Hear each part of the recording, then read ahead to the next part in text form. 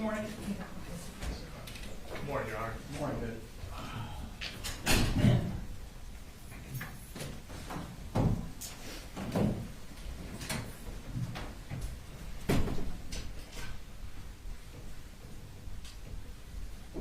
Good news. I think our jury's feeling better.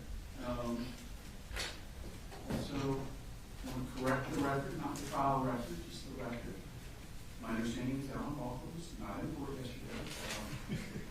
Any picture was taken from somebody outside the courthouse from the street. So.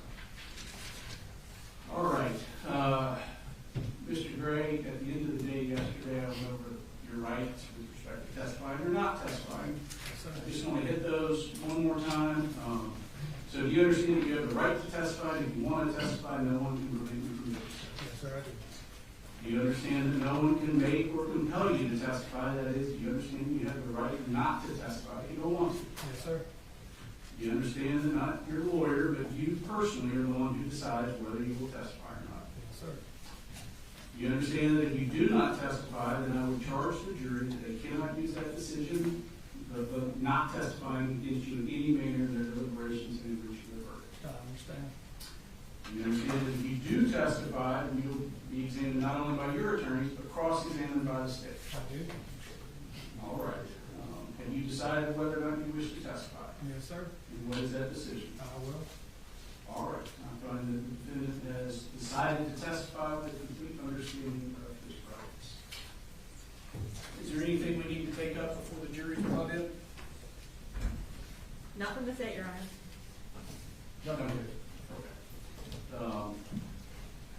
And did the state confirm that all your intended exhibits have been We confirmed internally, and then we're going to provide Dawn a list, and she'll confirm as well.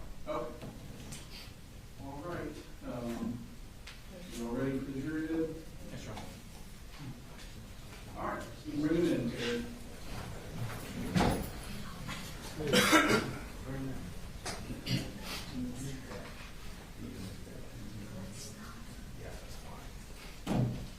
John, Yes. wait a minute, please. Sure. Stand and wait or sit and wait?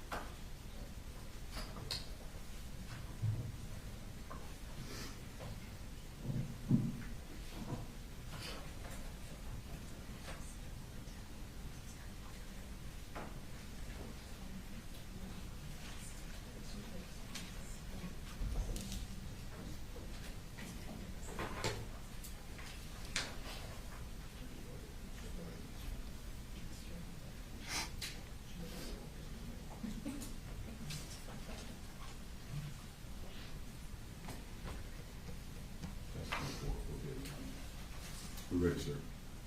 You ready?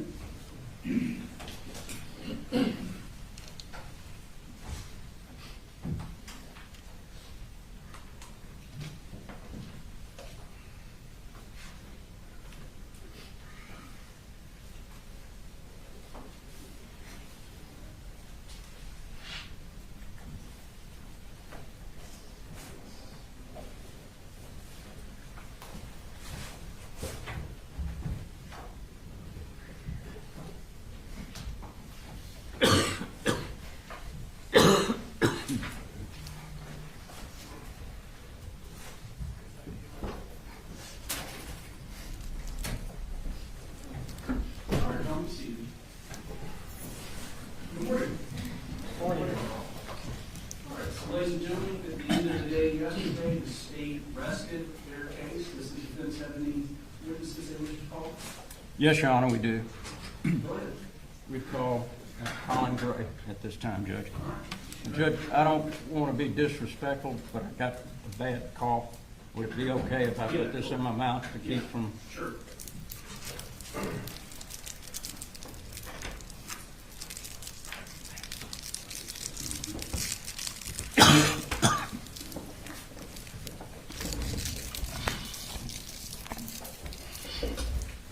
Would you raise your right hand?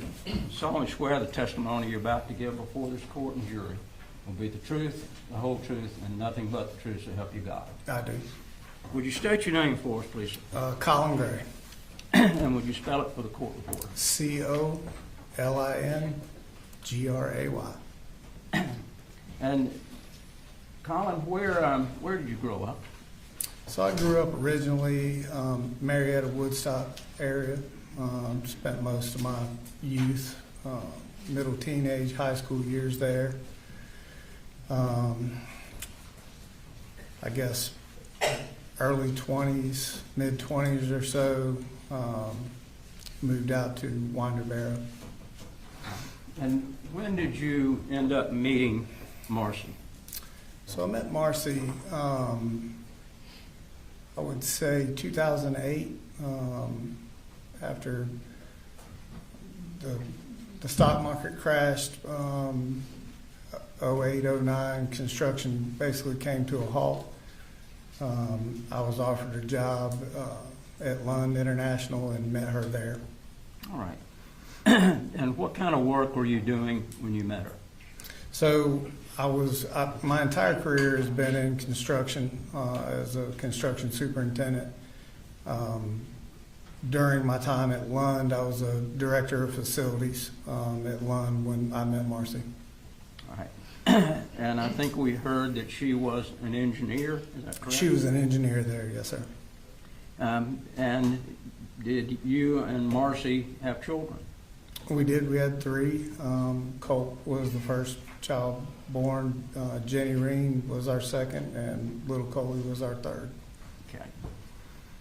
When Colt was born, where were you living? So we were living on Beach Creek Circle in Winder. Okay. And how long did you reside in Winder? So when I first met Marcy, we dated for a very short time, and I moved in with her. So I would say that, 09-ish time frame until after Jenny was born. Okay. And at some point, I think we saw in one of the statements you moved to a farm. In Statham, yes, sir. Mm-hmm. And how long did you keep the farm? So we kept the farm for several years. All the kids, I think, went through 4th or 5th grade at Statham Elementary. Little Coley was born there 2016, so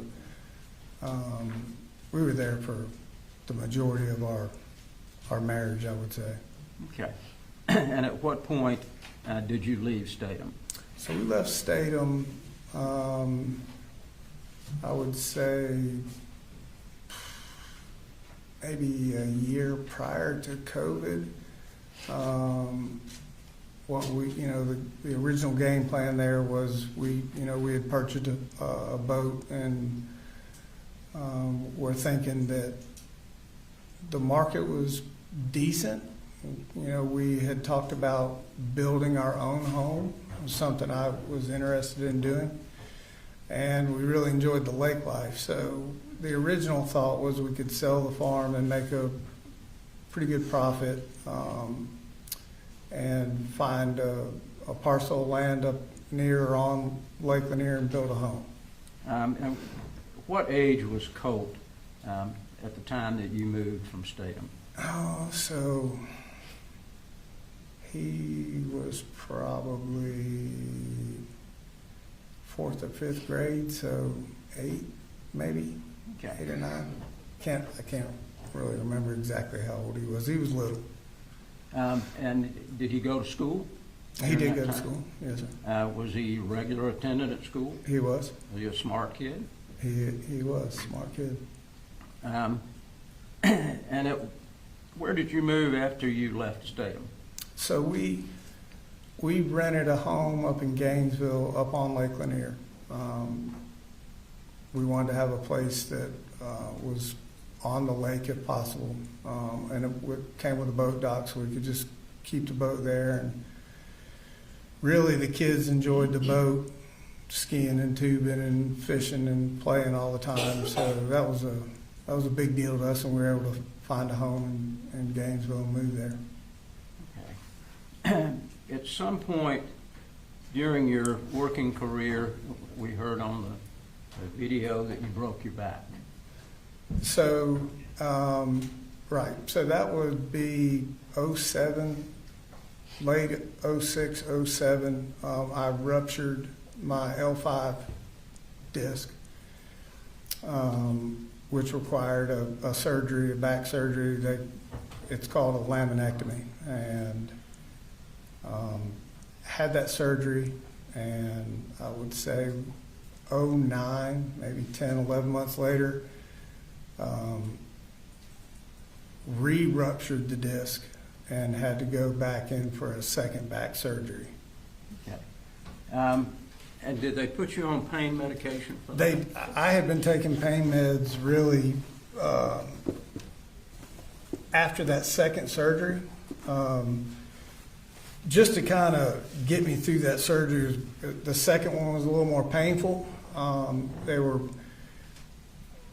you know, I'm not a doctor here, but they did take a piece of my vertebrae out of my spine and kind of pack it behind the disc to kind of help it from rupturing or popping out, or herniating is what he was more worried about. And so I was taking pain medicine all the way up until my third spine surgery, which was fusion, I think was in 2017. And at some point, did you get hooked on those pain pills? So I don't know if hooked is the right word, more of a fear of the pain. It took a lot to do what I did every day at work,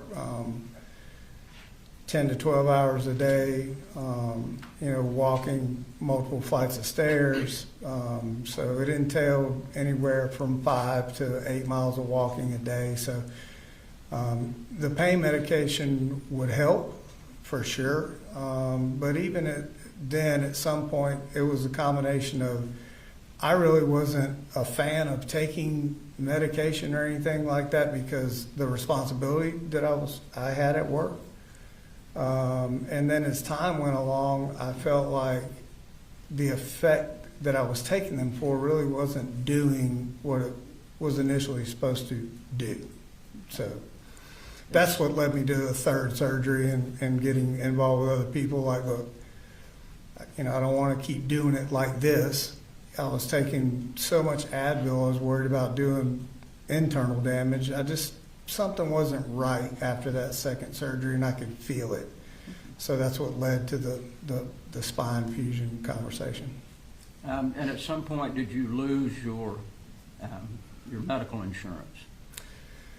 So I lost my medical insurance when I changed jobs. So I had finished a relatively big project downtown, and a couple of the guys that were with the company I was working for decided they were going to start their own general contracting business and wanted me to come along with them and mentor, kind of general superintendent type of thing, and bring on talent and just help him build his company into what it was. So there was a lag of insurance in between those job changes. Okay. And at some point, during the times that you had lost insurance, did you decide that it would be a good idea to get on methadone? So I did, because I didn't have insurance, and I had been taking the pain meds regularly for a while, and then as I tried to scale back myself, I realized it was like, the withdrawal from taking pain meds for that long, I really never even considered what would happen to stopping. So there were several times where I was very sick, and so had some friends that had done the same thing, went through this program, and said, hey, listen, there's a place in Auburn, Georgia, that they use methadone the same way. And I'm like, I know what methadone is for. I said, I'm not a heroin addict. That's what, I always related that word to. So I met with them and said, listen, I'm confused on what this is and how this works. And so I was advised at that time that this was a synthetic type of drug, and that there was not the euphoria, if you will, that came from taking regular pain meds, but it helped tolerate the pain, which was what I was actually looking for, but more importantly, it kept you clear, and it subsided 90% of the withdrawal that your body was going through. So I thought, this is kind of everything in one package here. So did not have medical insurance, and they offered the program where I could pay out of pocket to them. Okay. At what point did you move down to Fitzgerald? So we moved to Fitzgerald. I'd started this company with these gentlemen, and I think we were on our second project or so, and we started hearing whisperings of COVID, and nobody really knew what that was, and I certainly didn't. And as it went along, construction industry is very funny. It doesn't take much to throw people into, I wouldn't say a panic mode, but a more reserved mode, and spending millions of dollars to either build a brand new building or refurbish the one that they have. So work started to slow down, and I've been in it my whole life. Guys in the company, I could see it coming. So that's when I started having conversations initially with Marcy of a couple of different things. Like, I can see what's coming. Marcy wasn't working at the time. Like, I could see the slowdown coming. I knew this because we were finishing a project, and typically in my role, when I get to about 3/4 of the way done with one project, I'm already working on the next project coming down the road, and staffing and all that sort of thing. Well, there were none of those conversations going on. We didn't have anything on the books. As a company, we had not bid any projects. So I could see was it going to be a full stop? No, but it was going to be a slowdown enough to where it would be detrimental. So combination of that and still dealing with a lot of pain, I approached Marcy and said, look, I think that this thing is going to kind of slow down to the point where work is not going to be readily available. What do you think about going down to Fitzgerald? Her grandmother just passed away. There's a family house down there. It's all paid for. And I said, she had made mention about looking for getting a job with Georgia Pacific up here in downtown Atlanta, in an engineering role or something along those lines. But they also had a Georgia Pacific in Albany, Georgia, which is, it's relatively close to Fitzgerald. So I said, we could go down there. I said, kind of stress-free. We've sold the house. The truck is paid for, the boat is paid for. We have no real outstanding bills, have no mortgage. So we just kind of have a little bit of free reign that most would not. And I said, what do you think about going down there? I'll just take 5 for a minute and just try to make sure I can heal, because initial x-rays, if you look at them, my bracket, the way it's screwed into my spine, is not perpendicular. It is off a little bit, and at certain movements it does hurt. And I said, I can take a little bit of time here and try to heal, just kind of take it easy. I could kind of reconnect with my kids more than I had been over the past few years, because work for me was intensive. So I couldn't be there for the kids growing up like I would like to. And I said, you can do your Georgia Pacific thing. And, I really wanted the kids to kind of see this South Georgia life. I spent my whole life down there deer hunting, and it's just a different, I think at one point I made the comment that the clock moves 10 minutes slower down there. So I wanted my kids to experience that, that way of life down there. And so we moved down there through COVID, and as it turned out, COVID hit and everything had stopped. So it was a good decision to go. How old was Colt when you were there in Fitzgerald?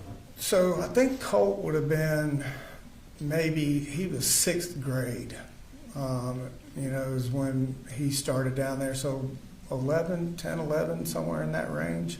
Okay. Did he have any problems in 6th grade?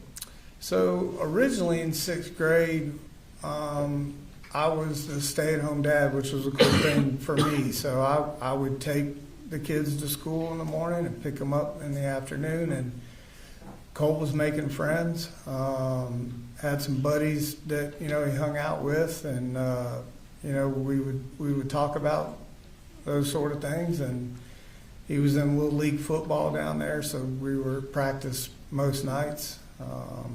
And he was doing good for all I could tell. Was there a time when he apparently got behind a firewall and looked up how to kill your dad? Did you know anything about that initially? So I found out months after that had happened.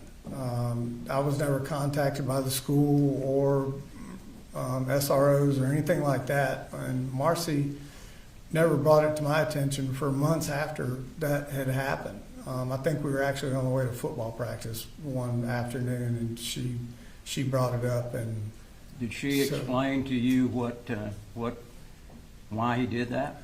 She didn't. She just told me how the school had found out that he was doing that or had done that, and that's all that she had said about that. Okay. Were you concerned about it? Oh, I was concerned. Went immediately to Colt. I think we were sitting on the football field after practice, and I'm like, I need to understand this. So the conversation I had with him was his little clique of buddies that he had. He said they were all kind of venting, and one or another were upset with what their dad was doing or not letting them do. And that one of his friends had made mention of not necessarily killing his dad. I think he was like, one day when I get older, I'm going to show my dad kind of who's boss sort of thing. And so Colt said, just as a kind of joking kind of thing, he said to me, I just Google searched it just as a random thing. And I explained to him what a serious thing that was, and the red flags that come along with that. It's not a typical thing that a kid would do or search, and I expected to not have to be in that position to hear that months later from him or his mom. How old was he when that happened? Was he 11 or 12, or do you? So he was 11, and she was in 6th grade, I think. I want to say the reason I'm going to 10, 11 age is because when he was 12, I think that's when 12, 13-ish is when we went deer hunting for the first time up in Jefferson. So that would have been his age. Based on his search, do you ever know whether a counselor at school ever talked with him about that? No, I was not made aware of any counselor talking to him. Okay. Did you always feel like that you and Colt had a pretty good relationship from the standpoint of discussing things? Yeah, I always tried to create that kind of environment for him. I think at one point during all of this, people heard about the bubble. It's a thing that I kind of created with my children at a young age to give them the opportunity, and it may have very well stemmed from this incident that I didn't really care what they did. I just needed to understand what they were thinking when they got into the bubble, and they could talk freely about what happened, and that way we could figure out how to fix it, and we would deal with the trouble or punishment after the fact. But there was always a free avenue of communication between us, and I was especially that way with Colt, because at a young age I kept telling him that he was, his brother and sister were going to always look to him, as a role model, if you will. Any other problems with him in the 6th grade? No, not that I'm aware of. We did enjoy our time down there. We did a lot of fishing. Okay. What about the 7th grade? Did you have any problems in the 7th grade? So 7th grade started up here in Jefferson. We moved back up here after COVID.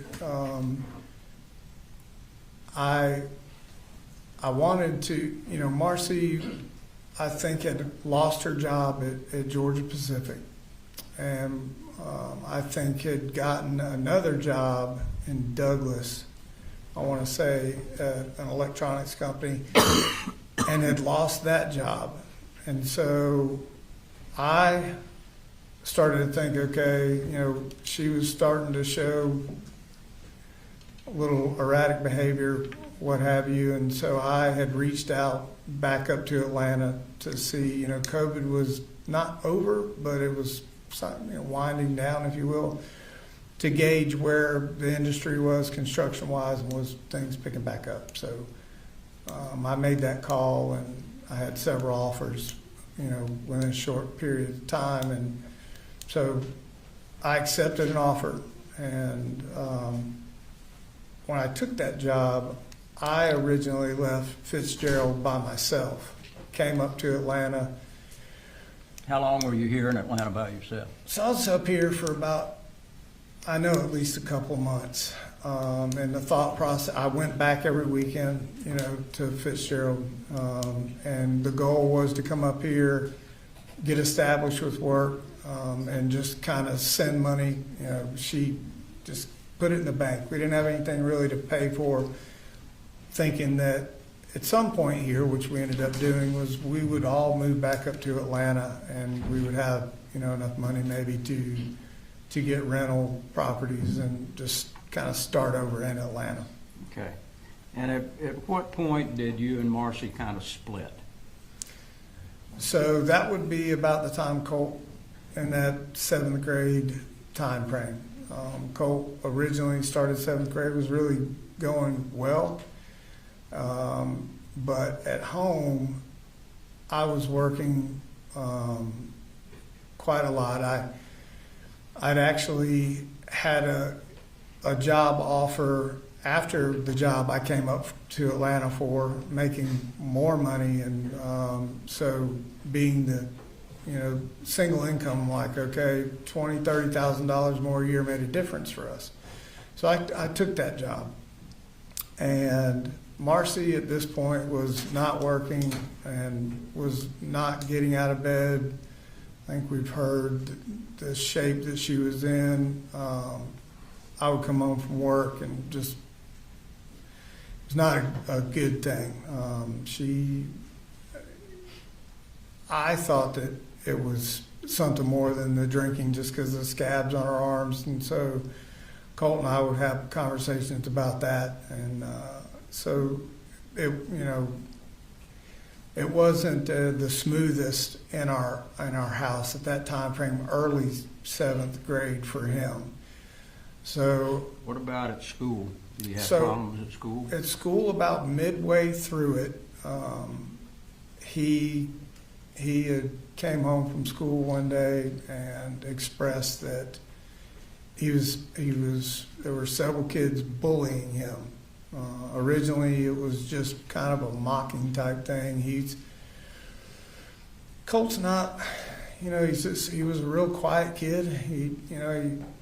He was just super shy is the best way I can put it, and the story that I got from Colt was it started with him eating lunch by himself. There was a group of 2 or 3 boys and a couple of girls at his school that would mock him. And from that point on, it was a kind of a difficult time for Colt through 7th grade, in school and on the bus rides home. Did you move at some point during the 7th grade? So I believe that we finished 7th grade, and I tried to make sure that I believe that he finished 7th grade, and I was getting close to coming to the end of the lease that I had in Jefferson. So working with my landlord, Marcy and my landlord at that time were constantly having a riff with the neighbor next door. And I had told her, I said, listen, the call I got from my landlord originally that decided we had to move, she called me one day at work and said, I have called DFACS on your wife, and you need to come home or I'm going to tell DFACS to take the kids. And I remember this being a Saturday, and so I asked her what had happened, and she said there was a confrontation between her, the neighbor, and whatnot. So when I got home, I met with the landlord, and she said, this is what I'm going to tell you. I have no issue with you or your children, but Marcy can no longer stay on the property. So she has to move out of the house. Where did y'all go from there? So at this point, the decision, Marcy and I were not getting along, obvious reasons. So she decided, and I had called Debbie. So Debbie came up, took Marcy, Jenny, and Coley back down to Fitzgerald, and Colt decided he wanted to stay with me, finish out school, let's get through this lease, and then, just him and I kind of live together sort of thing. And when you brought him back to, where were you living when you brought him back? Were you living in Jefferson? Well, so Colt and I never left. So we were living in Jefferson. Okay. Right. And how old was he when you were living in Jefferson? So Colt would have been 12 going on 13. Okay. And when you were living in Jefferson, did you and Colt get along? Did y'all have any fights? Did he act up any at all? No, we were, that was a time frame where I enjoyed really being with him. I had a little more one-on-one time with him. The bullying and everything, he could see I was up at that school talking with everybody on what to do, how to do it, getting him the counseling and everything, dealing with the principals, and just talking to the educators about where he was. What alternatives could we do for Colt to not put him around that type of thing? Could he just do his schoolwork up in the admin part, and not have to worry about that stress? So he appreciated that. And that's kind of along the lines where I said, listen, I want to explain to you how when I was growing up, when I had trouble or stress or whatever, at a young age, I was introduced to the outdoors, hunting, fishing, and I said, would it be something you would like to do? I said, we could hunt, and just kind of, my original thought was this would be a great way I could bond with my son away from his mother and everybody else, and just kind of use that time, as I did as a kid growing up, to just kind of, you know, put him in a comfortable place, doing something we like to do. And he could talk to me openly and freely about what challenges he may or may not be having. But also, you know, a bigger piece for me was getting him away from screen time and computers and Xboxes and things like that. I don't mind that kind of thing, but it was just to the point where I felt like he was starting to, that was all he was wanting to do. What kind of outdoor activities did you do with him during that time period? During that time period, we originally just started just kind of going to some areas to look at deer and show them, you know, where we would do these type of hunts. And then as I felt like he was wanting to get engaged with that, I had some people I worked with that had some farms and some hunting land. So I think it was last day of the deer season, actually, I had said, listen, let's give this deer hunting thing a shot. See what you think. Prior to the deer hunt, I think I took him to the range a couple of times. We had gone to Mike's gun room, talked with Mike, and I told him what I was planning to do with my son. I wanted to buy him a weapon that, you know, could shoot a deer and we didn't have to worry about it wounding it. Let me ask you before you get into Sure. Mike's. Did y'all also do other things like? So yeah, during that time too, I'm a big golfer, and I had little putting greens set up in our house, and him and I would putt in the living room, just kind of messing around. So I'd asked him, you know, hey, you know, would you like for me to teach you to play golf? I've been doing it my whole life, and kind of just a casual conversation, but he was like, I would love it. So purchased him some golf clubs off of Amazon. We lived in Jefferson still at this time, but we would come to the Chimneys here in Winder. They had a really great practice facility, and we would hit range balls, and I was trying to teach him how to hold a club, how to hit. We did that several times. Did you also buy him a guitar? So we did. Actually, I think that was later on down the line. You know, we played golf several times. We were practicing all the times, and I'm trying to just whatever I could do to just interact with him away from the computer screen. So he'd always had a interest in music. So went to Guitar Center on a whim one day and spent the afternoon in there and bought him his first guitar.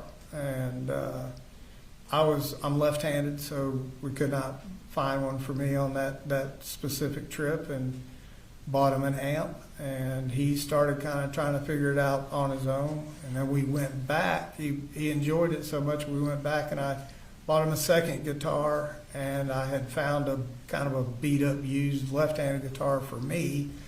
And so that was another way that him and I kind of, on our one-on-one time, he was teaching me to play guitar and to read music, and I was terrible at it. And so we would sit in the living room, play guitars and things of that nature.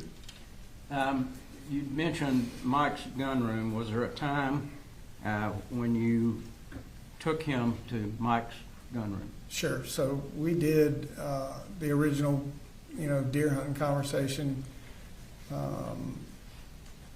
I had told him that we could go. I've been to Mike's prior when we lived here in Winder originally, and Mike's a good man, and so Colt and I went in there, and I was explaining to Mike what we were doing, and he understood it. Trying to get Colt engaged in the outdoors, and so kind of just going through the guns and explaining what all the rifles were. And Colt had seen me through the years shoot deer rifles on our farm in Statham. And him being a little bit little at that time, he would see they were big, they were loud, and they kicked. So he didn't want that. He didn't, that was his thing, is he was afraid of the kicking. And I said, they're not all built like that. I said, so we'll go and talk with Mike. So we went in there and talked with Mike, and I explained to him what we were doing. And so Colt, through the gaming and Call of Duty and all the things the kids are into nowadays, a lot of the weapons when you go into a gun store are what I call on an AR platform. Everything from shotguns to little plinksters all look like ARs. In fact, the first gun I ever had Colt shoot was a little 22 on the farm that I had that looked like a gaming AR that they play with on Call of Duty. So my thought process was I will do whatever I have to do to get Colt interested in the outdoors. So he liked this way the AR platform looked. And Mike was like, okay, I have these, the Bushmaster 450, look like the AR that we've all talked about here over the last couple of weeks. Different caliber, and was big enough to take down a deer. So Is that the reason that you were buying this? Some people look at this weapon, it's a pretty ominous looking weapon. Sure. And some people say, well, that doesn't look like a deer rifle, but is Right. that what it So was? the weapon in question that we're talking about here was a different weapon than the original one I bought him. Even the deer rifle, the Bushmaster I used, it looked just like the SIG that we've been talking about here. And that's just the way a lot of the guns and weapons nowadays are. You still have the old style bolt action kind of things, but a lot of the weapons now have gone to what they call an AR kind of platform. You may shoot a different caliber, but the way the gun looks is relatively the same. And he was interested in the way that looked. He thought it was cool. He's like, oh, I play this on Call of Duty. I shoot this type of gun. So Now, this Bushmaster that you bought, yep. is that the one that we saw on the photograph that they showed yesterday at the gun range? No, it was not. Okay. That was the SIG. That was the SIG? Yes, sir. Okay. So the one that you purchased first for him to use was the Bushmaster? Yes, that was the very first gun that I had actually purchased it before Christmas, and had, it was specifically for our hunt. It wasn't, he wasn't old enough to own the gun, which, we had talked through at Mike's. He watched me fill out the paperwork, and I'm like, you got to be 18. Went through this whole thing, so, which I explained to him on Christmas. Yep, I did give him that Christmas present, if you would. I didn't wrap it up as like this is a gift for you. I actually had brought it down the hallway after presents were open and said, I had one more thing for you. This is the weapon that I want you to shoot when we go to the range. And if you keep doing really good in school, going to school and doing all the things you should, when you graduate and you're 18, I will, this will be your gun. Okay. So, Was there a time when you switched guns? so with after Mike? that, he shot that deer. Last day of the season, I explained to him going that morning that I had hunted for several years as a kid and never saw a thing in the woods. That 95% here, we're not going to actually see a deer. We're just going to go through the process and let him see what it took to do the day in and day out, get dressed in camouflage. We weren't in the woods 30 minutes, and a bunch of deer came walking out, and he was super excited. And I remember telling him to just take a breath and make sure this is what he wanted to do. And he shot that deer, and the deer fell right over. So when he shot the deer, I was sitting right next to him, and the gun made a weird kind of sound when he shot it. And I looked over, and I could see the bolt was jammed, and the bullet was kind of half in, half out. He didn't notice, but I noticed that it had jammed. So after that, he said it made a weird sound and kind of a flash, driving home. He was like, it kind of scared me after I shot the deer. And I said, okay. I could not get the bullet dislodged from that gun. So got home, we sat down, took it all apart, got the bullet out. I think we went to the range sometime after that, cleaned the gun, let him shoot it again, and it jammed again on the range. So at that point, we went back to Mike's, and I explained to Mike, hey, it worked. It's a great thing. He shot a deer. It was the greatest day of my life. Made a video of it, showed it to his grandmother and some of my family and his mom. And I said, but the gun jam scared the crap out of him. And I said, during the course of that hunt, he'd seen some coyotes run through chasing some deer earlier in the morning. And I told him, I said, well, there's a hunting season for that, and explained to him I did a lot of hog hunting and whatnot. So after the gun jam, we went back to Mike's, and I told Mike, I'm like, listen, it was great, gun jammed. I said, but even in his excitement, the 450 did kick a little bit more than, he was hoping for, I guess. And it did have a kind of a different scope on it than what we all see here.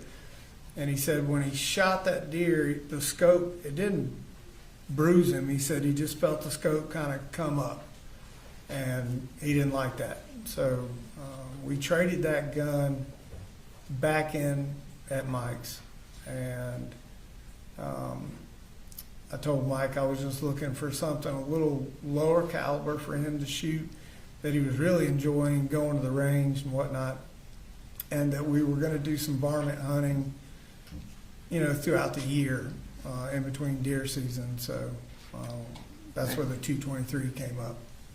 Let me bring you back to during the time you were in Jefferson.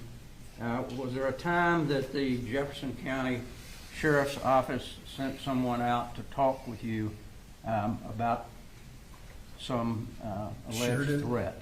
Absolutely. And did you cooperate with them? Yes, I absolutely did. It took me completely by surprise. I remember getting up super early that morning to watch the British Open with Colt. I think we were sitting there at 5 o'clock because British Open time's different. So we're up super early.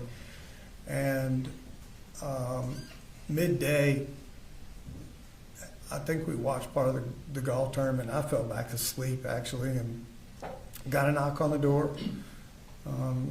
2 Jackson County sheriffs at the door. Did they tell you what they wanted? Sure. They asked me if Colt was there, and I told them he was.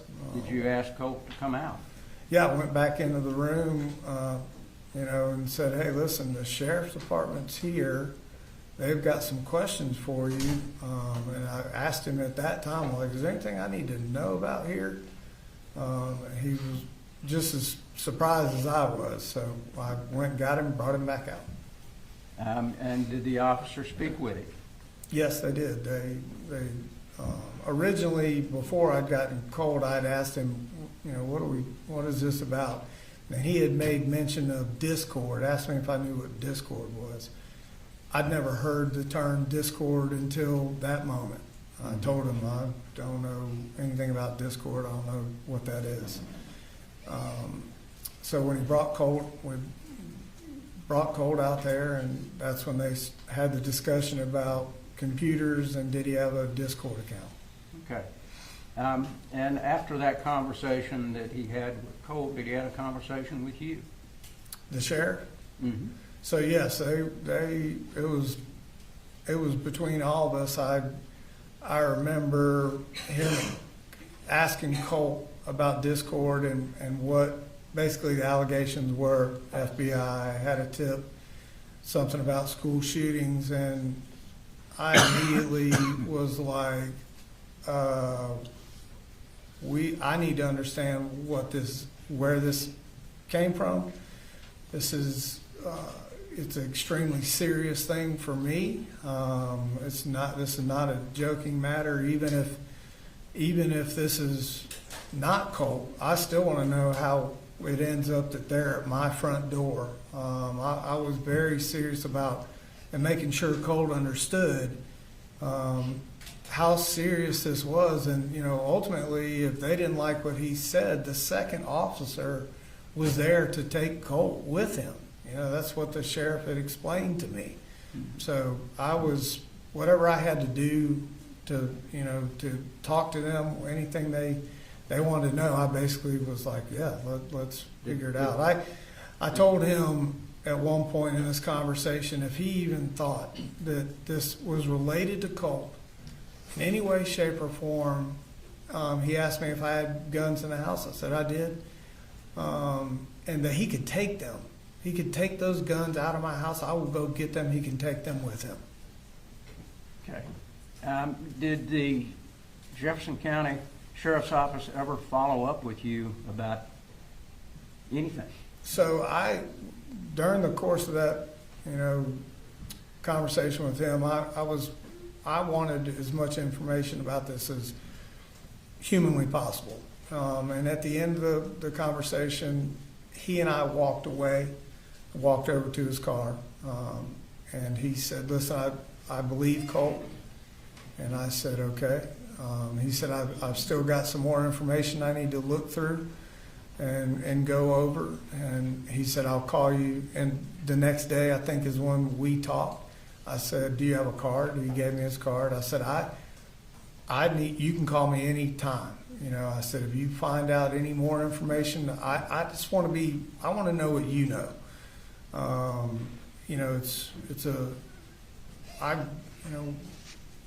It was important to me right then to know what was happening. And he assured me that he would. So we talked the next day, actually, early that morning, I think it was. And he said that, hey, listen, I've gone through some more of my investigation. He said, he explained the chat room and how many people were in it. And then he said, he made mention of, I think it was Sacramento, California, maybe the IP address or something. It came back to somebody in California, and that it came back to somebody possibly in Russia. Okay. And so at that point, he was like, I don't see an issue here with Colt. And he said, if there's anything else, I'll reach out to you, but there's nothing further at this time. Did he ever tell you to lock the guns up? He just, not necessarily to lock the guns up, but he said, hey, just make sure that there's not free access to the guns. He asked me where they were. I told him they weren't locked up. I said they are in my master bedroom closet where I kept the guns for most of my life. And when Colt was little, I said they're up on the top shelf of my closet, not just laying around the house. Okay. Is that, since he was 11 years old, is that the first time that he had any potential issues or problems, to your knowledge? Problems with acting out or acting depressed or anything like that? Yeah, I mean, like, I don't know if that episode with Jackson County would be classified as a depression or whatnot. Nobody could really ever tell me if this was him, doing what they were there to do. So we had, there were times, when acting out with Colt really wasn't something that was ever part of his makeup until he was old enough to start requesting, I would call, a little bit pricier things that I had to buy for him. And sometimes if he did not get his way about whatever it was, we may have words back and forth. Would He's he, he's just a little impatient. would he throw temper tantrums sometimes? Yeah, if he wanted something really bad after everybody moved out and it was just him and I did have a little more free reign with buying him things. Jenny and Coley weren't there. Marcy was not there. So I had a little more freedom. I was at a job making more money. So I could afford to buy him a little extra here and there. And so I wouldn't say he got accustomed to it, but he just didn't understand when he would ask for something why I couldn't buy it right then. That brings us up to the 8th grade time period. Okay. The beginning of the 8th grade, where were you? So beginning of 8th grade, I think that we had moved back to Harrison Mill Road, Bethlehem area. Okay. And were you and Marcy living together at that point? No, she was still down in Jefferson, I believe. Okay. In the beginning of the 8th grade, was Colt in Jefferson or was he in Fitzgerald? So it was kind of a hybrid. Going back to not getting really what he wanted all the time from me, Debbie would buy him whatever he wanted almost immediately all the time. So he kind of had that connection with her where he felt like he could get a little more from her. On top of, I think he was missing Jenny and Coley a little bit. And so there was a time where he was up here in Bethlehem with me. Debbie would come up and, he had gone back to Fitzgerald for a time and then came back up to Bethlehem. So there was I don't remember the dates exactly of when that was, but I know he was back and forth. Okay. In the beginning of the 8th grade, was he there or here, if you remember? So originally what had happened, I'm trying to recall exact dates here, but I know there was conversation of like late 7th grade, 8th grade, that we started talking about online school. Debbie and I were involved in those conversations quite a bit. And then at some point, I want to say it was over the summer, late summer, he had gone back to Fitzgerald with Debbie, packed up all of his stuff, and Debbie had talked to Colt and said, "Hey, listen, we can do homeschooling down there." And Debbie was retired, and she would just kind of help him through homeschooling and kind of teach him. And actually, Jenny was a part of that conversation as well when they were down there in Fitzgerald. So I spent a time up here in Bethlehem by myself. Okay. The Coley and Jenny, they never had a problem going to school. No, they were Even good when about it. they were living up here with you, was there a problem with them getting them registered, getting them in school, and them going to school? No, they now. I want to be clear. This was a joint venture. Now, at this point, I've never been a single dad of 3 kids. I underestimated what it took. I can tell you that right now. It's a lot, and so I had help from Debbie with a lot of the registration. I had help from Debbie's other daughter, Annie, Marcy's little sister. She was engaged in helping me get everybody registered and in school. I was working full time, and so they were of great help. But we were able to get everybody registered. And Jenny and Coley, that is. And did you believe during the 8th grade that Colt was actually doing an online program? Right. So this is where it gets kind of a little complicated for me, even look back on all of that. And so Coley and Jenny were good to go. Colt and I had a conversation after Fitzgerald and homeschooling with Debbie. This is what I want everybody to understand. There's a combination of things here. It was not, for me, it it was tough on him. You know, the bullying kind of affected him in 7th and 8th grade, and you know, what's not brought up in this court or any kind of conversation, I find out later that, you know, even the bus ride home for him, kids throwing shampoo bottles at him and milk cartons, and it was very difficult for him through 7th grade. So that's where I initially thought, okay, you know, if he's going to homeschool down there, great. I really wanted to get him involved in middle school with Jenny. But we started down the conversation of online school here in Bethlehem. So he was open to that idea. I had talked to Jenny. I'm like, listen, I'm offering this to your brother. Would you like to do it? She ultimately chose to go to school. It was at that time I was working with Debbie on, like, let's just do it. You know, it was simple down in Ben Hill. But as it went along and I found out it wasn't as simple as getting online and signing them up. It was very more difficult than I anticipated. Everything was full. We were getting on into the school year. There were not a lot of options that were open and readily available for him.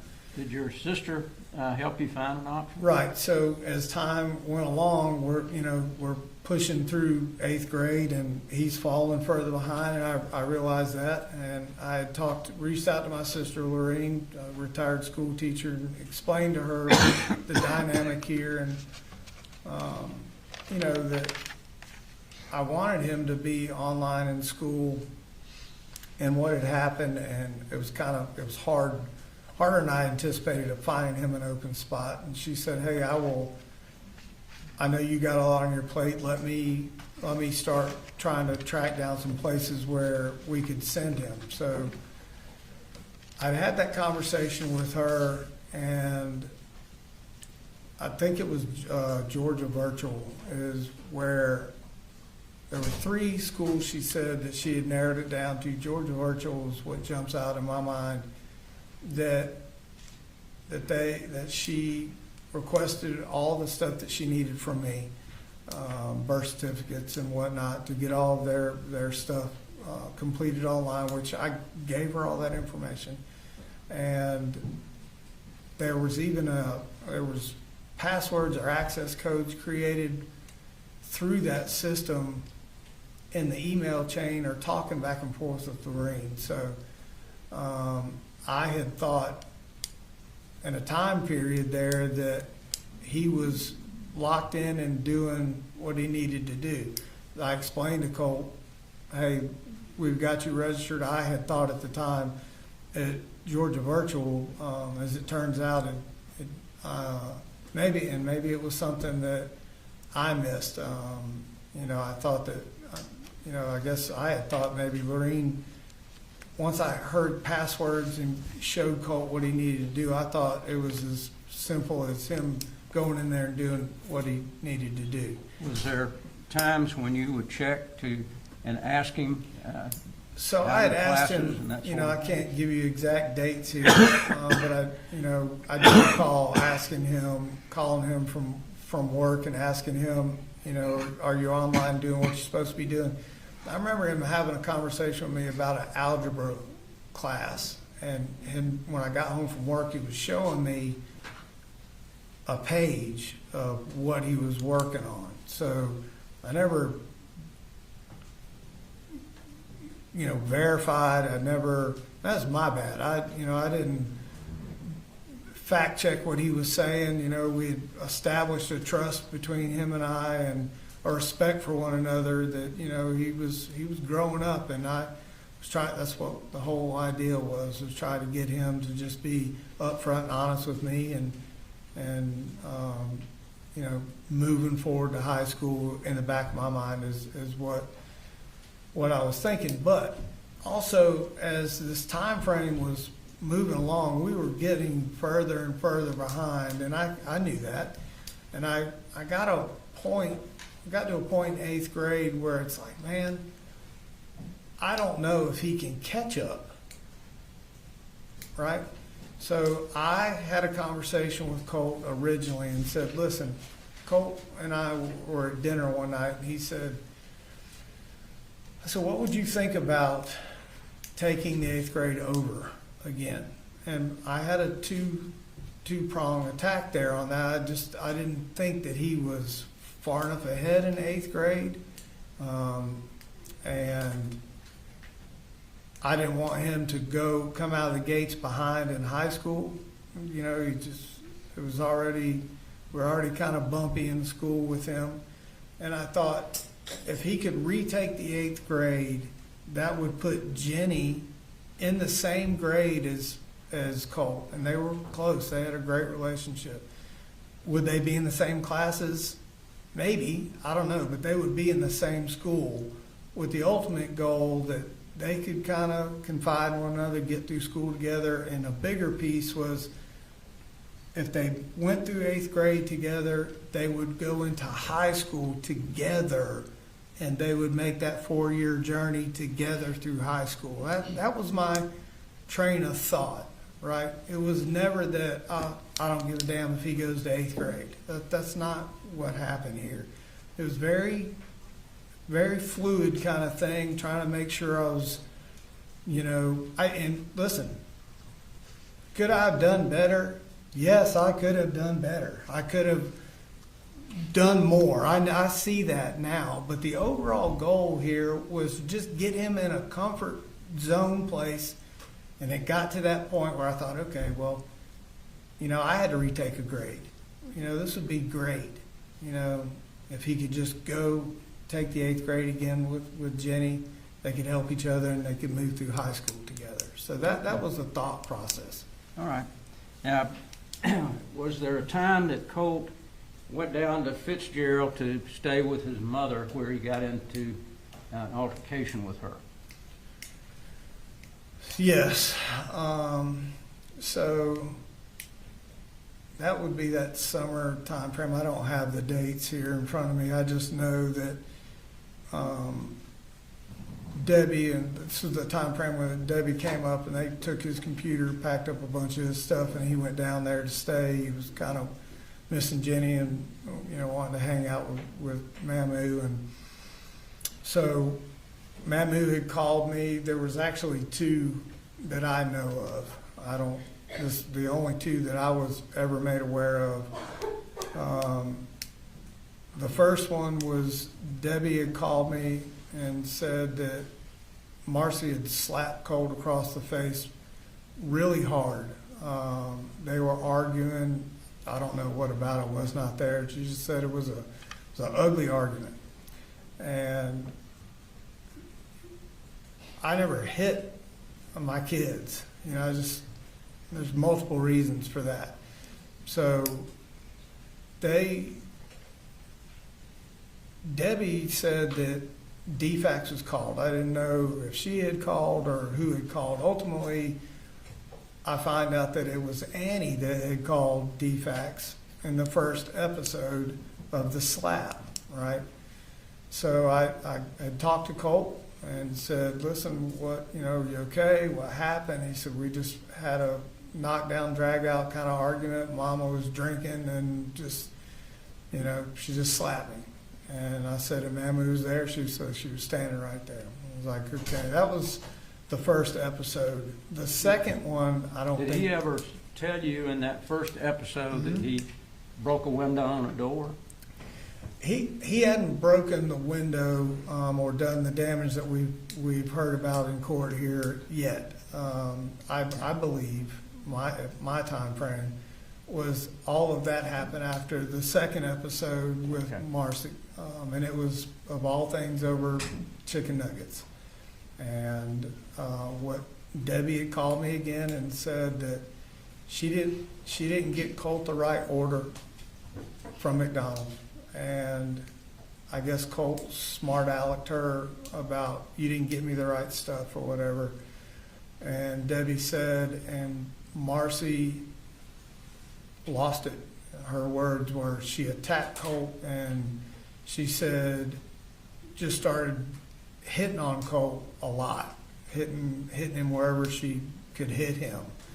And that I had talked to Colt about that. He said she hit me in the face. She hit me and I said, over chicken nuggets.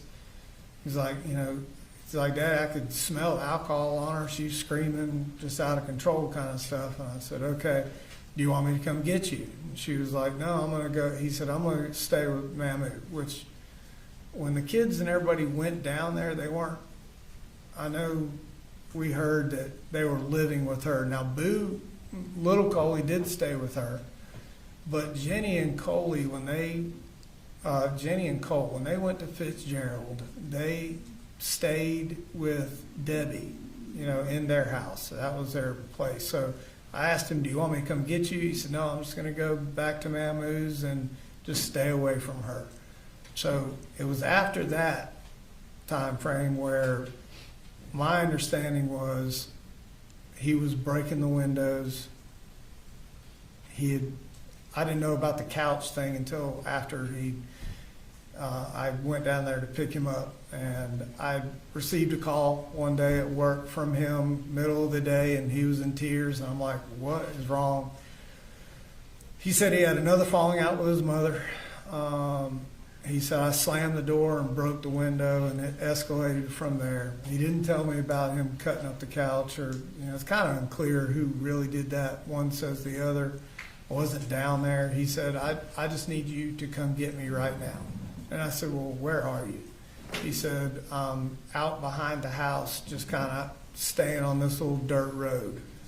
And I said, well, it's going to be 4.5 hours before I can get there, but I'll come get you. He said, Papa Charlie, which is Debbie's husband, he said, Papa Charlie called the police on me. And I said, for what? And he said, because when I broke the window, they said I cut the couch up. And I said, did you cut the couch up? He said, I tore part of the top of the couch off. He said, but they're saying I sliced it all up and broke these windows. He said, I slammed the door and broke one window above the doorknob. He said, and Papa Charlie showed up with Ben Hill County Police and wanted to take me to jail, basically. He said, and the police officer was telling Colt that he couldn't act like this and disrespect his mama, grandparents, and if he couldn't get it calmed down, that he would ultimately take him to YDC or whatever. And Colt was upset about that and asked me, hey, I need you to just come down here and get me and bring me back home, which I did. Did you do that? I did. Did you go down that same day? That same day, yeah. And do you remember about what month that was? I don't remember exactly what month that was. I don't. Okay. Shortly thereafter, did you find that Marcy had been put into rehab? I did. So the rehab came after I'd picked Colt back up. And we were kind of resuming what I was just talking about, trying to get him. Now, the other two children were not with you at that Still down point. there in It was just you and Right. Colt. Okay. And Jenny was living with Debbie. She had taken over her mom's old room and whatnot, and that's where she resided every day, every night. Coley was in and out. He just kind of go with the flow kind of kid. And little Coley and Marcy were together a lot. Colt and I were back up here, and that's when I received a call. I think when I was talking to Investigator Smith, I said 2 a.m. I got the phone call. I actually, thinking back on that, I think it was 10-ish because I knew 4 hours it would take me I wouldn't be there till 2 in the morning. So got a call from the DFACS case manager and said, I need you to come down here and pick up your children. Wouldn't get into why. Just said that they were in danger. I explained to her where I lived, how long it would take me to get there. She stated, well, can you just be down here at 7:30 the next morning? We'll meet at a church down the road from their house, and we'll all go over there together. I asked her, I needed to know what this was about. She said, I can't until we go over some paperwork, logistics stuff. And then I'll explain it to everybody all at once. I still did not know. In my mind, I thought as much drinking that she had been doing, I was like, oh, she'd had DUIs before. I'm like, oh, she got a DUI, probably had cola in the car. That was my original thought. So drove down there the next morning, Colt and I did, talked about what we thought this might be, and met the DFACS lady, went to Debbie's house, that's where she was with the kids, knocked on the door, went in, we all sat down, the kids were in bedrooms so they weren't a part of the conversation. Actually find out later that Colt and Jenny had cracked the bedroom door and were listening to the whole conversation. And she said, listen, she said there had been a call made to DFACS, and I find out later that it was Annie, the little sister that had called DFACS, made a complaint that she was driving drunk or acting recklessly with little Coley in the car, something along the lines of to where they needed to hair follicle test her. And so she's reading off the timeline of when they did the hair follicle test. I didn't even know that took place. Apparently it took place a week or so, maybe two, before I got the call from DFACS that night. And she went through the whole process of we hair follicle tested you, and here are the results. Okay. And at that point, you took the other two children with you? Correct. She stated that I was to take all the children back, that Marcy could have visitation as long as it was supervised. And at that point, I asked by who. I wasn't sure if it was DFACS. She said, no, you will be the one supervising, and you are the one that says when she can come and when she can't come. She cannot just show up. This has to be agreed upon time and whatnot. So I took the kids back. Were you prepared to have three children No. at that point? No, I said this in passing to so many people. I hear people talk about single moms and whatnot and all the things they go through. And as a dad, I was fortunate enough just to get up and go to work. And, you think as what I'm doing, like that's the hardest thing in the world, is get up and go to work, as much as I was working. It paled in comparison to what a single parent has to go through with one kid, let alone three. So I underestimated the effort and everything that it took to just keep everything afloat with three kids, let alone all the ins and outs and things that happen with kids every single day. It was a lot more than I could ever imagine that it being, and I underestimated that greatly.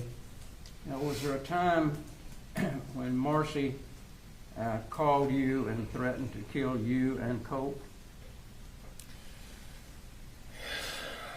So, yeah. So that day, I originally got a call from Annie, the little sister, and I believe I was cooking breakfast or dinner. And because I know I was cooking something, because I have a phone laying on the counter, I just hit speaker. I'm like, hey, and she's crying. I'm like, oh, what's wrong? You okay? Her original statement was, we can't find my mama. I'm like, what do you mean you can't find your mama? They're in Virginia. Like, they're all up there. Charlie's in some golf tournament. She's like, no, she came back early. I'm like, well, then she's at the house. She's like, no. She's like, we can't find her. I'm like, well, how long have you been looking? She's like, since yesterday. And I was like, oh, shit. I'm like, okay, have you called the police or anything? Like, is something wrong? I'm like, in my mind, I'm thinking, God, I hope nothing happened to her medically, like heart attack or something. She's like, I've got the neighbor going over to beat on the door. Mary Beth is their neighbor, whatever they grew up with. And if she doesn't answer, she's just gonna go in the house. And I'm like, well, call me back. Let me know if they find her, you know? So Colt was like, what do you mean they can't, you know, find her? I was like, I don't know, buddy. I said, you just heard everything I heard. Were the other two children with you at this point? Yes, they were with me. Okay. So she calls back sometime later, I don't know exactly the time frame, and says, Mary Beth is in the house, and they found my mom. They found Mamu. I'm like, okay, great. Is she okay? She's like, no. I'm like, okay, well, what do you mean no? Is she in the hospital? What's going on? She said, no. She said Marcy had taped her to the chair in their office. And then not only taped her to the chair, left her there for a couple of days. They found her with soiled pants, and she just basically had to go to the restroom, whatever, just taped to the chair. And that she had taken one of the dog leashes out of the backyard and tied the chair to the sleeper sofa behind her so she couldn't scoot to the phone to call 911. I'm going to object to the litany of things that he wasn't even there to know about. Do you have a response, Mr. Gray? I'll try to redirect, Judge. I'll sustain the objection. Thank you. Sure. But was there a time when you found out that Marcy threatened to kill you and Colt? After what I was just trying to say right there, she went through what condition she found her mother, and she said that she had told her mother that she was coming up here, wanted her car and money or credit card, and her mother asked her why, and she said, I'm going up to Winder to kill Coley. And I'm like, to kill me? And Marcy said, yes, she's coming up there to kill you. And she said, she told Mama, meaning Debbie, and since Colt is your favorite, I'm going to kill him too, and you live with that. So that on that day is the first time I had heard that threat. And did Colt know that? He heard it on speakerphone while we were talking. Okay.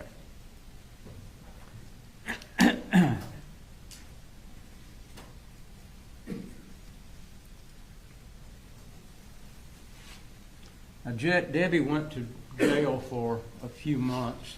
Was there any contact that you had with Debbie during that time? Marcy. Not Debbie, I'm sorry. Marcy. Marcy had gone to jail. Was there any contact that you had with her when she was in custody? Right. So originally, I did not.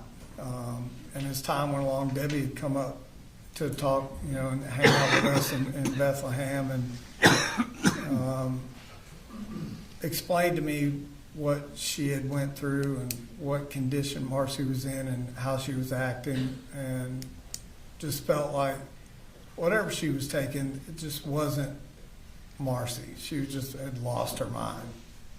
That was her statement, I believe. Did you want to try to bring the family back together? Yeah, so even though she had gone to jail? Yeah, so during that time period, Debbie and I had talked about, you know, her being in jail, and Debbie felt like, felt bad that all that had happened, and that, you know, maybe somewhere along the line she could have seen Marcy, you know, acting and doing the things she was doing while she was down there. I wouldn't say felt bad for her being in jail, but just kind of a little down because her daughter was locked up. My kids were obviously upset. Colt and Jenny had talked about it. I'm not really sure how little Coley got brought into that conversation, but generally known in our house that she was in jail. I tried to keep the super negative stuff away from little Coley, just because he's obviously too young to understand. And I thought, man, you know, I just hate that all this happened for her, and the kids were like, well, we're going to lose our mom kind of thing. And at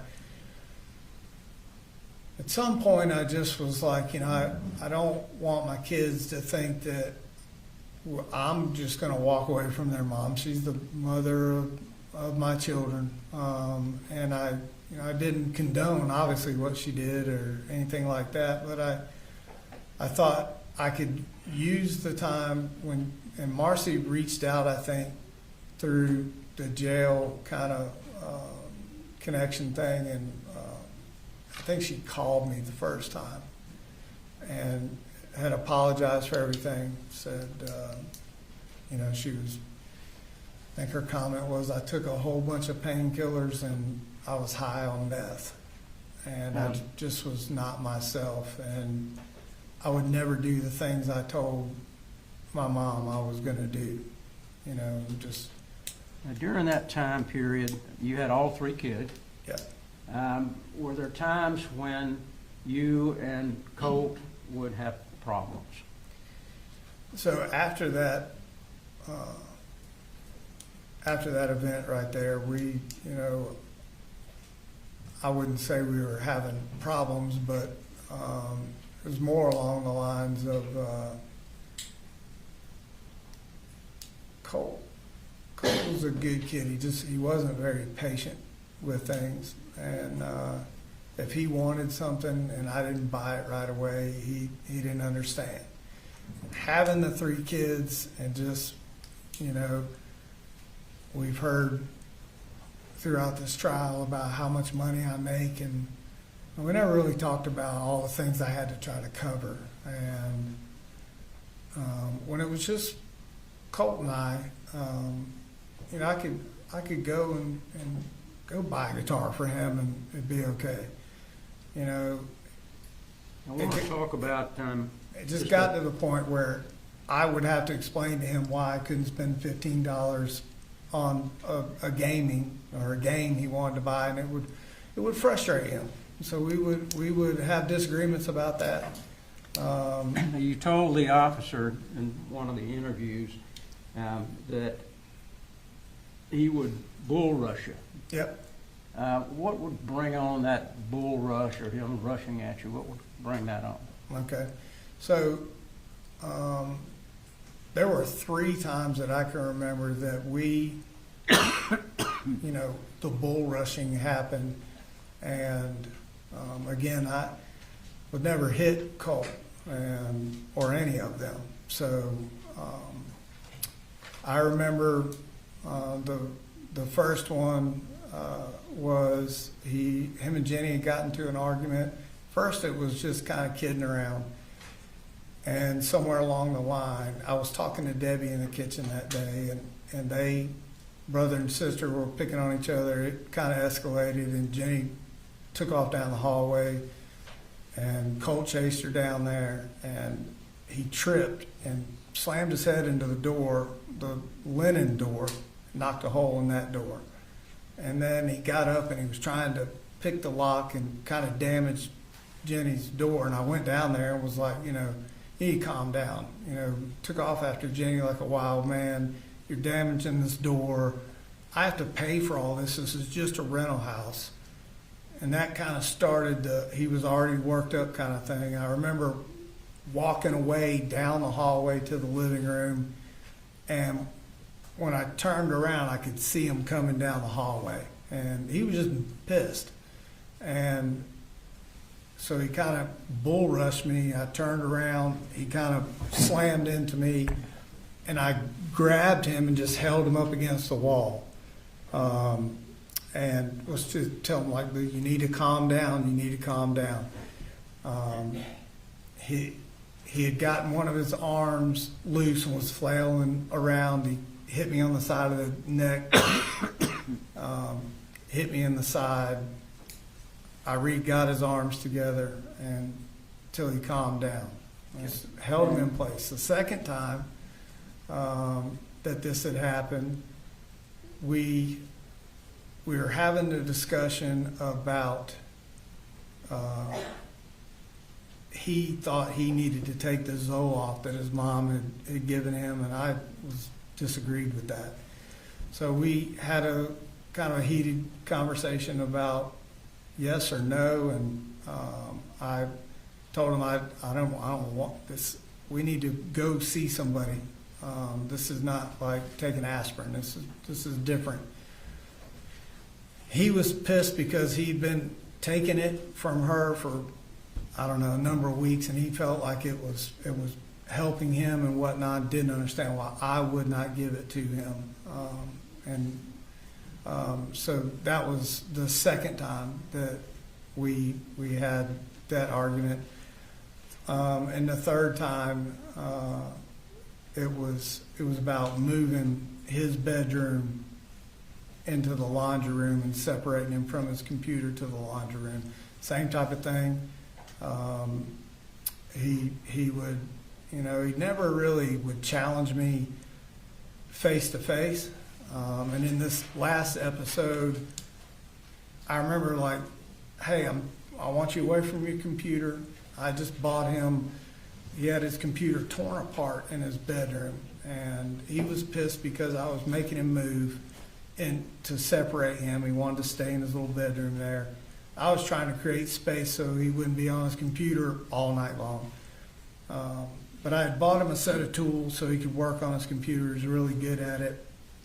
And during this argument, after I did the same thing, I could see him coming. You can see him getting worked up. And I just caught him and held him and said, you need to calm down, get him calmed down. Like, I'm going to let you go. So when you calm down, we can talk about things. I walked back into the kitchen, and he had gone into his bedroom, and I bought the wrong tools, as it turns out, for his computer. And when I was walking into the kitchen, I wasn't even looking at him. He had thrown a screwdriver, ricocheted off the door frame, and hit me. And that was, that was the three bull rush times that I remember that we had. Now, we had disagreements, and we argued, here and there, about normal things. You hate to say normal when you're talking about your kids raising their voice and whatnot, but the bull rushing and fighting was not something that happened as much as has been portrayed here. If it was a disagreement, it was more kind of the yelling and screaming back and forth. Did he ever threaten to kill you? No, he never threatened to kill me. That never face to face, never heard that. None of my children, Jenny or anybody, never said, hey, nobody, Marcy, Debbie, nobody ever said, hey, Colt said he's going to kill you. Did he ever use the gun to threaten you or any of the children? Right, so, in these disagreements, this is the thing I need people to understand. The gun was a thing that him and I used to bond with, and I was very clear on the rules, right? No loaded guns in the house ever, and he abided by those rules. He respected the weapon. We didn't have them in a safe. We didn't, have locks on them, as we've all seen here today. But I'm telling you that he had a healthy respect for weapons. They stayed where I told them to stay. And in the heat of the moment, whether it was arguing with me or arguing with his mom, arguing or bull rushing, he never once made a threat to me or his sisters or brother or anybody that I know of going for the gun. He never made that kind of action or movement towards a gun, made a threat, never said anything about a gun. He was pissed about other things, but that gun was understanding we had that what it was for. Now, was he allowed to have the cartridges in his room? So the magazines were typically kept in my closet. The ammunition was in there as well. We didn't have stockpiles of ammunition just piled up in the closet. Typically, what would happen we would buy ammunition if we were going to the range a few days before. We'd either shoot it all or not. Bring back the left, and I would always put it up in the closet there. My clips, magazines for the weapons were up in that closet as well. At some point, I think it was for a birthday, he had got a gift card. Debbie said, hey, I'm gonna take him to Amazon to get some stuff for his gun. Colt said, hey, Mammy wanted to ask, could she buy me ammunition? And I'm like, yeah, we're gonna, have it, we'll go to the range. I don't know what that time frame was, like, I can't sit here today and tell you, yeah, she can buy you the ammunition because we're going to the range the next day. I don't have that time frame. And I said, sure, it's no problem. I did not find out that she had bought him 4 or 5 magazines on that trip to Amazon until after the fact. I saw them in his room, laying on the shelf. They weren't loaded or anything. I'm like, well, where'd you get these magazines? He said, man, we bought them for me. Okay. So those magazines, they were empty, but they were in his room. We saw yesterday a photograph of some Winchester cartridges that apparently were sitting on the shelf of the bed. I can't remember. Was that against the rule for him to do that? So the rule was guns, ammunition, unloaded guns, and ammunition, everything stayed in the top of that closet. I did have a green ammunition box that it did not have a lock on that box. It was pretty difficult to open that box, but we tried to keep whatever ammo we were shooting or going to shoot or any leftover ammo in that green ammo box. Was there ammo in that box that was to weapons that you didn't own any longer? So there, in some of those pictures, I no longer owned several of those firearms. I owned a .308 deer rifle. Didn't have that weapon anymore. I think there was a picture of a 41 mag box of ammunition. I did not own that handgun anymore. And I think there was some 45 caliber ammunition talked about. I did not own a 45 anymore. And this is consistent with the kind of the way we were all brought up with guns. I did it with Mike. I did it with Elite Pond. It was a lot of buying and trading and selling of guns and upgrading, downgrading. It was just kind of something that I've done, my whole life. So yes, there was a lot of ammunition that did not fit any weapon that I had in the house. Now, we've heard that you allowed him to have unfettered use of that weapon, that it was always in his room. Was it always in his room?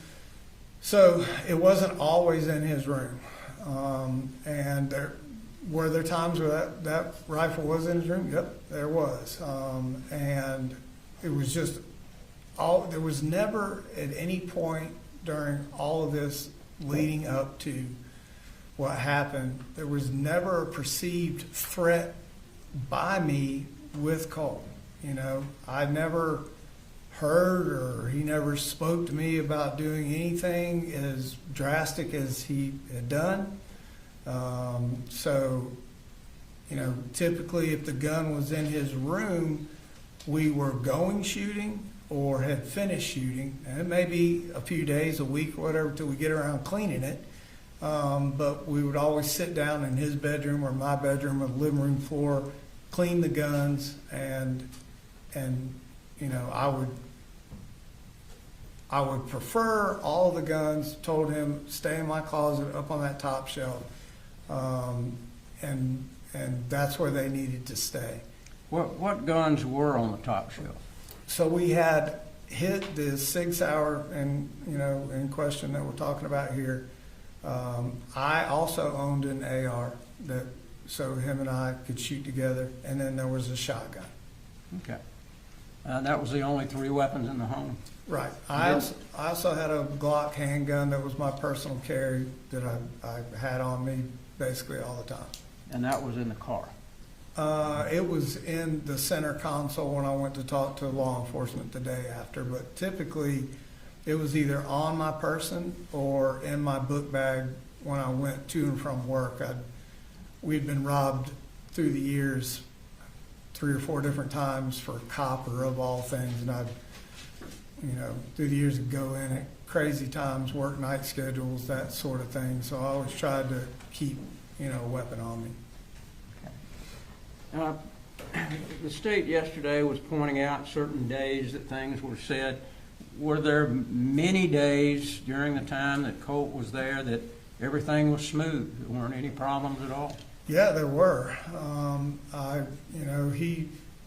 We've heard all, the last couple of weeks about trouble and issues and everything, but there's a lot of times where, Colt, he was a good kid. He was very respectful to me. I just don't, it wasn't an every single day thing where him and I had issues or bull rushing or the yelling and screaming or whatnot. Colt was a very good kid. We talked about a lot. Him and I went to church when it was just him and I originally almost every Sunday. As the other two kids came up there, he kind of slacked off going to church with us. But he was a good kid. He was a compassionate little kid, and he was really a thoughtful young man. He would help me fold laundry. He would help me cook. I was trying to teach him to cook. It was a little bit of a disaster at first, but he was respectful, and he appreciated all the things that I would try to buy for him when I could. And he really, the bonding part, which started the whole thing of woods and shooting and all that, really I felt had helped. It helped him and I just, get that father-son bonding that I felt like he was lacking. So, he was really just a good kid for most of the time. Now, Let me get you to pause, Mr. Perry. I think the jury used the restroom break. All right. We'll be in recess for 10 to 15 minutes.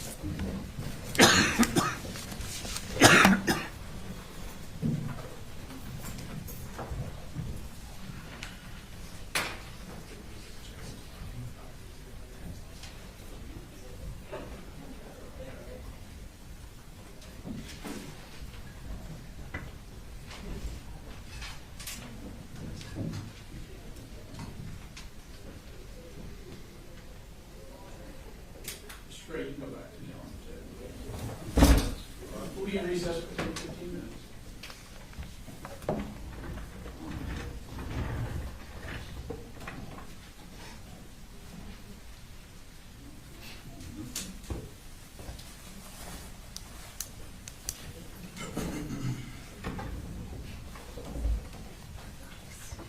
Mr. Berry, if you have a decent stopping point somewhere around 12, that's where we'll look to take lunch.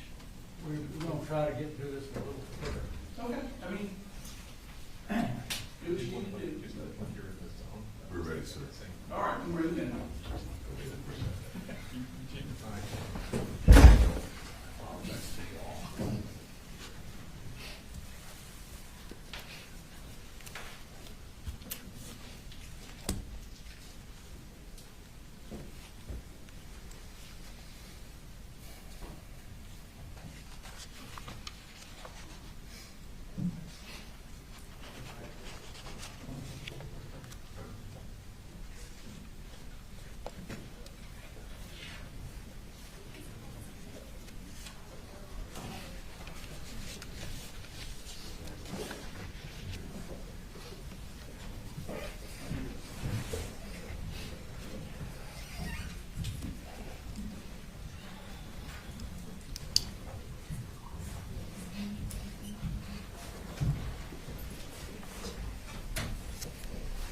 Y'all be seated. Barry, Thank you, Judge. go ahead and resume your direct. I wanted to ask you, right after the other two children came to live with you, did DFACS come to visit you? They did. Okay. And when they came to visit you, did they talk to you about anything that needed to be done in the home? It was just a general conversation about the safety plan that they all, had put in place,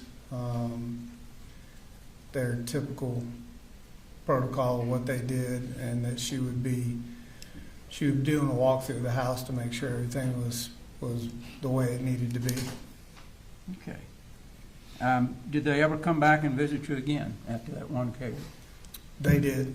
She came back and actually did a walk through the house just to check, to make sure everything was the way they expected it to be. If you recall, when was the last time that anyone from DFACS came by the home? There may have been one more visit from her after the kind of walk through the house. I don't know exactly when that date was.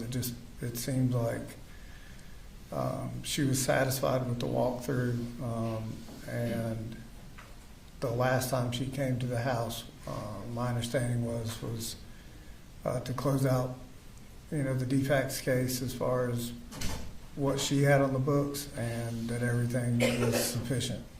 Okay. I believe. Now, you talked about Colt's computer. Did he have a computer in his room? He did. He had a computer in his room, and I had purchased him and Jenny a laptop. Did you know anything about any multiple accounts that he had or any of the websites that he was getting on? No, I did not. Okay. Do you even know what Discord was? Only time I'd ever heard Discord was with Jackson County, and periodically, only thing I really knew as far as so when I say social media, he didn't have Facebook, nor did I, but Discord and YouTube. If I was asking him, I think there was a couple times I made him show me what he was looking at on Discord, and it was typically all about gaming. And YouTube, he was just doing some, typical kid searches. Did you ever see any communication that he had with any of the people on what we would consider the dark web? No, sir.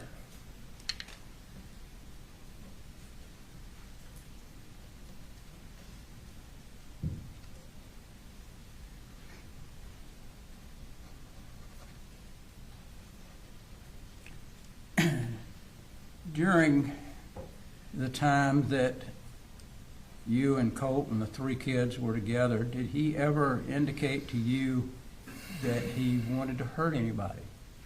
No, sir. Did he ever indicate to you that he wanted to do a school shooting? No, sir.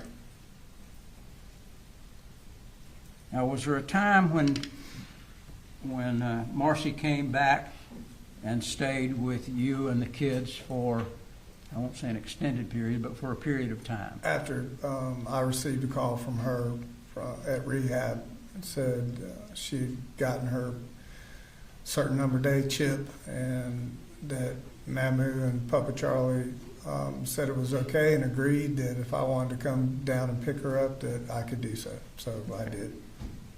And how long did she actually stay with you? I want to say,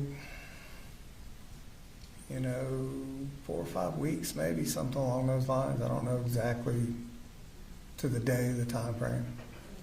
Did Colt's mood change when Marcy came back? It did, not at first. It did at some point kind of change and become a little difficult between those two. In the beginning, not so much. I know Colt was the one, I had a conversation with about going and picking her back up, and he was all for it.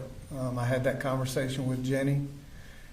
Jenny was not so warm to the idea, and we just kind of really kept, little Coley was all about his mama and wanting everybody to be together. We didn't really get into in-depth conversations, but in the beginning, Colt and her were okay. I don't know what or when it started to change, but it just became a little more argumentative, I would say. Okay.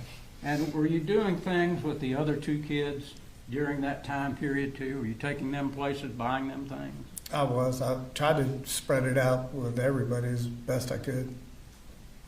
Did Colt ever get angry about what you might be buying for Jenny? One particular thing that jumps into my mind is we went to the Tanger outlets to buy school clothes for everybody, and I don't know, I spent $400 or $500 in the Nike store, and I bought, instead of buying Jenny a pair of tennis shoes, I bought her 2 pair of Nike tennis shoes so she could alternate, and I think a sweatshirt, and I think I only bought Colt a Georgia sweatshirt and a purple pair of Nikes, and he didn't like them. Okay. Now, would you say that during that time period, did you do telephone calls or text primarily With during that time period? Marcy or the kids? With everybody? So we text a lot. In the beginning, I was not a texter. I'm more of a pick up the phone kind of guy. Our marriage was based on texts. And, you know, it was just a quicker way for me to communicate with the kids during my day. So I would say the majority was texting. Okay. And when Marcy was there, did there ever come a time where there became a problem between she and Colt? It did. You know, like I said in the beginning, wasn't nothing really than just kind of disagreements, kind of a little bickering here and there, what have you. And then I want to say somewhere along the line, they had a disagreement. I'm trying to think. I want to say August time frame.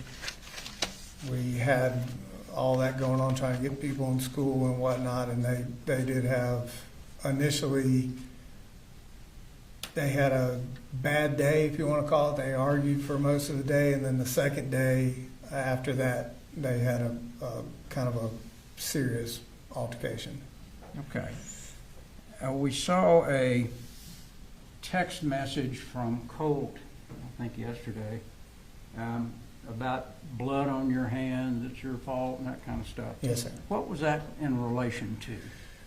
So, the way that I had taken it, and I think Colt and I talked about this afterwards, was there was a disagreement initially about him going to school, and I was siding with his mama like this is what we needed to do kind of thing, and he didn't agree with me taking sides kind of thing, and he always kind of held that card about Marcy gonna, you know, saying she's gonna kill him and kill me.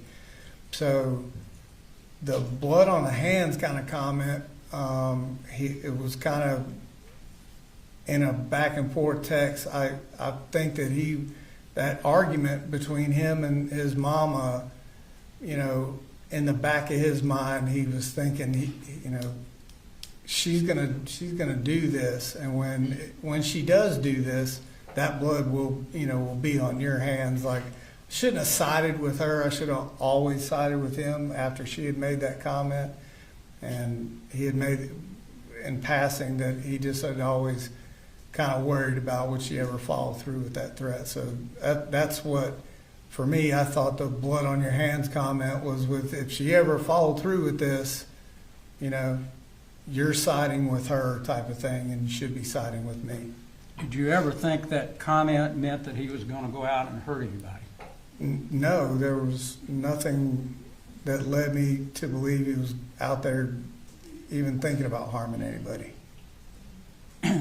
During the time that Marcy was there for that month time period, did she start drinking again? Not that I was aware of. I was pretty dead set on no alcohol or drugs or anything in the house, and just didn't really have it.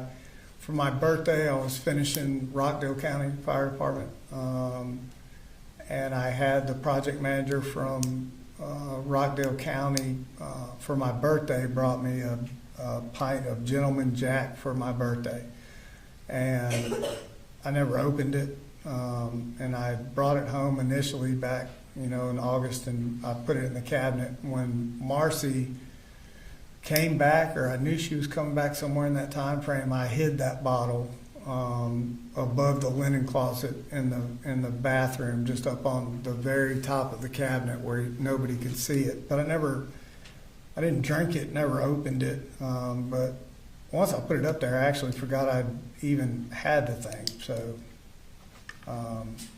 at some point throughout the years, Marcy had a way of kind of searching through things and finding, medications or alcohol or anything that may be in the house. And she had found, and I didn't know that she had found that bottle.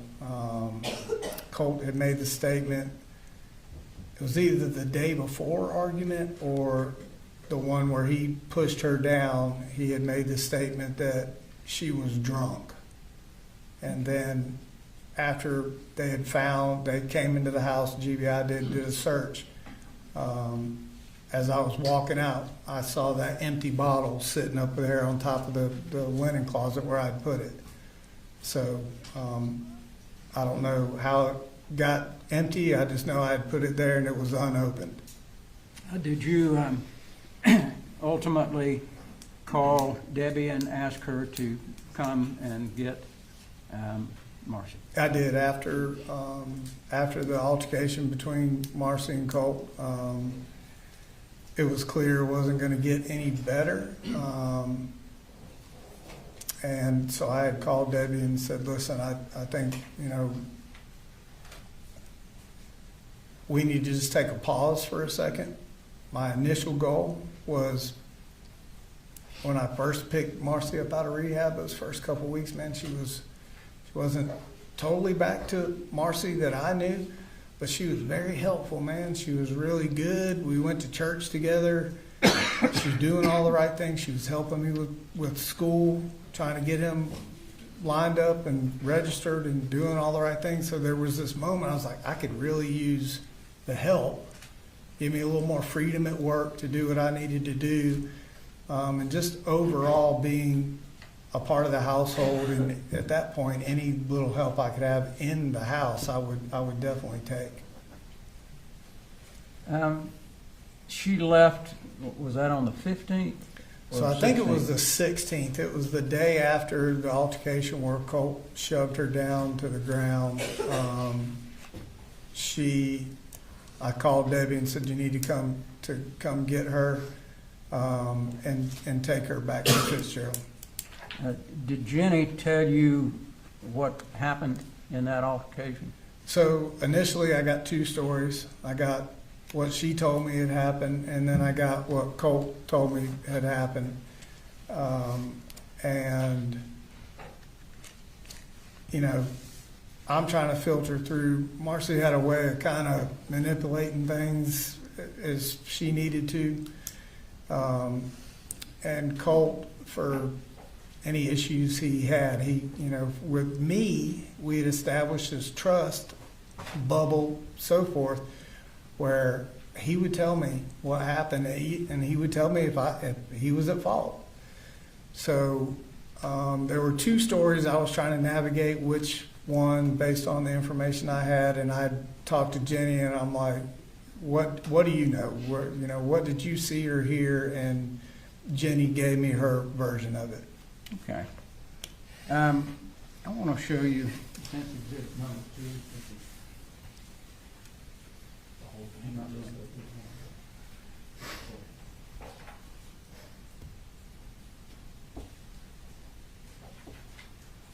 far are you going?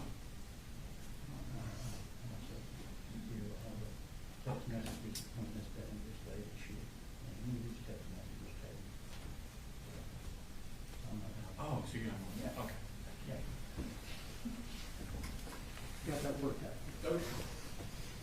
Let me show you what's been marked as exhibit number 2. Okay. These are all the text messages between you and Marcy. Those are from the 17th, after she left, until the day after this incident occurred at the high school. In any of those text messages, did she ever tell you that she felt Colt was homicidal? No, sir. Did she ever tell you that she felt like he was suicidal? No, sir. Did she ever tell you that he was obsessed with school shooters? No, sir. Did she ever tell you that he was obsessed and looking on the internet at Nick Cruz or any other shooter? No, sir. Okay.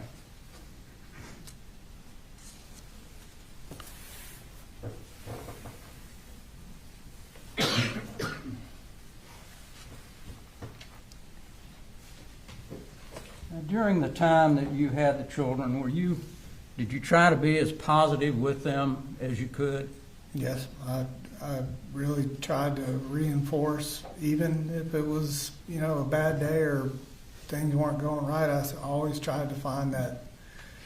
I don't know, they used to kid me. Like, I always give them a pep talk. That was the thing. And did you text them a lot about how much you loved them and how well they were doing? Yep. Would you do that on a daily basis, every other day, or? If it wasn't daily, it wasn't 2 days, 3 days went in between. I always tried to just make sure that they knew I was thinking of them and wanted them to do good, and I was very proud of them. They had persevered through a lot. Okay.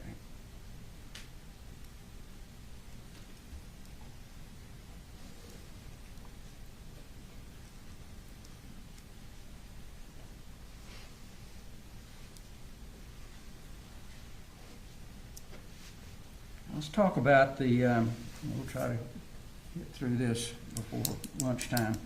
I want to talk about when you went to the school to talk with the people at the school about getting me registered. What did you do in order to get him admitted to Apalachee High School?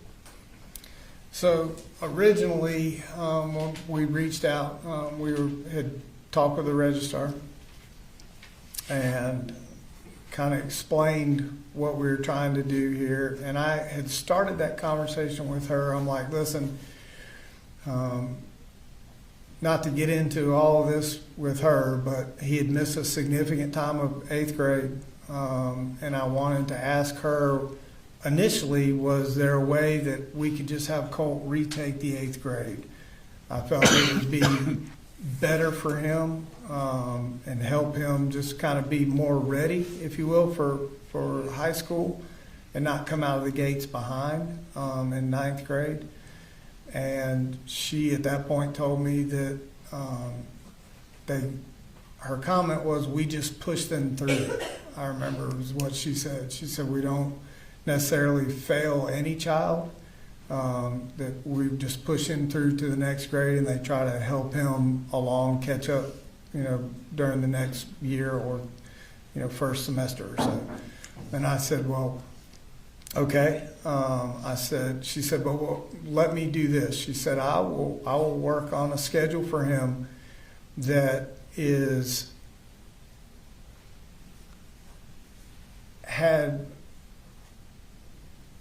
part 8th grade curriculum in it to kind of help catch him up during that first semester and sprinkle in some 9th grade classes, kind of a hybrid of both in middle and in high school. And hopefully by the end of the first semester that he would be caught back up and be current with all the other kids in 9th grade. So that was the initial conversation with getting him registered for school. She said, this is going to take me some time to be able to build this schedule, so he's not going to start with everybody else. And I said, okay, well, when will he start? She said, you're probably looking at him starting a couple weeks later than the rest of the classes and kids. But it'd be beneficial for him to have this kind of setup of classes and schedule and have this start date based on what she was going to help me do. Okay. And is that the reason that there's a gap between the first day of school and when Cor- Colt was supposed to Correct. start. Yeah, correct. She was tailoring the schedule to help kind of catch him up from 8th and in that first semester, bring him through 9th and get started. And by the end of the first semester, he might not be right there, but he would be close. Okay. And do you recall the first day that Colt went to school?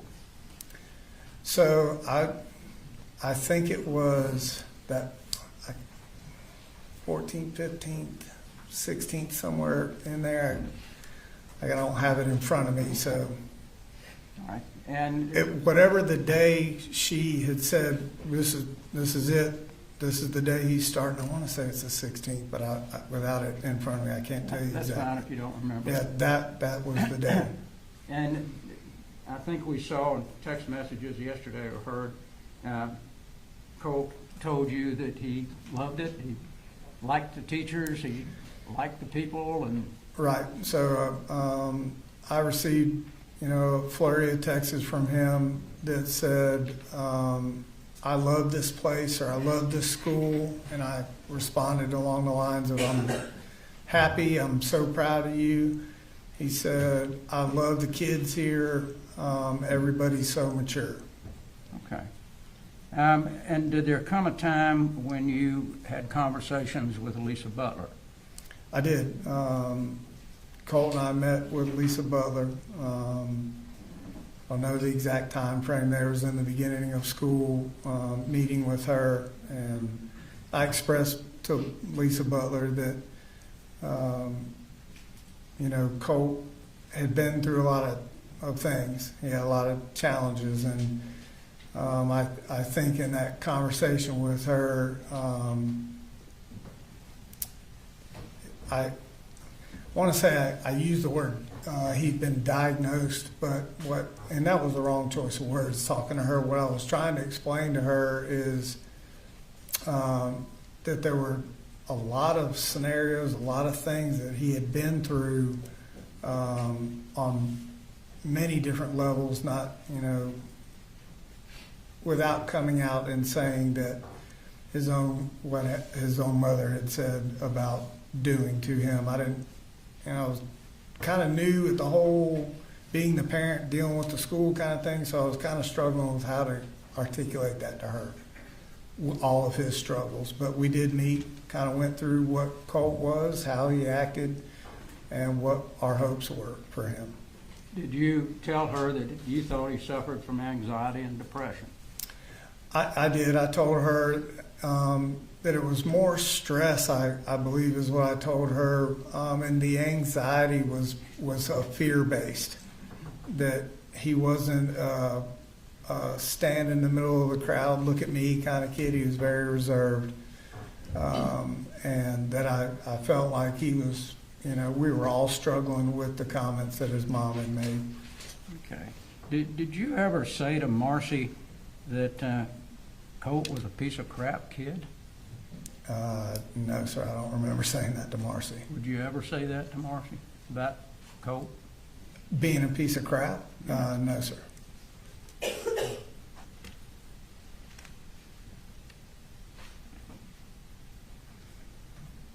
Did you and Lisa Butler talk about getting Colt into some sort of counseling?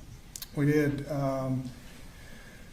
She had said there was a program called Aware, and it's kind of a specialized type thing where they really worked one-on-one with the child, and she thought this would be a great thing for Colt. And I explained that I had been compiling several places to think about taking Colt. There was conversations about Athens behavioral, inpatient sort of thing. I had reached out to several people, and that it was a fluid thing. I was, from my side of it, I told her I'm just trying to compile as much information on the best route to make sure Colt was good, so I had as much information as possible. Did you rely on the people at the school to be able to tell you this really would be the better option for you? Yep. By the time I got through talking with Miss Butler, there was twofold. She had some good things to say about Aware, and that had been in the school for a while. It was a great program, good thing. I was looking at it as Colt, after his 7th grade and all that he went through, he didn't have a lot of trust in the schools and school systems and counselors, and I thought, my take on it was, okay, this would be a great thing, kind of twofold. He would get help, he would get the specialized help he was needing, but I explained to Colt that also you will see that high school is different than middle school. They are preparing you for college. Things are different. But it also, I was hoping Colt would see it as he could believe and trust in his counselors and the school system, and that they actually had their, for lack of a better term, their arms around him. They really cared about his well-being and wanted to help him, and that he would be doing these things at the school. So it wasn't like he would have to be out of school, going to different places. It was all in the same house, if you will. Okay. And was there a time that was scheduled that you believed Colt would be talked to by the counselor? So my recollection was that September 5th, I believe that was a Thursday, that everything was established, the counselor was set up, and that he would be, I don't know if there was an exact time. I just knew that they would be meeting early that Thursday morning. I think it was Thursday, but it was the 5th. Now, did you know that that Debbie had also come up and spoken with Lisa Butler? I did, because Debbie was up staying with us a great deal of time at this point, right? So we had discussed multiple things, trying to understand what would be best for Colt. I wasn't really didn't understand the whole inpatient part of this. I thought, man, he's just going to end up, I just thought that was an extreme measure. Debbie agreed with that. Colt, the conversation I had with him was he wasn't really jazzed about that. And then Debbie and I would use the evenings to kind of formulate a plan. I'm going to work. She was like, I will go up, talk to the school in your place. She's got a good, educational background. Her and Colt are super close. So we would talk about options of what we thought was best for Colt. We'd agree on whatever she was going to say, talk about, options or whatever with Miss Butler or whoever she was meeting with. I would go to work the next day and she would go to the school. So I knew when she was up there and basically what she was talking about, because we talked about it the night before. And did she tell you about the program that she wanted you to go to in Athens? Debbie? Mm-hmm. No, Debbie never brought up the inpatient Athens behavioral inpatient part of that with me. Who brought that up? Was that Marcy? That was Marcy that was kind of on that. And did Debbie have plans to come up and take Colt somewhere? Debbie and I had talked about this Aware, and we both agreed that this would be the best option for Colt. So in my mind, I never had any other thought of, I know I had compiled a bunch of searches and looking at different places and talking to people, but with conversations with Miss Butler, Debbie talking to Butler, her and I agreed that Aware was the best thing for Colt. Okay. Now, you got some paperwork from Lisa Butler Yes, sir. for that program. Did you fill that paperwork out? Yes, sir. Okay. The state indicated it took you 24 hours or so to fill it out. Did you? Something like that. Okay. Yeah. Why did it take that long? I had to work full time. Wanted to kind of just make sure Colt was good with it. He understood what was happening, and I filled it out, I think, the next day and sent it back. Okay.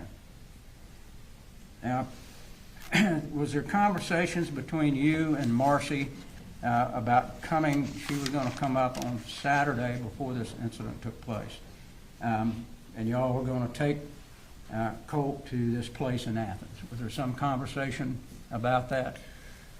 So the conversation originally was no. That weekend, that's the holiday weekend you're talking about? Yeah, Mhm. we were talking about all going away as a family, originally. And why did you not go pick her up? I didn't go pick her up, couple of reasons. One, I thought I was maybe had to work that Saturday. I was not sure. It was kind of a fluid situation. But the kids, Colt and Jenny, they weren't really fired up about her coming back up here, Colt especially after what had happened. So I've been through this enough with her. So I just kind of made the decision that listen, I'm not really sure Tuesday or Saturday if I have to work even for half a day. So I didn't go down and pick her up because I wanted the kids to be comfortable. I wasn't sure if I had to work. And for me, it's a 9.5-hour round trip to go get her. Did you tell her that you were going to take Colt to the program there in Athens? There was never a set time said to me to go take Colt.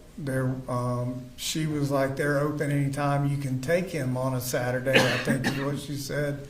But at this point, during these conversations, we were set for a where in the school. So I had a plan in place. Okay. And I'm sure you're going to be asked, you went to Athens that day, but you didn't take him to that program. I did not. We went to Guitar Center. Okay. You went to a guitar store. Mm-hmm. And did you buy him this hat? Yeah, I bought him, I think I bought him a hat, and some guitar strings, and I think I bought him a guitar cord. And it has Fender on it. What does Fender mean? So Fender is the two different type guitars I had bought him at that store. And we would, that's one of those trips that we would use like the hunting and golfing or whatnot. Music was a bonding kind of thing for us. And sometimes we just went to Guitar Center and he would pick down the most expensive guitar in the store, made me nervous as hell, and he would just sit there and play it. We would just spend hours in Guitar Center just kind of going through guitars and we didn't never even buy anything a couple of times. We just went in there and let him play guitars and just kind of roamed around looking. Okay. You heard Marcy testify that you threw Colt's guitar across the road. Did you ever do that? Those guitars are so sacred to that boy, and on top of they're fairly expensive. When I heard her make that statement, I wanted to go have my family get that guitar and bring it in here. There's not a scratch on that thing. I don't care what kind of disagreement I'm having with him or her. I would never do that. Was a kind of a very sacred thing between him and I, and we shared a lot of time over guitar. So throwing that thing would not be an option. Okay. Now let's jump to the day of this horrible incident. You leave that morning. Did you take Coley that morning, or did you just go straight to work? No, I try to take Coley to school every single day. We kind of had our own little ritual. Okay. And where were you working? What were you working on at that time? So I was finishing Rockdale County Fire and was engaged at Forsyth County Fire, finishing out both projects. Were you nervous that Colt might not go to school that day? Yeah, there was I think a day before, a couple days before, where he had told me I went to school, and I found out that he didn't go to school. So, I was nervous. Okay. Was there a reason that you would not want to put him in the car, take him to school, and then go to work? Well, there's a couple things. His bus came at a time, it was before Jenny, but it was later in the morning. So I'm relatively new at Kevin Price. I'd taken a day or two off already. I'd taken a field day trip with little Coley, and so for me to have to do that, it would put me at work late, super late. So had that conversation with Colt, like, I need you to go. He assured me he was going to go. And I felt generally comfortable that, yeah, you know, I connected with him. I still in the back of my mind, I was like, man, you know, I need you to go kind of thing. And so no, nervous, yeah, but I knew that he would go. I felt like he would go. Okay. Did it ever cross your mind that he would be able to put this weapon that we've seen into a backpack and get it into the school? Not only, no, I never imagined that in my wildest dreams. I never thought that he would even have a thought process of bringing a gun to school or doing any kind of harm to anybody else, let alone anybody at school. So no, that was not on my mind at all. Okay. And did you know anything at all about, did he ever talk to you about any obsession that he had with school shooters? No, sir. We've seen this big poster of newspaper articles and photographs of various and sundry people. Did you see that in his room at any time? I did not see that poster. There was one point in time where I went into his room originally. So Colt, typically his room was usually always dark. He had a room darkening shade on even for the daytime. Lights were off. His monitor screens were usually the only, light in the room. I had gone in there to take him dinner one night, and there was a picture on the wall. It's a young kid. I didn't know who it was. We had been talking about, we always talked about bands and different things, and he always would say I was old, and I would tell him that band members we talked about, their kids are starting bands. And I was like, man, who is that? He was like, you don't know who that is? I'm like, nope. I said, I think that's that kid's son from Green Day, like the band. And he laughed. I'd never seen that picture before, didn't know who it was at all, and that's kind of where the conversation ended. Okay. And you've heard testimony about in photographs where these, or some of these, were on the wall a couple of months before that. Right. And did you see those photographs as they were brought in? No, I didn't see the shrine at any point in time in Colt's room. I think I told Investigator Smith when I saw that for the first time was during that interview. And I don't even remember seeing it on the day I went home of the shooting. I pointed out to Investigator Smith, I'm like, that single picture of that kid with the glasses right there, that's the only picture I ever remember seeing on his wall or talking to him about, Okay. other than the concert posters and whatnot. So when you went home that day, before the police got to your home, you didn't see those photographs then?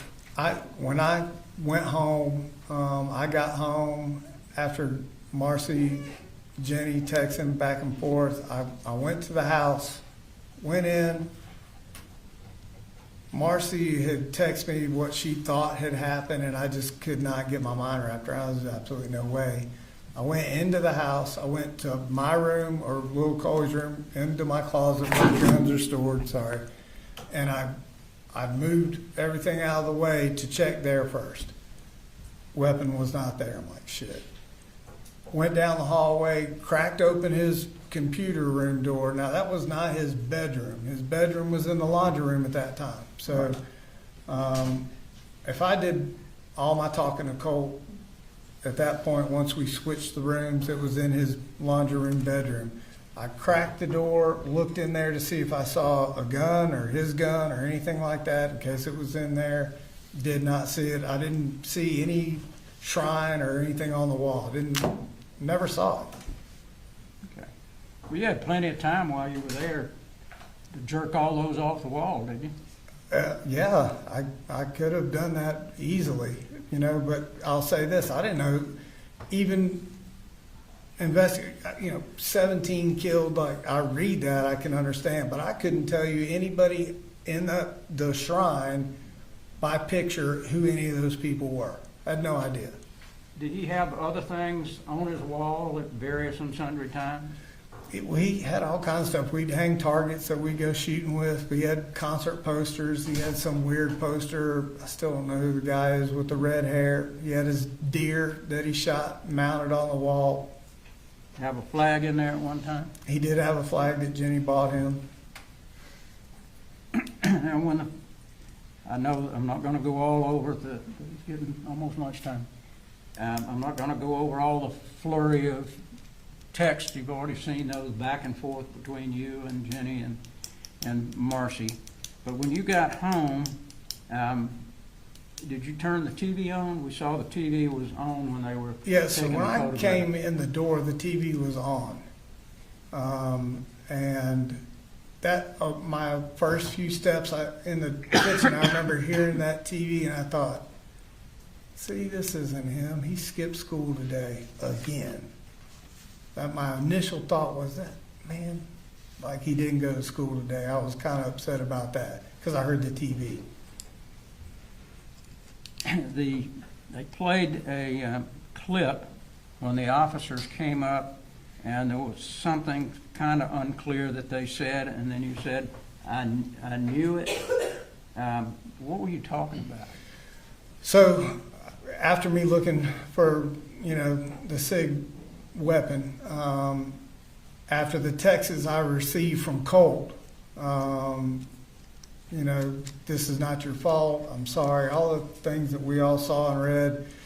Marcy's kind of phone call to me is the first time anybody had ever said to me anything about school shootings. And I remember her saying, he talked to me all the time about school shootings, and she was crying, and I'm like, what? I said, I've never heard anybody say anything to me about school shootings. Just calm down. I remember telling her, there's no way this is Colt. And then Jenny's text. So those combinations of all that happening, when the police showed up, and I thought, okay, that's what when I said I knew it, I kind of pieced everything together of what was being said to me through texts and phone calls with Marcy, and I'm like, shit. The gun wasn't at the house, so I kind of knew it at that point what had happened. Did you mean that you knew he was going to do this? No, that's not what the statement was. Like, I knew he was going to school to do what he did. You heard Jenny testify. Yeah. Did you ever tell her to lie about anything? I would not tell my children to lie. We go back as far as anybody wants to go. Purpose of the bubble, all of this was to create an environment for my children to tell the truth. I don't care what you've done. So we could work things out. Never, I've got family in law enforcement. I would never tell her to lie about anything, first of all. But something serious like this, at this point, I still want to know what the hell happened.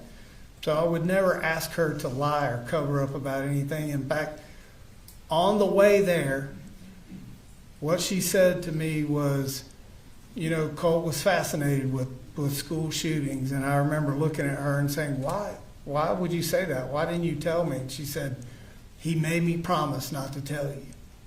And I said, Jenny, I needed to know things like that. And she said, well, I'm scared. She said, do you think this is what this is about? And I'm like, the interview, and they're talking to me and her. And I said, I'm sure it is. Pulled in that parking lot, sat in that truck. She said, how long do you think this is going to take? I'm like, I have no idea.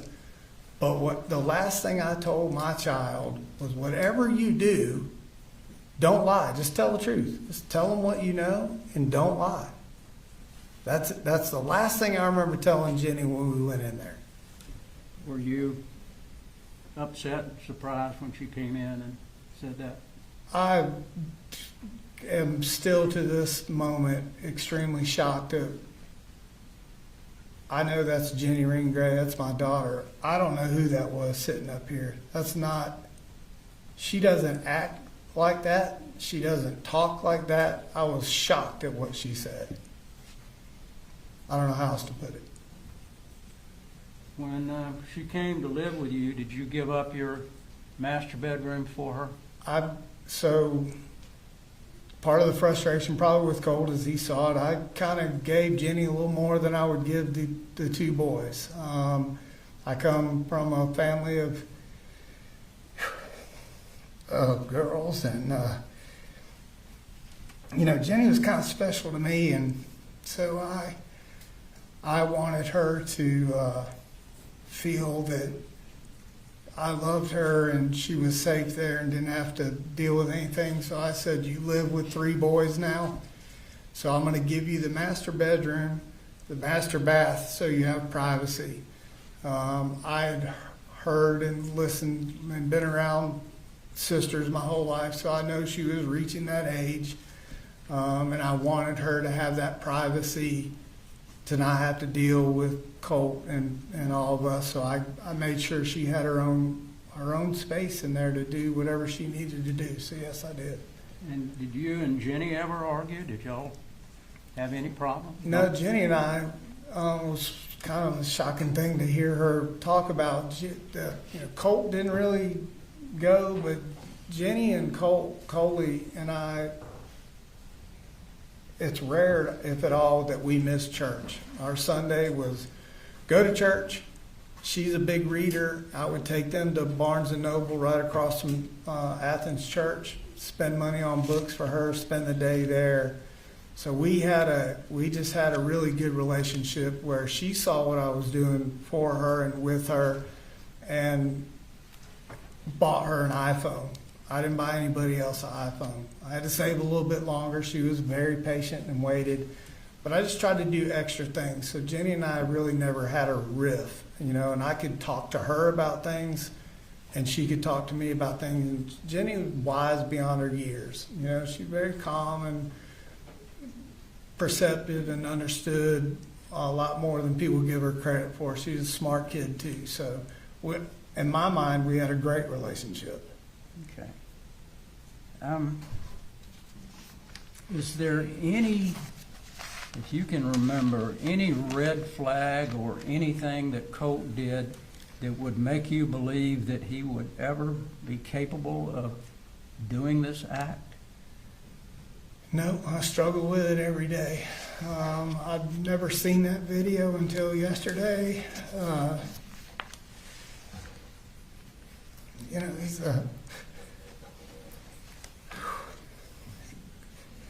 He's a good kid. He wasn't perfect, nor was I. But to do something that heinous, like I don't know if anybody could ever see that kind of evil. And it's like the Colt I knew, the relationship I had. There's this whole other side of Colt I didn't know existed. So, no. Was everything you did for Colt, did you try to placate him and try to make him okay? I did. I just wanted him okay. Thank you. Nothing very good. All right, ladies and gentlemen, we're going to go ahead and take a lunch recess. We'll be in recess till 1 o'clock.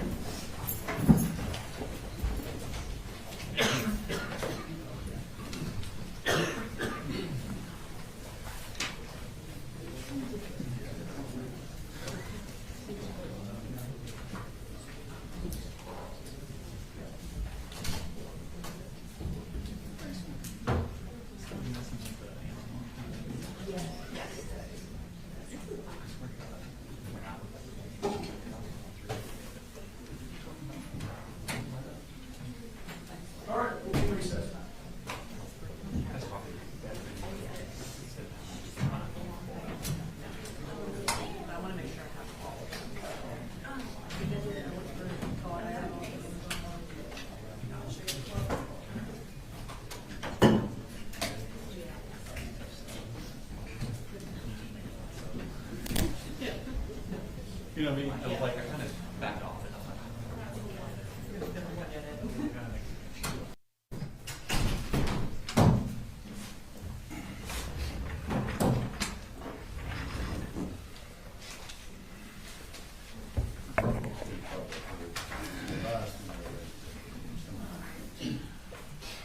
Are we ready?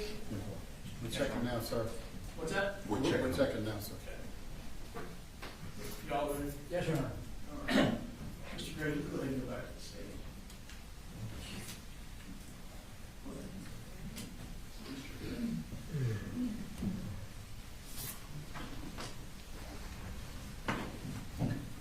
Yes, sir.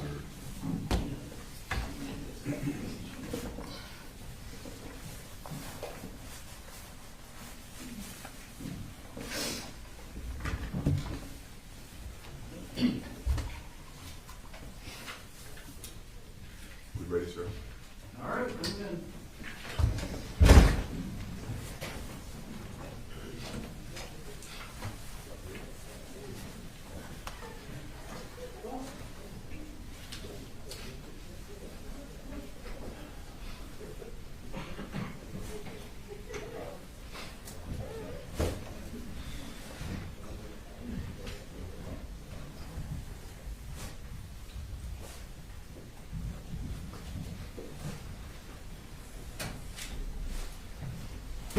All right, let me see. Prosecution. Thank you, Your Honor.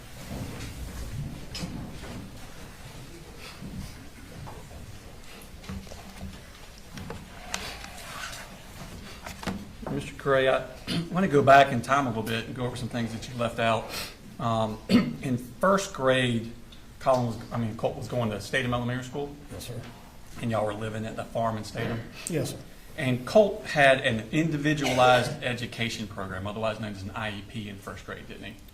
As far as I know, I wasn't involved as much as far as that type of knowledge of schooling. Debbie and Marcy were really engaged with what he was doing school-wise.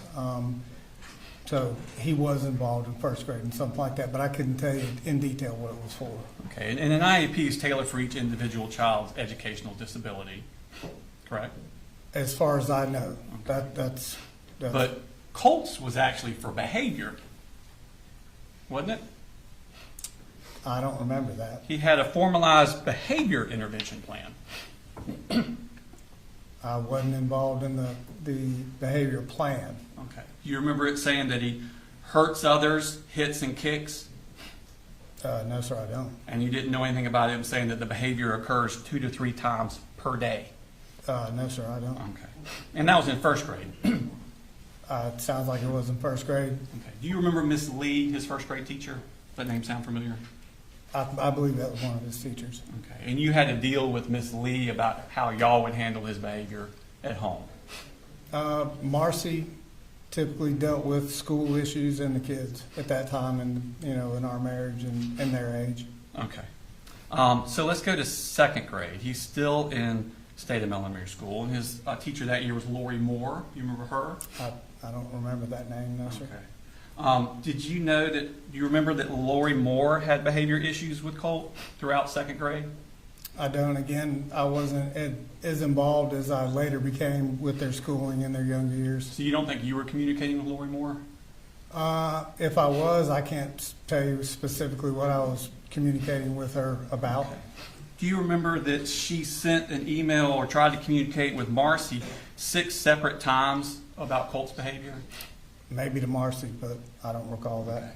And do you remember after she couldn't get in touch with Marcy, she started emailing you specifically, and she emailed you 13 times about Colt's behavior in second grade? No, sir, I don't remember that. And you don't remember the conversation on October 19, 2017, where you'd say, "Hey, Miss Moore, I'm sorry I'm texting you late this afternoon," and you reference in there talking with Miss Lee last year, and y'all had a system of how you were going to handle Colt. You don't remember telling Miss Moore that? If you have reference to that, then I did. Okay. I don't recall that, but no. And so that was about, in her messages with you, was she talking about anger issues that Colt had? Aggression to other students? And those 13 emails she was referring to you? Yeah, it's so long ago, I couldn't tell you about any of those emails, to be honest. Property destruction? No, sir. Okay, you don't remember any of that? If you've got record of it, then it took place, but I don't recall those specific conversations. Okay. So y'all are at the farm, and you left the farm when Colt was in third grade? Third or fourth grade. Third or fourth grade. Well, he withdrew from Statham on May 22nd, 2019, which would have been the end of his third grade year. Okay, starting a fourth. Okay. Now Marcy testified that y'all left Statham because you were having financial troubles. That's not what you said. Right. Which is it? So it's a combination of both. Okay. Financial troubles, just not making as much money, but also a chance to possibly sell the farm, make a profit, and wanting to kind of have the lake life. Okay. And so you move up to Hall County. Yes, sir. Okay. And you live, he goes to White Sulphur Elementary School. That's correct. And you lived there from August to December of 2019. Yes, sir. Okay. And why did you leave there? So we left there, initially there was an argument between the landlord and Marcy. She was under the use of things that we've talked about during this trial. And we were promised several things in that home, including there was a downstairs leaser that we had asked to be moved out of the house, and that guy did not break his lease or remove anything from the property. So we kind of had a agreement in the beginning that wasn't met. So we started to look around and decide if this was the right house for us. Oh, okay. So, and that would have been Jeremy Baker was your, I think so. okay, and that was at 412, or excuse me, the house you were in was at 3208 Winterberry Lane? I think so, yeah. Okay, and isn't it true that he actually filed a dispossessory on you guys because y'all are $10,000 late in rent or behind in rent? Right, so I found out the same way, yep. I found out the same way I found out at Traditions. Marcy was the financial person in our marriage and household. I usually went to work, made the money, and she paid the bills. Well, here's my problem. See, I asked you why you left, Mhm. and you gave me an answer Yeah, that didn't mention you being 3 months behind in rent and being kicked out. Well- You said you voluntarily left because you had a disagreement. Well, I And didn't- now you're admitting that it was. no, that was Let part him of it. answer the question. Just make sure that when you ask the question, you finish his answer. Sure. Let I me found- ask the question a little better. Well, When I I can- first asked you why you left, why didn't you mention this? I was trying to get to that before you cut me off. I cut you off? I could have swore I let you answer all what of I'm it. saying, when I found out we were actually late behind when I came home from work one day and all of our things were on the curb. Did not know at that point, as in Traditions, that she was not paying the rent when she told me that she was. Okay. And then you went to Forsyth County and lived there, correct? Yes, sir. And a dispossessory was filed against you on March 9th of 2020, evicting you from that house. Correct. Okay. But you didn't mention that in your direct. Which part? The Forsyth? Being kicked out of Forsyth, being evicted. I didn't think you asked me that until right then. I didn't ask you, but he was asking you what happened, and you said, well, we decided to go down to Fitzgerald because things were slow and we wanted to see the Sure. quiet life. And you made it sound like you chose to go down to Fitzgerald and leave Forsyth County, but never mentioned that you were evicted from Forsyth County. Right, we decided to break the lease was the impression I had with Marcy. Uh-huh. So I'm not aware of us owing anybody anything from the Forsyth County home until Okay. right now. So if Marcy, when she testified that you are evicted from these places, that's actually the truth. It's hard to say what Marcy is telling the truth about or not telling the Okay. truth about. Okay. So you moved to Fitzgerald in February, March-ish of 2020, Mhm. and Colt enrolls at Ben Hill on March 4th of 2020, Okay? correct? And then COVID shut down right there, right? Yes, sir? Basically about the same time. So fourth grade was basically an academic non-event for Colt, wasn't it? Somewhere in there, I think we were doing the online school program through Ben Hill, I believe. Okay.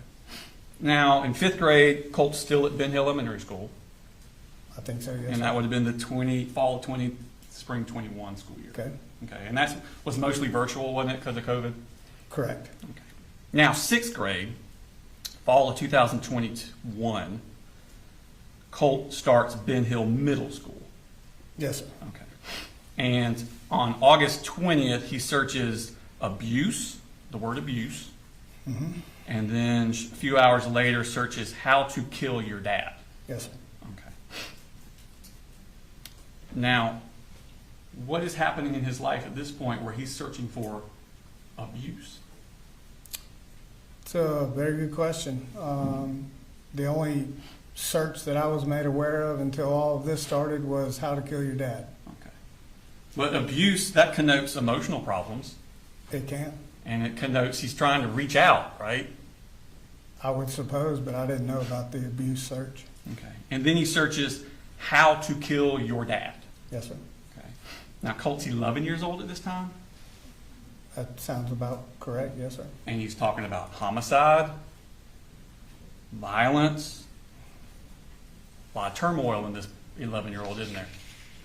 Sounds like it based on the search. Okay. Now, at that point, DFACS down in Ben Hill becomes involved with your family, correct? Yes, sir. Okay. And DFACS officer or caseworker comes out to your house. I think she testified, and you were in the carport, and y'all spoke about things at that point. Yes, And you were actively moving back up to Jackson County. So at that time, I had received a job offer, and I had left Fitzgerald to take the job in Atlanta and was solo up here for a couple of months by myself. Okay. Well, my question was, DFACS was involved with Yep. your family Yes, at that sir. time, and you actually met a DFACS officer and talked to her about that. I did. Yes. Okay. And that would have been in October of 2021? If that's what you have, yes, I Okay. don't know the exact dates. Now, you move up to Jefferson around November 2021? Correct. Okay. And that's the Rice Creek Drive evidence? Yes, I believe that's correct. Now, Colt's not enrolled in school there that semester, is he? Not right off the bat, I don't believe. Okay. So you leave in November, but you don't enroll him in school? I don't, like I said, I'm working day to day. She was always the insurance school enroller, things of that nature. That was just kind of the agreement we had. Okay. So Christmas comes and goes. New Year's comes and goes. The kids aren't enrolled in school. In seventh grade. The October, November, or it's 2021 into New Year's of 2022. Kids are not enrolled in school. Not yet. Okay. In fact, we go through January, all of January, kids aren't enrolled in school. So it's been, what, 2.5 months since y'all left Fitzgerald? Sounds like it, Okay. Still not enrolled in school. as far as I know now. That's kind of a recurring theme with your family, isn't it? You say so, yes, sir. Okay. So on February 1st of 2022, Colt is still not enrolled in school, and a DFACS referral is made on your family from Ben Hill. In Ben Hill or in Jefferson? Well, Ben Hill's the one that made the referral, but y'all are actually in Jefferson. Okay, yes. Okay. You remember Suzette Giddens testifying about Yeah, that? I remember her. Okay. So it's a week later that he starts, on February 8th, he starts West Jackson Middle School. You remember that? Yes, Okay. So this is finishing out his 6th grade year. correct. Okay. So the beginning of his 6th grade year at Ben Hill, he searches abuse and how to kill your dad, and then now he's starting a new school for the 2nd semester of 6th grade. Okay, And I think you testified on direct that he had no further problems in 6th grade. correct. Okay. Now, do you remember that on March 10th of 2022, so about a month after he starts, he gets in-school suspension? Yep, never heard that until the other day sitting here when it was discussed in the court. That wasn't brought up in the bubble? Wasn't brought up in the bubble, had no idea he was suspended. Okay. And it was for, let me pull that up for us. And it's 2 pages, go to the 2nd page, because it goes from bottom up.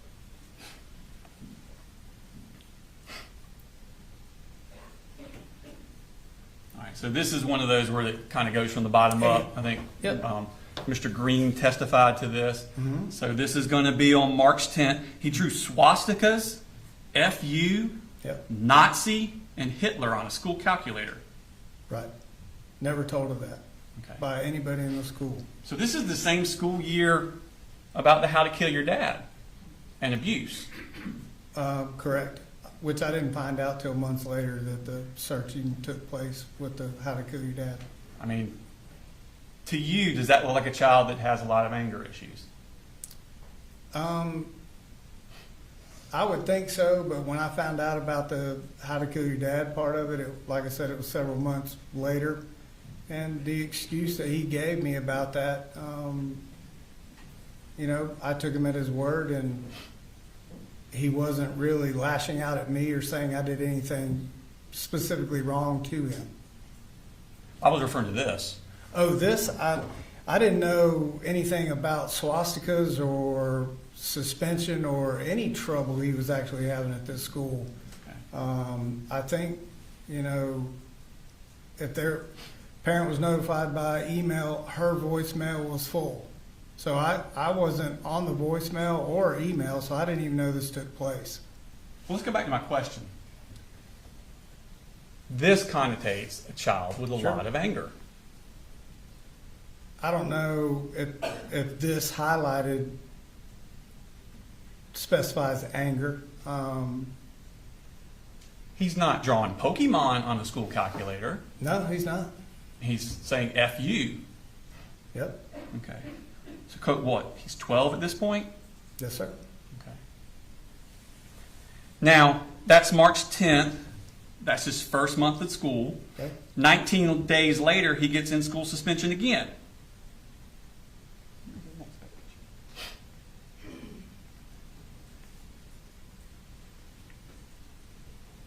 All right, so this is March 29th.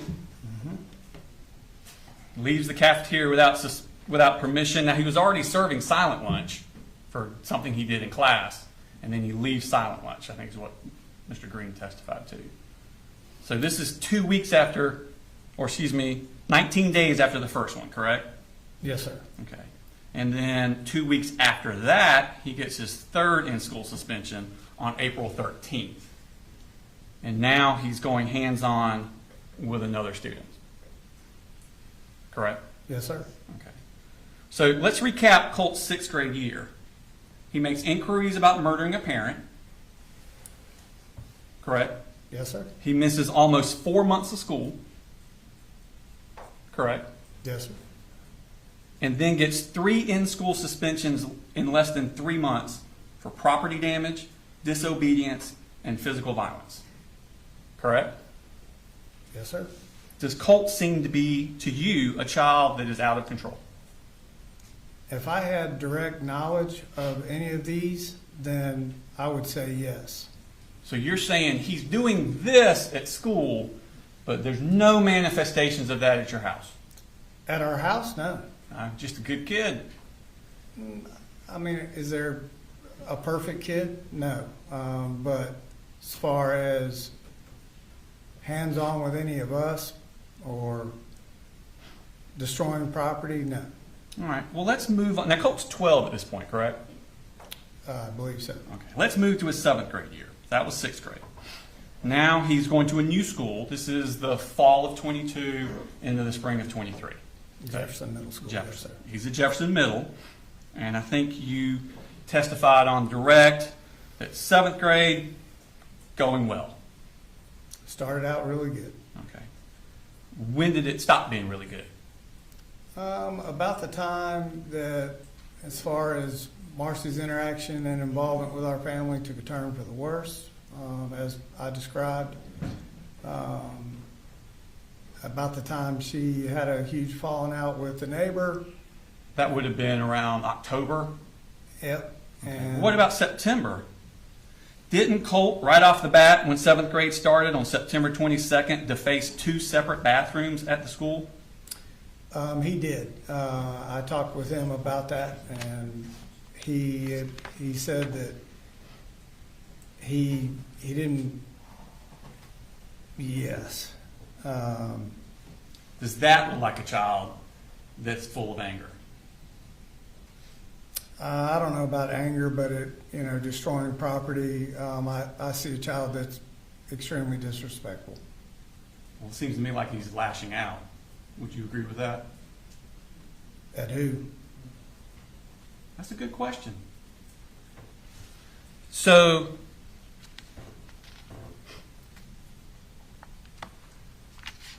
you were talking about Marcy. October with the landlord. DFACS got involved again then, didn't they? They did. I think they got involved, as I stated, with the landlord calling me. I was working a double shift, day and nights, kind of on a project, and she had apparently locked the kids out on Halloween night. So I think the DFACS worker testified that they opened the case on November 2nd. Does that make sense? It sounds timeline-wise. Okay. So we're talking 2 months after that bathroom incident. Okay. Okay. Now, Marcy, Jenny, and Coley, they go back down to Fitzgerald in Ben Hill County. Correct. And you and Colt stay up in Jefferson. Correct. The choice was up to them, and Marcy had to leave the premises. Okay. So- Now, you mentioned that you bought the Rock River Arms rifle for Christmas, and it's going to be that Christmas, correct? Indirect? I don't know if that's when I bought the Rock River rifle. Didn't you say in direct that you bought it for them for Christmas? You didn't give it to them at Christmas. It was after presents were That over was with. the Bushmaster 450. That's a Bushmaster? What's the Rock River Arms rifle? That is my rifle. That's your rifle. Okay. Now, you said you gave it to him for Christmas because he was doing good in school. Correct. I think I told Investigator Smith I was using it as a carrot for him to continue Okay. to make a strong effort. So Christmas of 2022, he's doing good in school. He's doing better. There was room for improvement, and I was just, again, trying to give him, something to work towards. Do you remember the principal of Jefferson Middle School coming and testifying and saying that they were trying to email you all the time because Colt was up to double-digit absences in school? I do remember talking with that principal several times. Okay. And y'all had that attendance meeting, she testified, on January 11th, 2023. Correct. So by January 11th, which is obviously he hadn't had much school second semester, he had already had double-digit absences, so basically first semester. Correct. And I heard in testimony that, I don't know who he was talking to, but he was telling me he was at school, but would miss the bus and stay home. But they're sending you these emails Correct. and trying to get in touch with you about all his absences. Right. And Are you getting those? I was getting those and doing everything I could to be involved with the school and figure out what was going on. But Colt was doing so good in school, you got him that rifle. He wasn't doing so good that it was a work towards kind of thing. Oh, okay. Now, you said that bullying started midway through school year. 7th grade-ish. Can you give me more of a month? I can't. If you have something that you can show me to refresh memory, that would be good. Well, you were referring to your conversations with Colt, so Right. I didn't know if you I don't knew. know exactly what month or date. It was just, it was conversation where he came home and didn't want to go back to school. Okay. And I'm trying to understand why, and that's where the bullying came in. Well, taken literally, middle of the school year would have been the Christmas break. And I'm not taking you literally. So No, do you know if it was before or after Christmas break? I'm not sure. Okay. Would it have been right around Christmas break? It could have been. I don't know exact dates or time. Okay. Well, let me ask you this. Sure. How long was he talking about it before you emailed the school to address it? We had talked about it, and it was very shortly after our conversation, and I understood what his impression of bullying was that I reached out to the school. How long would you think that was before when he first started mentioning it till you reached out to the school? I'm not sure. Would it have been a month? In the time frame, I don't know. It's been quite a while since that happened, so I can't tell you when exactly I reached out to the school. Would have been more than a month? I'm not sure. Weeks? I'm not sure. It would have been. Days? It would have been relatively, after we talked about it, and I understood the full totality of what bullying was to him and what was actually going on. Well, I understand, but I'm trying to get you to narrow it down Yeah, a little bit I more. don't- You can't give me anything better than middle of the school year? Yeah, I can't give you an exact day or time when that happened. Okay. Well, we talked about earlier that when Marcy was found in November of that year, Sure. that Marcy was found and DFACS opened a case. Do you remember in March, Michaela Anderson coming to your house as a DFACS worker to meet with you? I do. I think I stated at one point I don't remember that, but after I saw her walk in here, I do remember talking with her. Okay. Several times, actually. Okay. So she came to your house the first time on March 9th, 2023. Yep, And she tells you she's with DFACS. yep, And she's there to monitor Colt, make sure he's doing good. right, Okay. She asks you about school. yep. Okay. Yes, And sir. you tell her, going great. Well, I didn't tell her it was going great. I told her, we're moving through school and, he's doing good. Okay. You didn't mention to her anything about having this attendance meeting because you'd missed double-digit school. I didn't tell her that, no, sir. Okay. You don't think maybe she could have helped with that with Colt?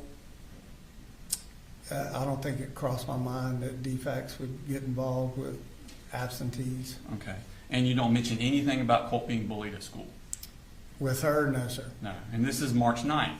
Correct. That's kind of why I was asking you to give me a time frame, Yeah. because if I Colt's got you. getting bullied in January, why wouldn't you have told her in March? Yeah, I understand what you're going at there, but I think by the time I talked to her, I'd been engaged with the school on the bullying issue, talking to them, meeting with them, counselors, teachers, all of that. Okay. Would it help you? Did she tell you that she'd be checking in monthly? She did. Okay. Yeah. And so I think her next was on April 12th of 2023. Okay. And she talks to you about Colt needing counseling or therapy. So it was a suggestion. Yeah. And you told her you didn't think he needed it. Based on what Cole and I talked about and how I felt like the school told me they were going to respond, that we were good. He was involved with counselors at school. Okay. And you didn't tell her about all these outbursts he'd been having at school and the property damage? From 6th grade, Sure. no, sir. You didn't think he needed any therapy? I mean, his mom had just been taken down to Fitzgerald and had that whole drunken. You didn't think he needed some therapy for that? Well, to be honest with you, this is kind of my first steps into being a single parent. So, I didn't really have every, thing that I needed to do and know what to do. I'm trying to figure it out as we went along, trying to do the best I could. So this is April 12th, and again, you say, she asked about school, and you say Colt is doing good in school, and he likes going to school. In the beginning, he did, yes, sir. Well, she's asking about how things are going April 12th. That's kind of towards the end, isn't it? I think so. Okay. Middle of school, yeah. April 12th, that's what you consider the middle of school? I'm sitting here trying to think, so school ends what? What do you have? June, July, August, somewhere in there? Well, So, when my kids were in school, they generally got out in May. so I thought we were out June, like beginning of June. So towards the tail end, I guess April would be. Outside of the bullying issues, he was, But that's not what you told her. You didn't say outside of the bullying issues, Right. he's doing good in school. Right. You said he's doing good in school and he likes school. yeah, I mean, Just left it out completely, the bullying. I didn't feel like DFACS was going to do anything more than the counselor and the school administration was already doing for Colt. Okay. So it's actually 5 days after that you first emailed the school about Colt being bullied on April 17th. Does that sound about right? Sounds like maybe. Okay. And the next month, May 5th, so this would have been 2.5 weeks after you sent that email about Colt being bullied at school, she visits again. Correct? Correct. Every month. And you say Colt is doing superb in school. Correct? If that's what the statement says, yes. And you still make no mention whatsoever of Colt being bullied. Okay.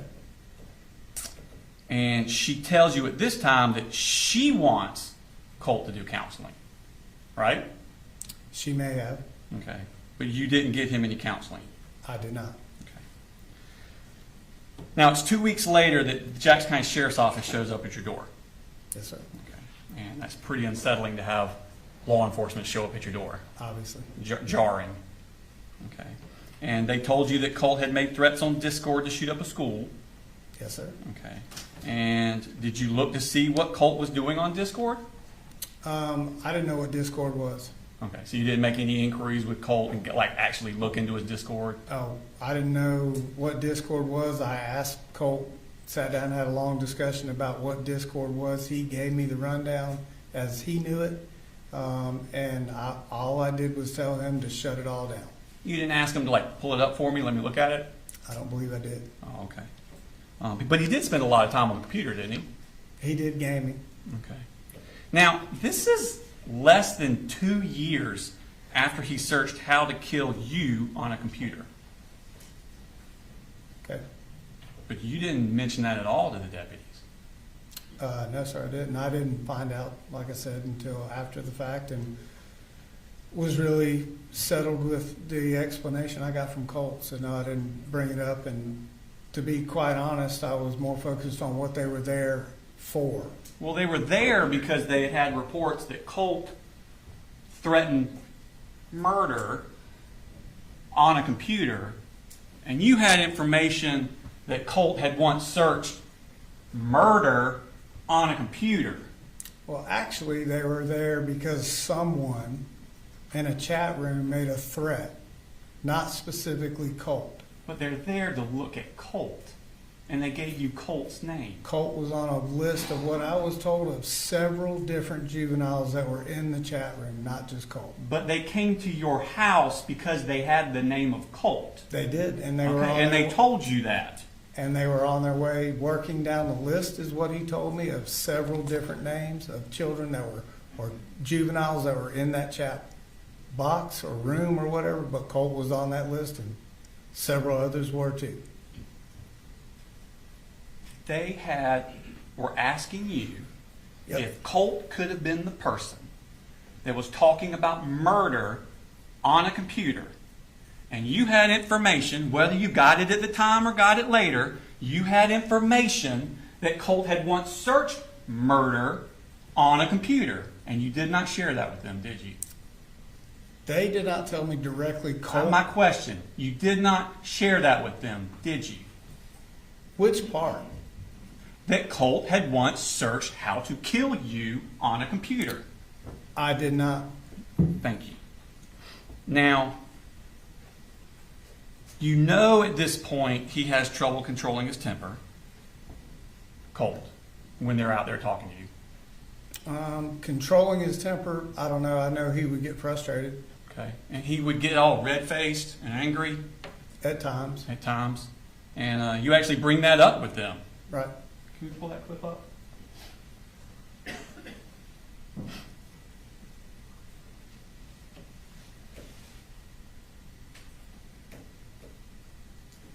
Can we pull it up with sound? All right, so him is, now look, let me give you the backstory. So, can you talk to him? Yeah, absolutely. Now look, he gonna get all red-faced when you talk to him. Just calm, all right? So him is, let me give you the backstory. So you're warning the police officers before they see Colt. Right. Calm. Right. Colt's a little volatile at this point, isn't he? Not volatile. It's just more, I don't know if embarrassment's the right word. He just gets flustered. His face gets really red, and to be honest, when he gets to that level, he tends to just shut down and not talk at all. In fact, I think you said in there that he gets flustered under pressure and doesn't think straight. Yeah, that's what I believe I said. And you know he's interested in school shootings at this point. I don't think I do know that. You don't remember telling them that you guys talk about this a lot? We talk about what we see on the news. About school shootings? Any shooting. Okay. Now, You also know he has access to firearms at this point. Correct? In fact, you say, I'm going to be mad as hell if he did threaten the shooting, and then all the guns will go away. They won't be accessible to him. Right? Yes, sir. In fact, they ask you to restrict Colt's access to guns. They asked to make sure that they're not laying about the house and freely available. Freely available. Because you don't want dangerous kids having access to dangerous instruments, do you? That's correct. I mean, that's just reasonable, right? Yep. Now, you believed this tip enough at the time that you took Colt's computer away. Correct. Okay. So they're going down this list. They're not sure it's Colt. We're not sure. But you believed enough you actually took his computer away from him. Until I could get a follow-up call the next day from that sheriff verifying that Colt had nothing to do with it. How long was the computer taken away? I'm not sure how long I took it away. I think you talked about it to Jason Smith. Let's look and see what those things say.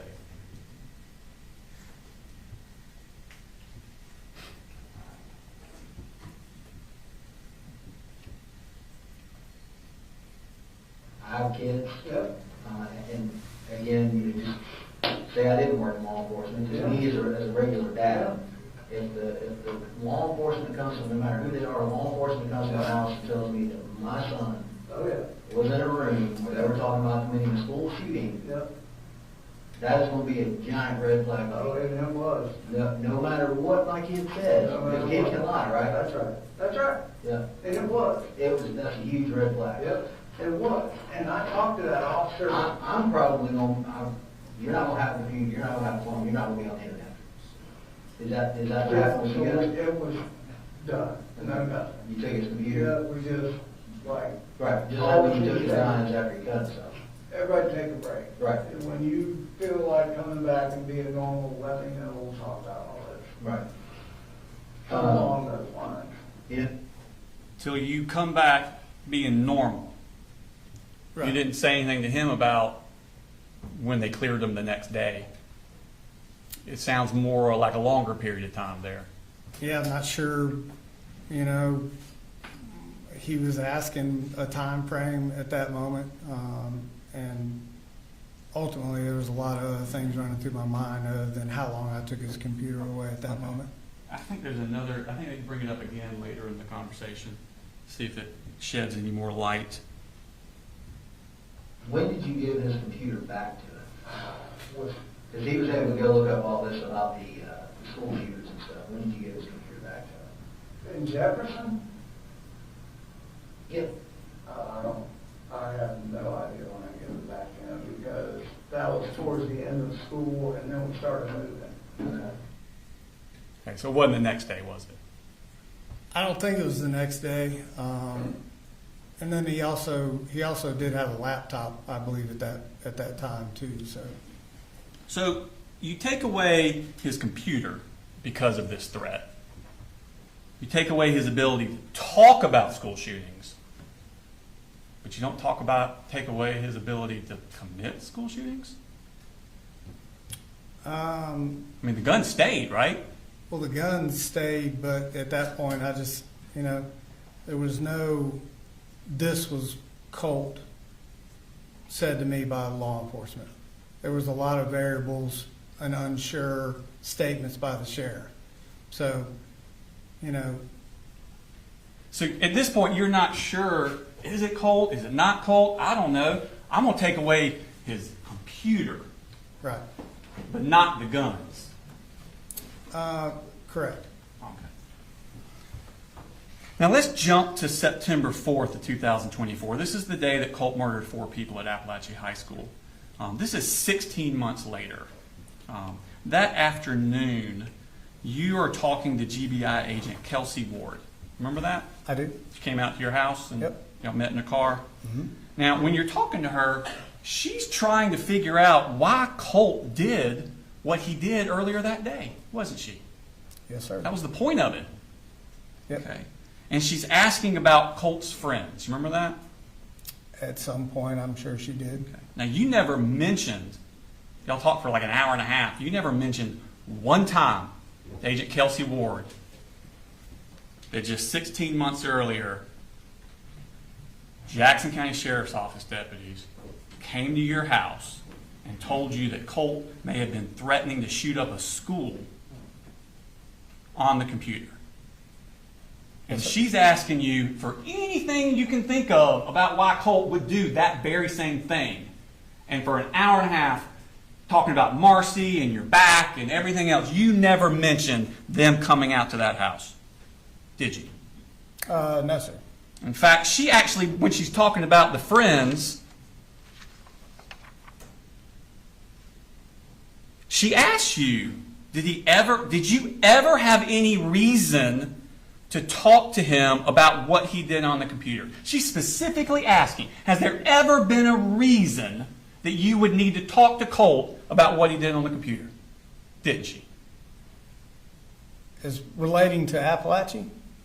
Relating to Colt, and that's what she's talking to you about. Sure. I didn't feel it relevant to talk to her because I had followed up with Jackson County and was specifically told that Colt was not that person. You didn't think it was relevant. Is that what you're telling us?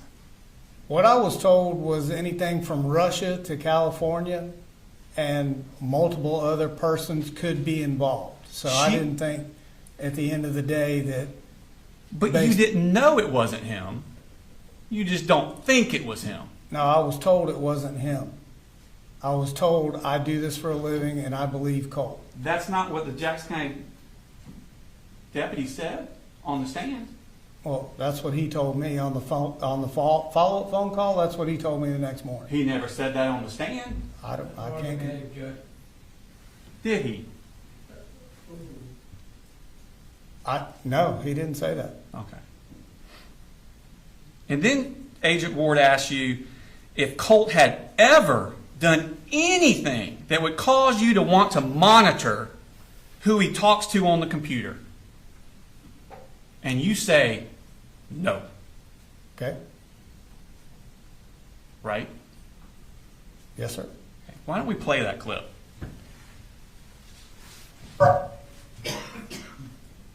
I have to do for you. Tell me about his friends. Like, who are the names or people that you hear, or does he? There's nobody he has ever been like friends with. Okay.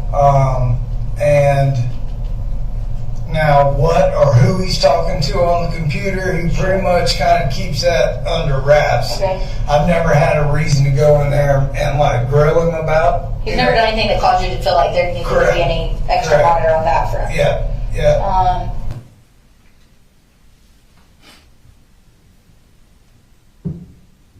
Now, you do bring it up with Investigator Smith, correct?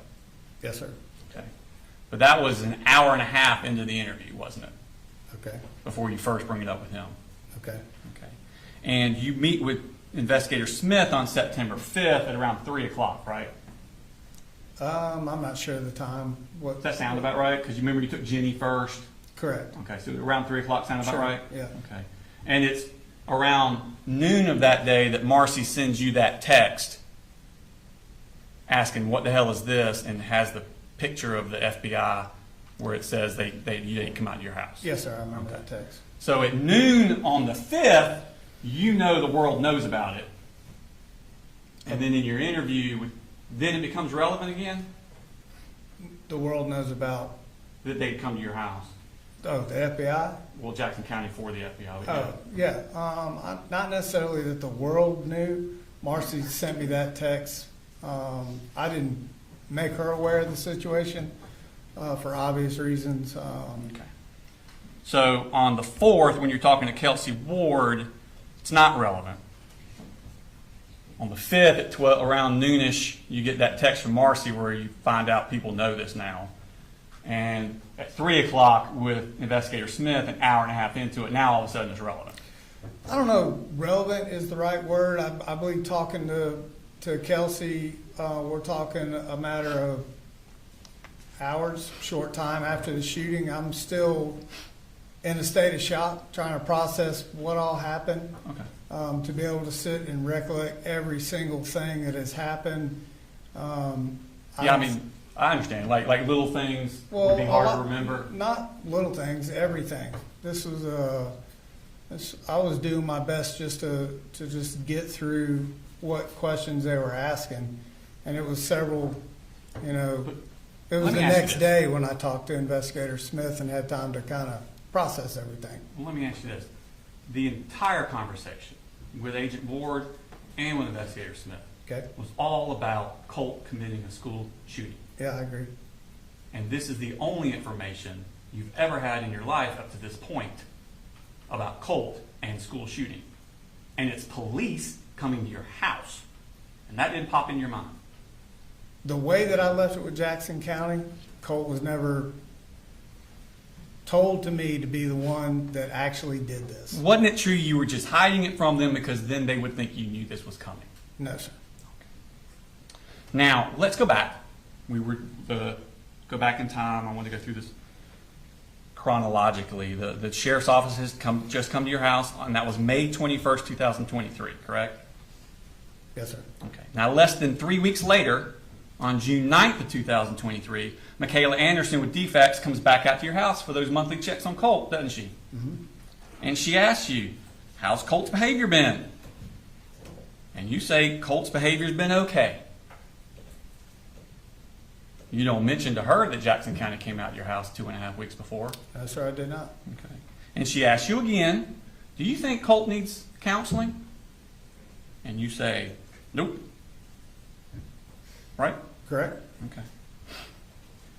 You also don't say anything to Michaela Anderson about planning to move to Barrow County, do you? I don't think at that point I'd actually found a place where we were moving at all. The overall goal originally was try to get to as close to Statham as we could. So I didn't have a dead set place yet. Right, but that's not what I asked you. I said you didn't say anything to Michaela Anderson about planning to move to Barrow County. Did you? No, I don't think I did. It was again nothing set in stone that we're. No, you just said the final address wasn't set in stone, but you were searching for places near Statham in Barrow County. You just said that. I did just say that. Thank There you. was nothing set in stone. It had to be Barrow County. But you never said anything to her about planning to move, did you? I did not. And this is the woman who told you in March she would be coming to your house monthly to check on Colt. Correct. It was her job to do this. Correct. 2 weeks later, you signed the lease at 896 Harrison Mill Road. Yes, sir. And you don't let anyone at DFAX ever know about your change of address, do you? I don't. I think the last conversation I had with Michaela was she was satisfied with everything that was going on. That I think she worded it that I was more than helpful. Colt was polite. I was very pleasant to meet with and looked like we were on the right track. So I did not. Well, let me ask you this. Do you remember testifying at a bond hearing here in court? In the very beginning of all this, yes. Okay, and you swore to tell the truth, the whole truth, and the truth, so help you God? Yep. You did that? Okay. Do you remember me asking you about DFAX coming out to your house, specifically about Michaela Anderson coming out to your house? In the beginning, I do believe so. You may have asked that question. Okay.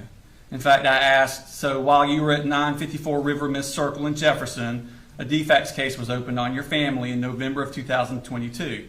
And your response was, I wasn't aware of that. Yeah, I remember that conversation with you. And to further that conversation, you also had asked me if I had ever been arrested. And I had stated that I had not. And in fact, there had been some things 30 years ago, roughly, that had happened. There had been a lot that happened at that point. I've been, arrested. I've been in jail now for a year and a half. And so I'm trying to still process what exactly happened with my son. and me being locked up for it. So if I did not remember every single detail that you were asking me at that point, that is my bad.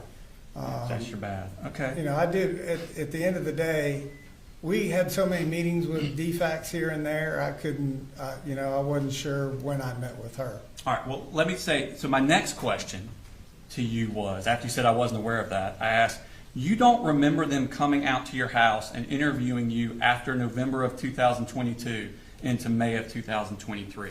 Now, this is November-ish of, or October-ish of 24 that I'm asking these questions. It's just been 2 years. And you said, DFACs never interviewed me at that time.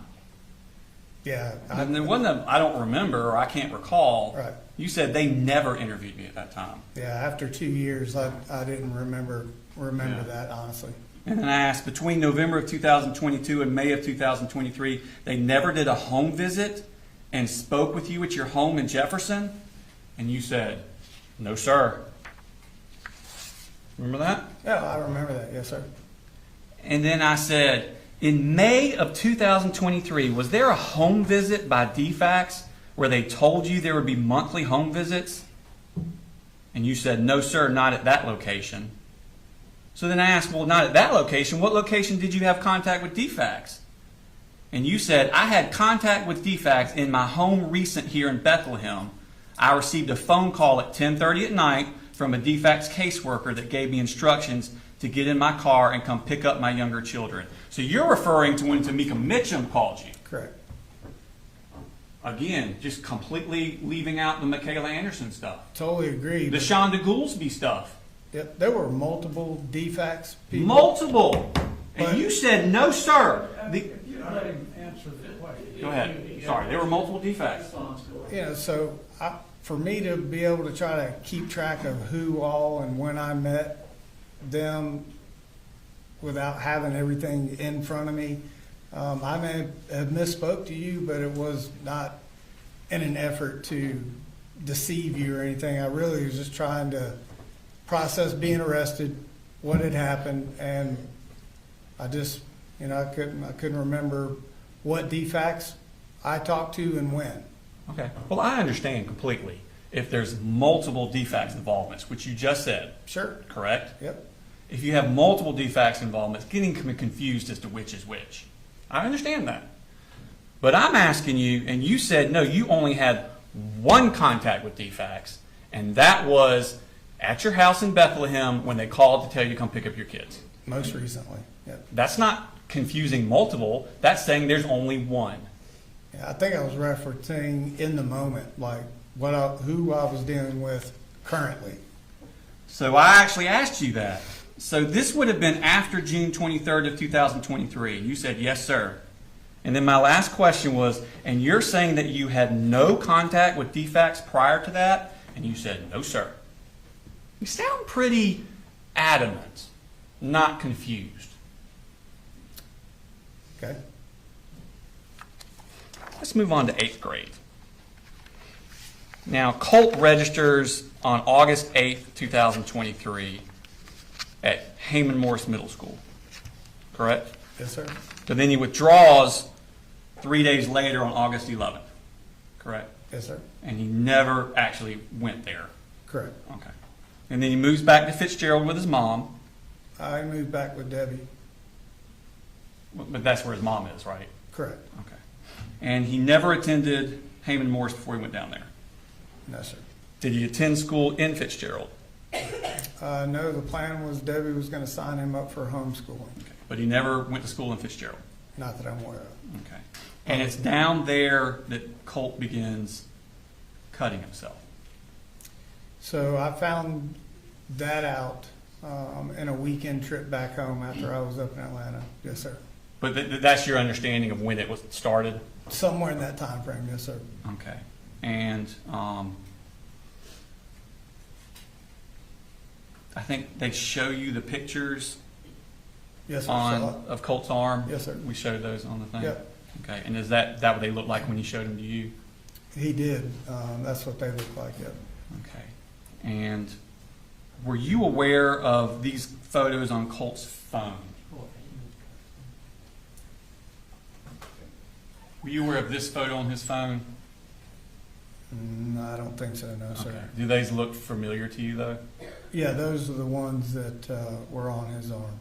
Okay. And those are pretty substantial cuts, aren't they? Yes, sir. I mean, the ones from the other picture were from the September 4th, and this happened almost a year before. So Yeah. a year later, it's got a pretty wicked scar still. Yes, sir. Okay. And you took that seriously, didn't you? I took that serious enough when I went back. This happened when I was in Atlanta. When I went back home, Marcy had brought it to my attention. I asked Colt what happened, what he was doing.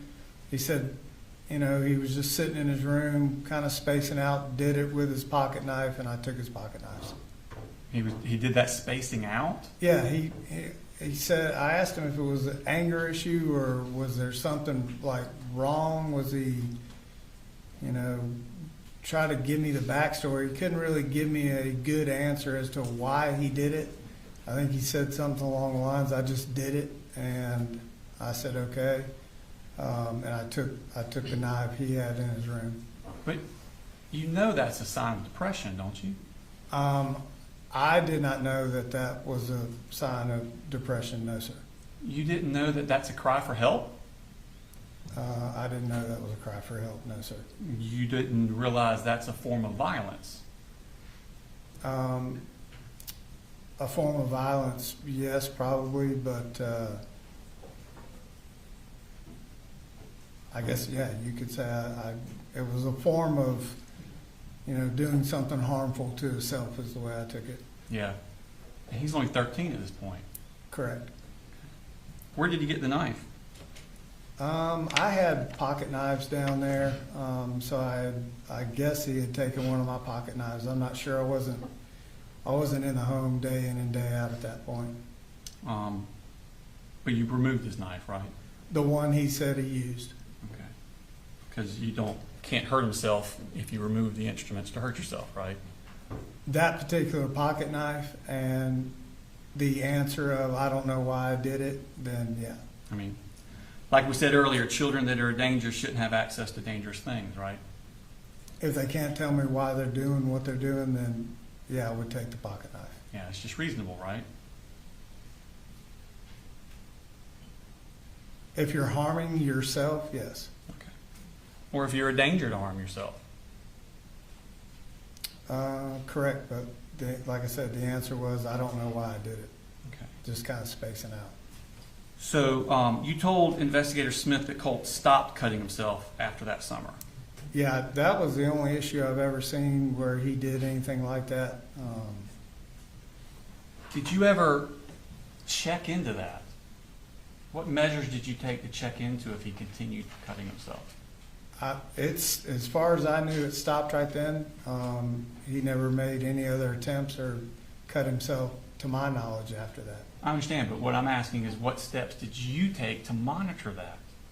I didn't monitor it because I wasn't in the home daily. I was up here, you know, pretty much gone. No, I mean he was only down there for a few weeks. Right. After he comes back is when you don't even know he's cutting down there, do you? No, I didn't know he was cutting down there. So you find out when he's here. No, I find out when I went home on a weekend visit from Atlanta and saw those cuts on his arm.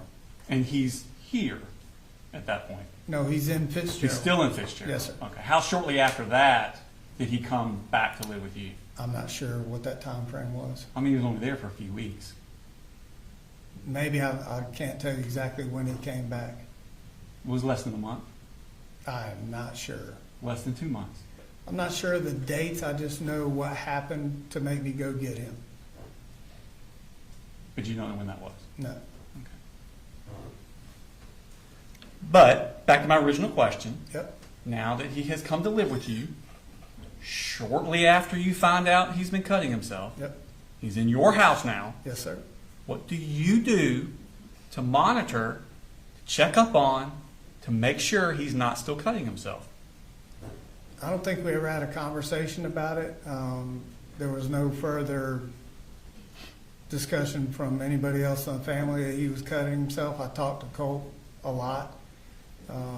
We had a pool in the backyard at Harrison Mill. Saw him with his shirt off all the time, playing in the pool.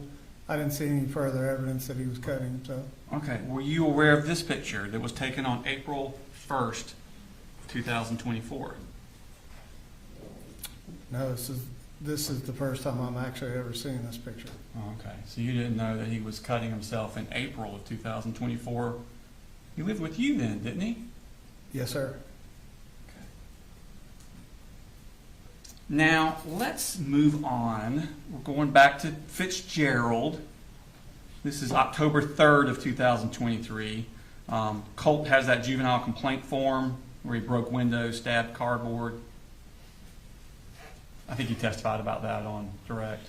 That Yeah. whole incident down Oh, there. yeah, yes, sir. Okay. After Marcy beat him over chicken nuggets, yes, sir. Yeah. So breaking windows, Broke a window. stabbing things with knives. Marcy made the claim that he cut the couch. Okay. And he says he didn't. He said he didn't. And you just always take Colt's word for these things? Over Marcy, yes. Oh, okay. You don't ever check into it?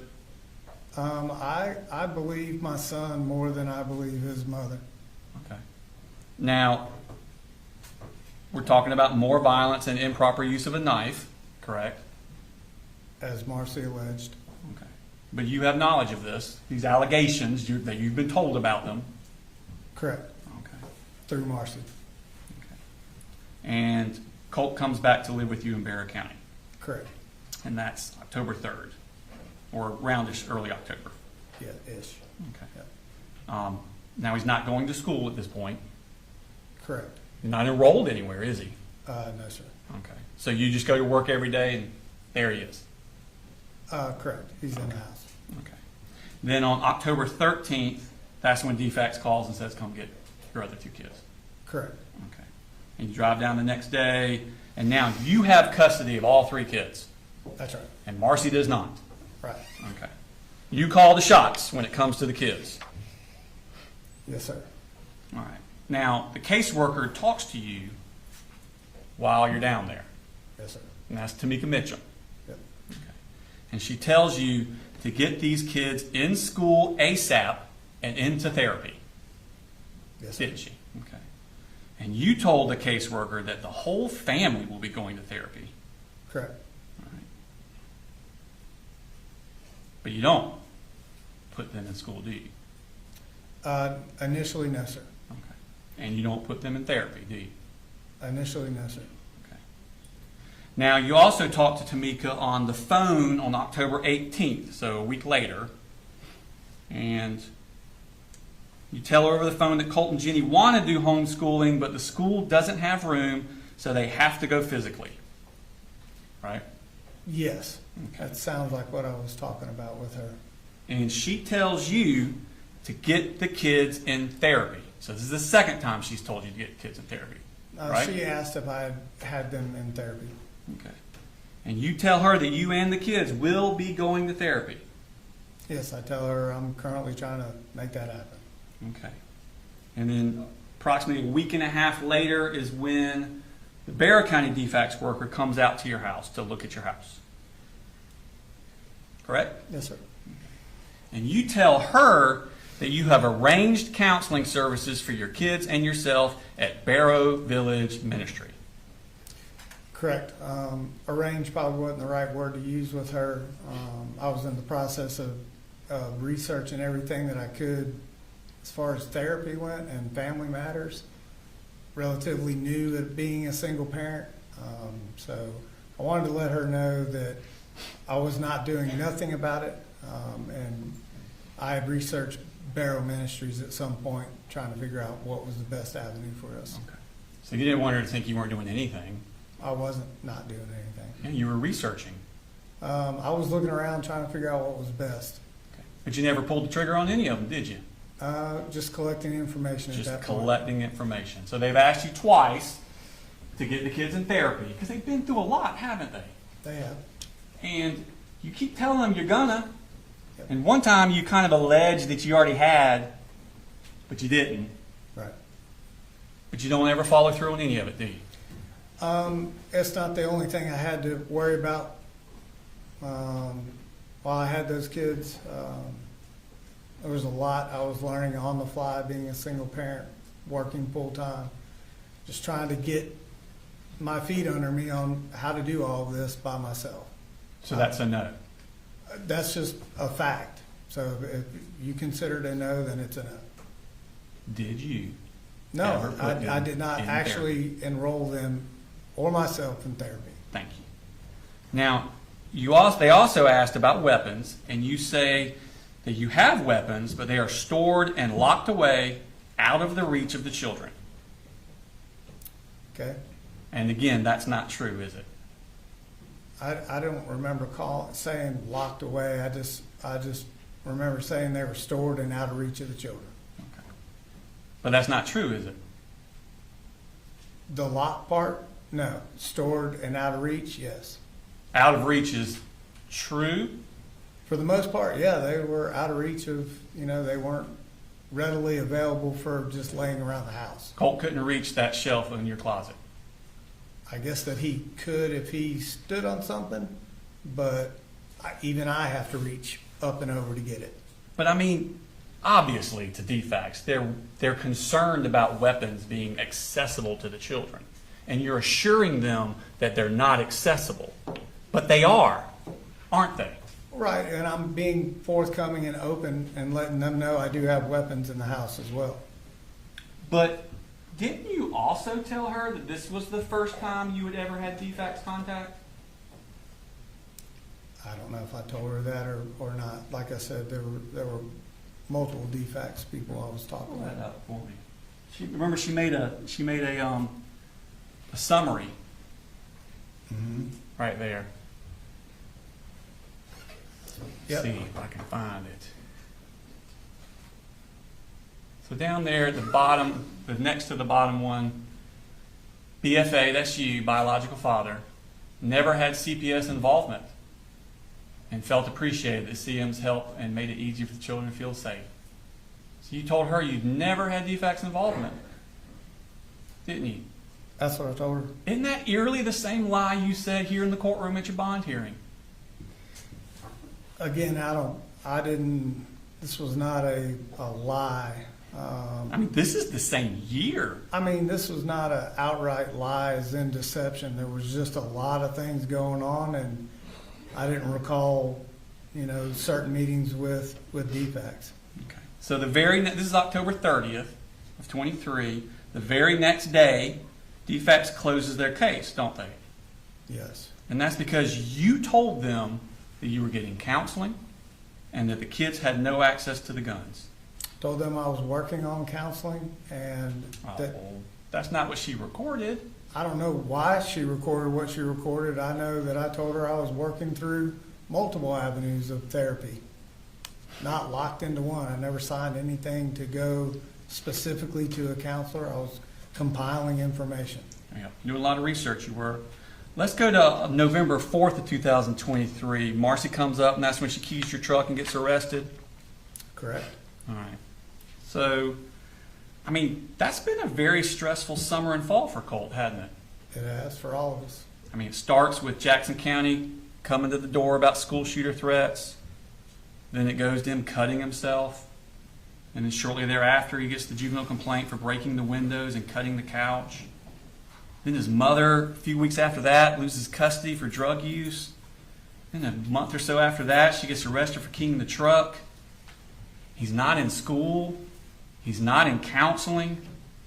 That's a rough summer and fall, isn't it? For all of us. For a 13-year-old. For a 50-year-old. For all of us. And on November 17th, you buy him that SIG Sauer M400 rifle. In November, I actually purchased the weapon for me, and was going to use that weapon as something that he and I could bond over with. I thought it was his Christmas present. It was not directly a Christmas present. It was something I told him he could use. I had one. We could shoot together. And at a later date, when he was of legal age, I would give him that gun. So this was not his Christmas present? This was a part of his Christmas. This was not a, here is your gun. The conversation was, I bought this weapon. This is one that you can use to shoot when we go to the range or hunting. All right. Well, first off, before we get into that, you did purchase it on November 7th. Yes, sir. Yep. Okay. And that is 7 months after Jackson County asked you to restrict his access to guns? Correct? Not sure they asked me to restrict his access, just to make sure that they weren't readily available. And 18 days after DFACS, after you told DFACS Colt didn't have access to guns. Correct. He's about to. The gun was not for him, so it wasn't his gun. Okay. Let's play what you told Agent Ward about it.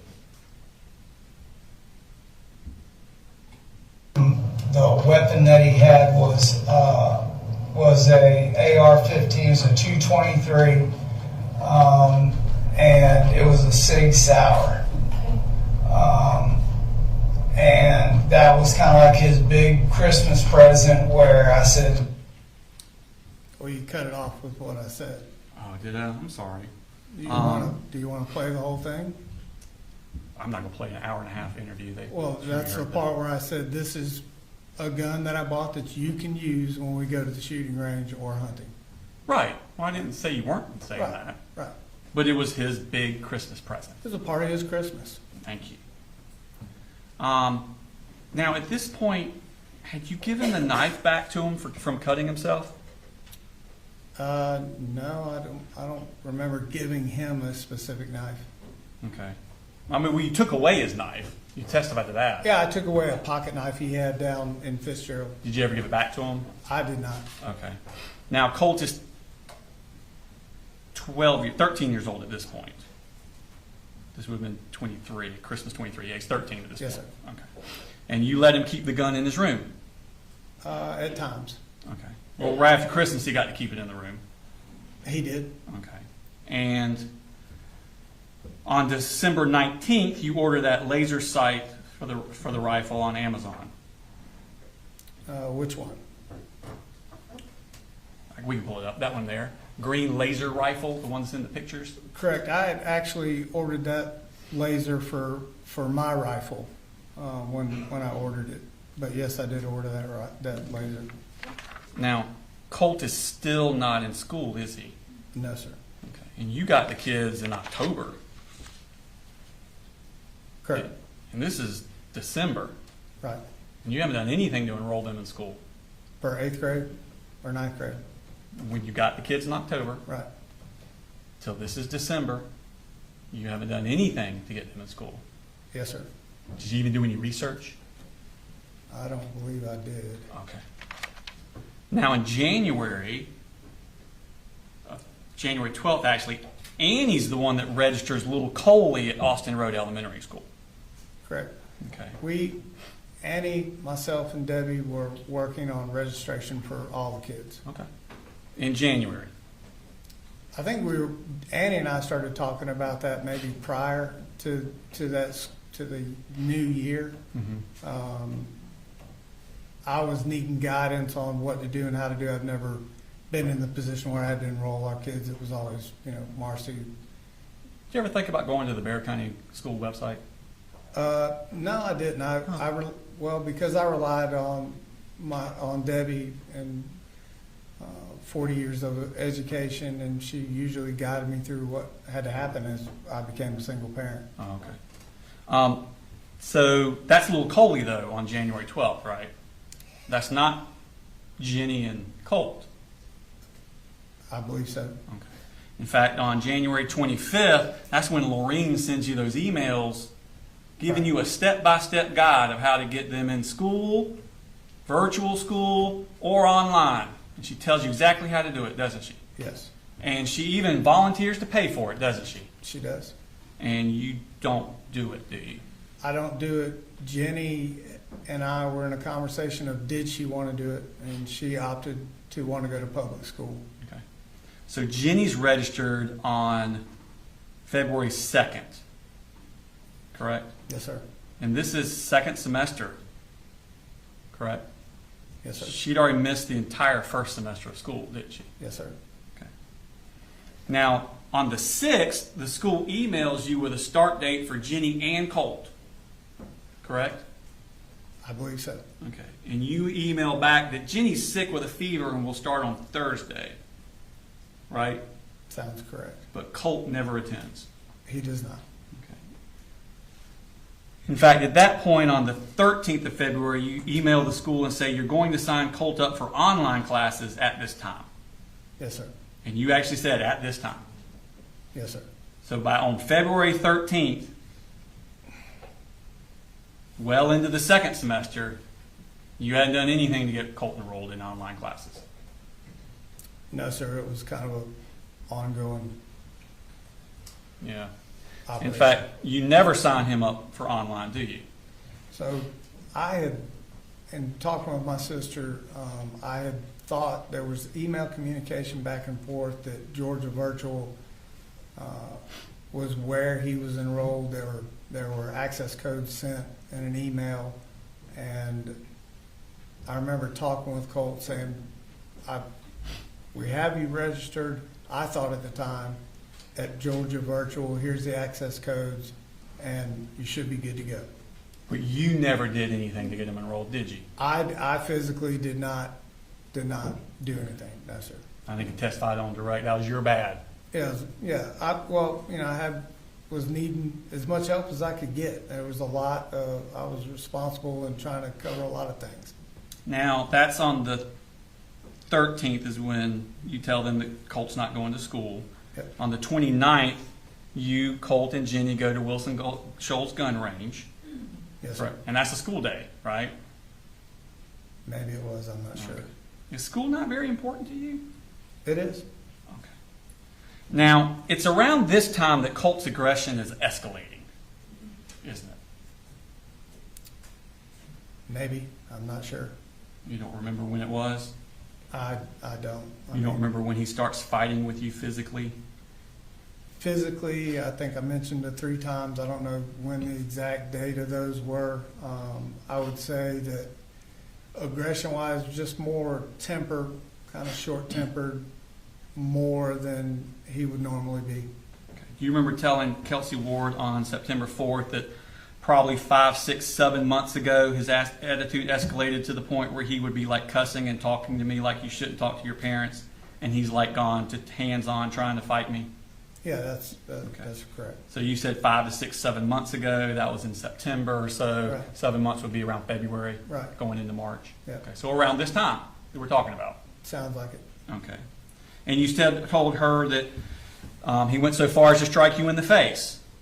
In one of our scuffles, yes, sir. Okay. Does he Side of appear him. to you to start being out of control? It was not an everyday thing. It was more based on if he didn't get his way about something or we had a disagreement. It was arguing and cussing most of the time, and we did have separate instances where, like I said, he would bull rush me.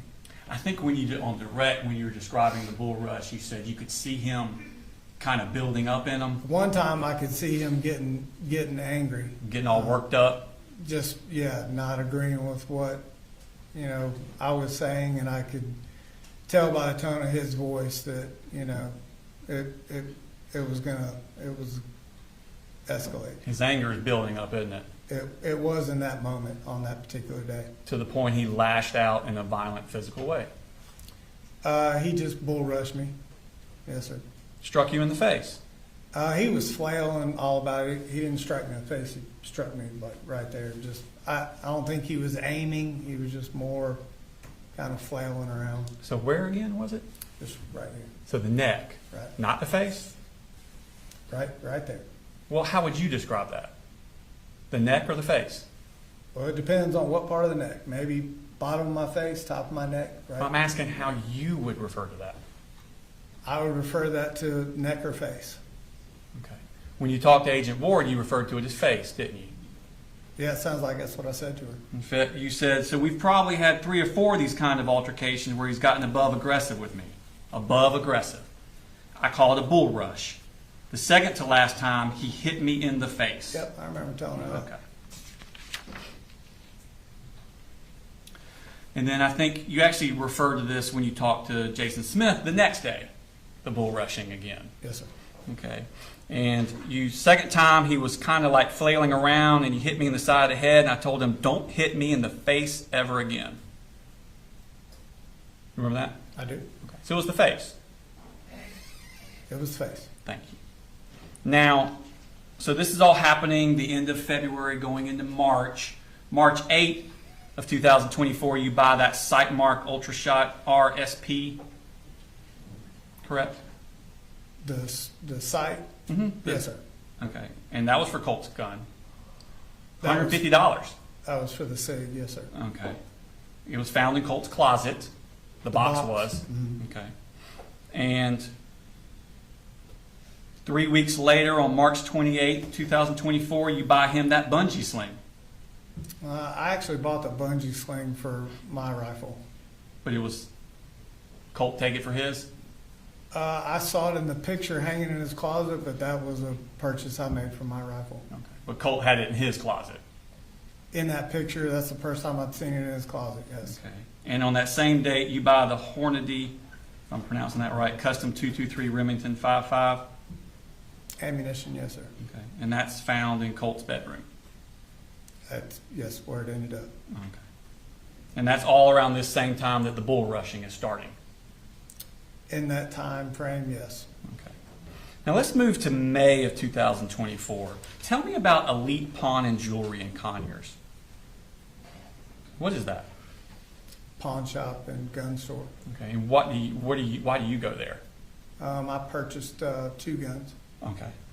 So the first one is on May 3rd. You buy a gun for $794.80. Yes, sir. Okay. That's on May 3rd. You go back on May 10th and make another purchase of $449.34. Is that also a gun? Yes, sir. Okay. On May 17th, a week after that, you go back and you make 2 purchases, both of $52.95. What's that?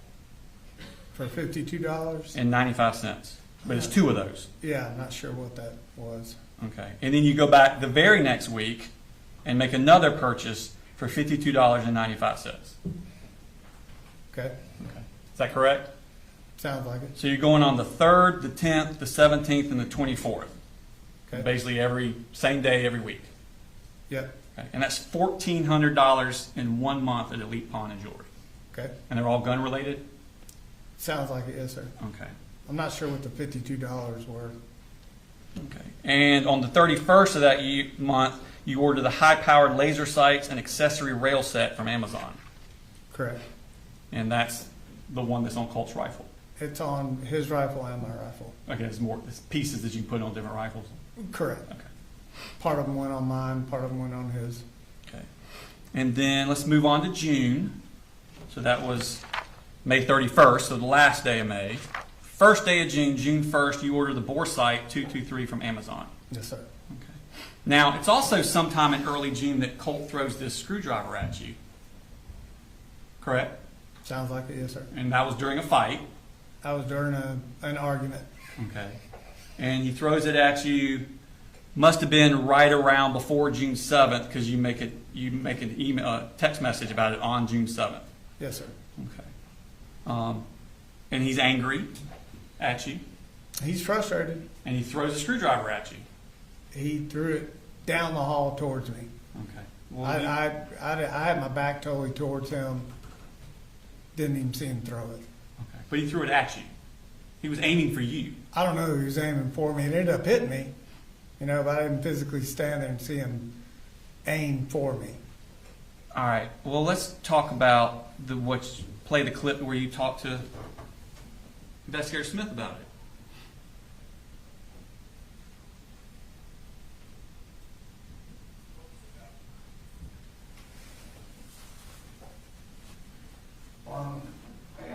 And Jenny described seeing him kick you, punch you, hit you, That was the second time. and that was how long ago? Probably a month and a half ago before he started back to school.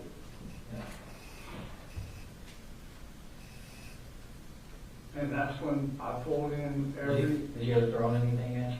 say, hey, threw a screwdriver at me. What?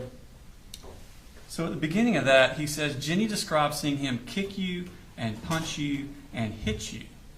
And you said that was the second time. Right. You didn't say that didn't happen. What's that? You didn't say that didn't happen. That he kicked you, punched you, and hit you. Right, that was Jenny's statement. And you said, yeah, that was the second time. It meaning the hitting part. Oh, okay. And then he threw the screwdriver at you. He did throw that screwdriver, down the hallway towards me. All right. Well, let's look at the text message you sent to Colt about it on June 7th. Mm-hmm. And that's you. Hey, Bubba, hear what I'm saying right now, okay? What I'm about to ask you is not trying to start anything. Make sure you understand that, okay? Are you worried about his anger there? I was worried about him taking it as far as he did, yes, sir. Okay. Well, like, even with just sending him this text message, you seem like you're worried about him getting angry. Yeah, I'm worried about, we'd established a close bond at this point, and I thought that I'd created avenues for him to be able to come and talk to me before it got to this point. Okay. And then the next one you say, okay, question I have is this. Did you tell Mamu that you had the screwdriver in your hand for self-defense? Right. Please tell me the truth, because we both know I wasn't even looking at you when you threw it at me. Right. Okay. So he threw it at you. Right. All right. So that's on the 7th. 3 days later, on the 10th, you order him that tactical vest from Amazon. Yes. And Colt had asked you about that. Get it for him. The tactical vest, yeah. He See? wanted. Go ahead. I'm sorry. No, he wanted to use it. He saw people at the range using it, so he thought it looked neat and asked me to buy it for him. Okay. And you ordered it to appease him. I did. Okay. And you told him you were getting it for him in a text message, didn't you? I did. All right. Let's see that text message. And you say, yo, I got this for you, son, because I love you. And also, hopefully, you can work on being a little more patient. Mm-hmm. Colt, when it comes to you and if you need something, if I can do it, I will do it. But if I cannot, then I cannot do it. And that's when I need you to be okay with it, knowing that as soon as I can, I will. At the end of the day, being disrespectful and flat out being mean and ugly doesn't do anything. So please, when you feel like you're getting angry or about to lose your temper, take a deep breath and then realize I'm going to make it happen at some point. Okay? I'm working hard for us. I do not want any more of that pushing, shoving, hitting anymore. We both deserve better than that. So here's the wind-up and the pitch. See you later, alligator. Love you. Yes, sir. All right. And then that's the one where you talk about when you feel like getting angry and about to lose your temper. Do you get angry and lose his temper a lot? Not a lot. Okay. And you'd say don't want any more of that pushing, shoving, hitting. Yes, sir. So he's physically violent. Not all the time, no, sir. Well, I know he's not all the time, but there are times that he's physically violent. 3 times the pushing and shoving, three times that I remember. And the throwing the screwdriver. Correct. Okay. And you also add in a screenshot of the tactical vest in this. Hold on, we have to pull it up. Yeah, there you go. And that's the one there. Yes, sir. And then he sends a photo of him in the vest.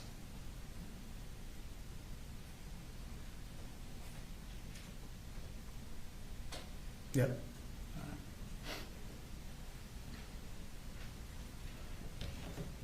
Now, on the 28th of June, you purchase a knife for Colt at Academy Sports. That was a purchase for me. For you. Yes. So, this knife, Brown handle. that's Yes, the sir. one. Mhm. That's your knife. I purchased that knife. Where did you keep it? I had it in my pocket sometimes, had it in my book bag at other times. Sometimes I forget to take it to work. Okay. Was it accessible to Colt? It may have been if I didn't have it on my person. Okay. I mean, that's the one that was found in Colt's book bag at school, wasn't it? Oh yeah, I agree. I didn't know that he had taken that knife. Okay. So you're not worried about Colt cutting himself anymore? Again, that knife wasn't for Colt. But it's in the house where he can get to it. You weren't worried about him cutting himself anymore? Again, I didn't purchase that knife for Colt, and typically it was on my person. Okay. So let's move on to July. That was June 28th. So let's move into the month of July. I think you were testifying earlier that Colt can be violent, but it's not all the time. Jenny sends you a text on July 3rd.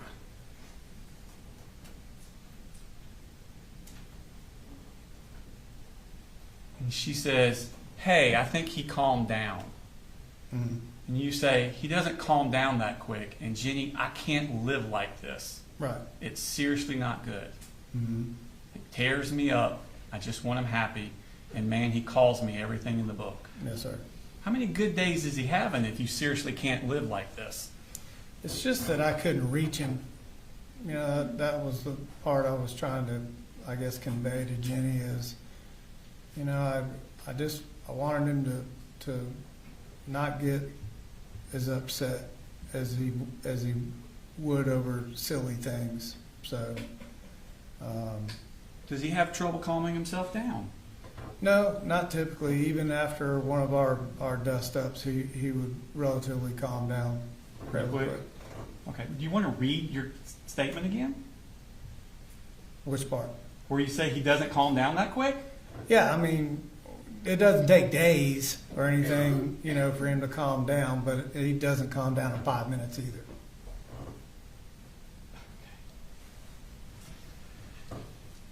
Now, Colt would chase Jenny around the house. Correct? He chased her one time down the hallway, yeah. And that wasn't in a playful way, was it? It started out as a playful kind of thing in the kitchen while Debbie and I were standing there talking. So they're playing around in the kitchen, Yeah. and then all of a sudden Colt Yeah, isn't playing anymore. Yeah, Jenny did something, I don't know what exactly she did, but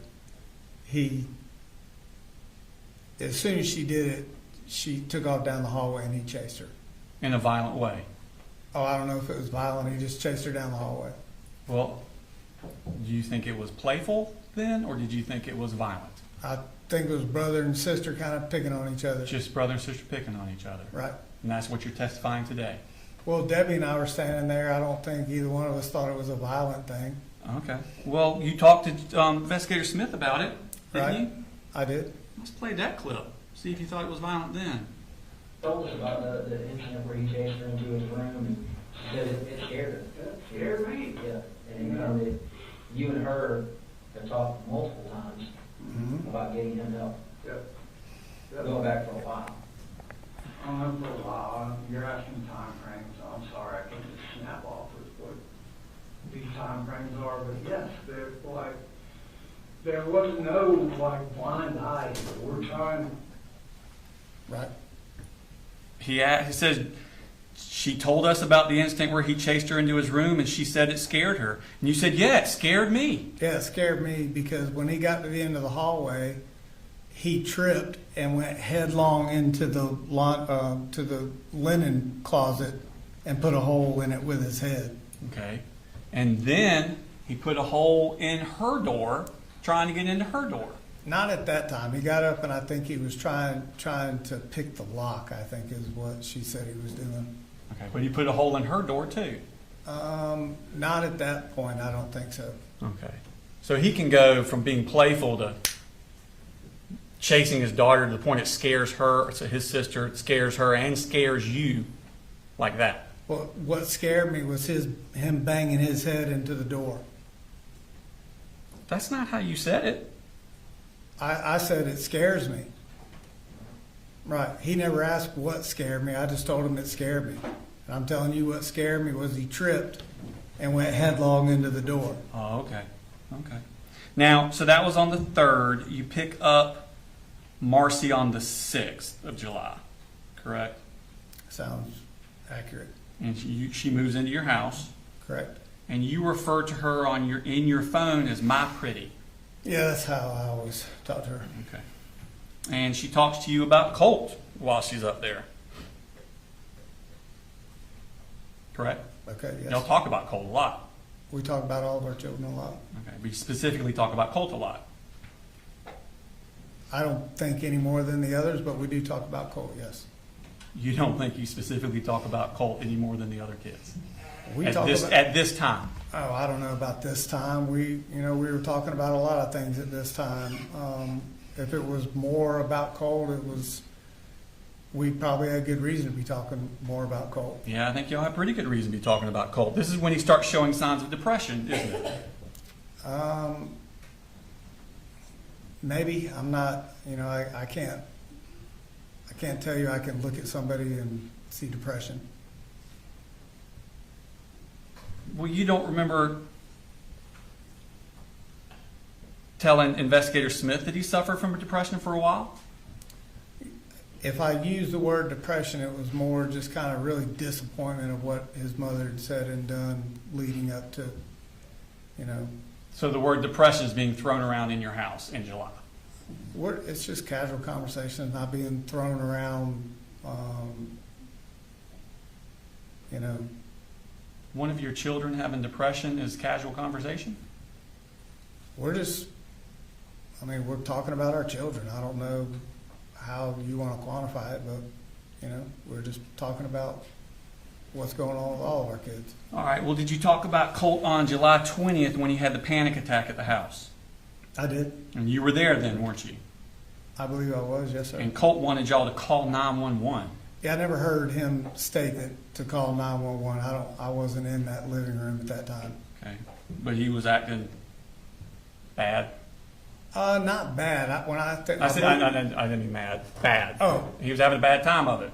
That particular night, I came out of the shower, I believe, and he was in the kitchen with Marcy in tears. Yes, sir. Okay. And y'all been talking about depression. We've been talking a lot of things, not specifically only about depression, Well, but I know you don't talk only about depression, but y'all have been talking about depression. in conversation, yes, we've talked about depression and a lot of things. And now he's crying, wanting to call 911, having a panic attack in your house. Yeah, when I found him, he was crying. I didn't know it was a panic attack. I've never seen a panic attack, so at that point, I didn't know that's what And there it was discussion about taking him to the doctor the next week, I believe there was. but y'all never took him to the doctor, did you? No, Marcy took him in the bedroom and got him to calm down. I asked her what she thought it was. She had made mention of a panic attack. I think I said something along the lines, I've never seen one. So Okay. Did it scare you? it scared me to the point where I've never seen him, cry really like that. But you didn't take him to the doctor? I did not, no, sir. Okay. Now, 4 days later, that's when Marcy starts giving him Zoloft. I'm not sure when she started giving him Zoloft, Okay. to be very honest with you. You remember getting the text on July 24th where she texts you and says, I started Colt on Zoloft today. Don't say anything about it unless he brings it up? I remember that text. Okay. And now that's Marcy's prescription, right? Yes, sir. Okay. You didn't take him to the doctor? I did not, no, sir. Okay. And did you think he needed medicine? I didn't think he needed medicine, no, sir. Okay. Did you want to go to a doctor and see if she's giving him medicine? Don't you want to kind of talk to a doctor about that? I didn't think that, I needed to take him to a doctor. Did you tell Marcy not to give him the Zoloft? I did tell Marcy. The comment was where I think she had made mention of how she was divvying up her medicine, and when I asked her, well, how do you know what to give him? She said, I researched it, but then I talked to my doctor about what I was going to do for Colt. That's kind of where we left it. But you didn't stop her from giving him the Zoloft? I did not stop her from giving him the Zoloft. Don't you have full custody of those kids? Oh, I do, yeah. Isn't there a safety plan in place to protect them from Marcy? I don't know if the safety plan was in place at that time, but there was one at a point, yes, sir. And you decide who visits and when she visits and what contact she has with them, don't you? I do. Okay. And you didn't stop her from giving your son Zoloft. I didn't stop her from giving him Zoloft, no, sir. Okay. Now, you testified to some stuff about registering Colt. I think you said that you went up and met with the registrar, and they said don't start right away. I think I We have talked to to get her. his schedule under control or I think I something. talked to her on the phone. I don't think I ever met with her face to face. Oh, okay. Why is there no record of that in the school records? I don't know. You don't know. Didn't you hear Lisa Butler testify? Do you remember her testifying? And her saying that y'all came up on the 13th of August, Right. and she sat down with Colt and made a schedule for him. We were talking about the schedule and when his start date was. And that's on the 13th. I believe so. Okay.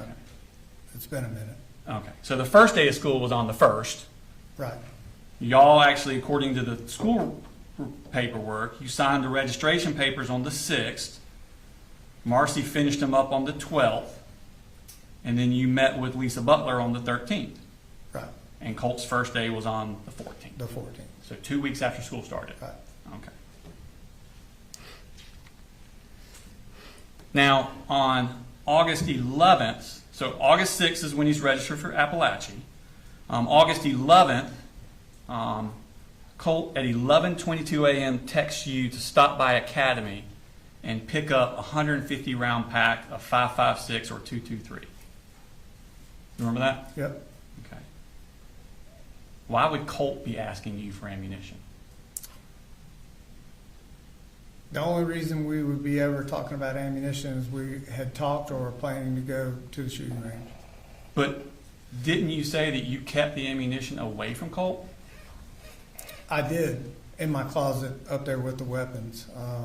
So how would he have any idea how much ammunition or if you needed any ammunition? Because we had been shooting before, and I think with the holiday weekend coming up, we had talked about going to the range, and he knew what kind of ammunition. When did you last go to the range? I'm not sure at that point. Because the last record we have would have been in 2023. And what range? Let me see.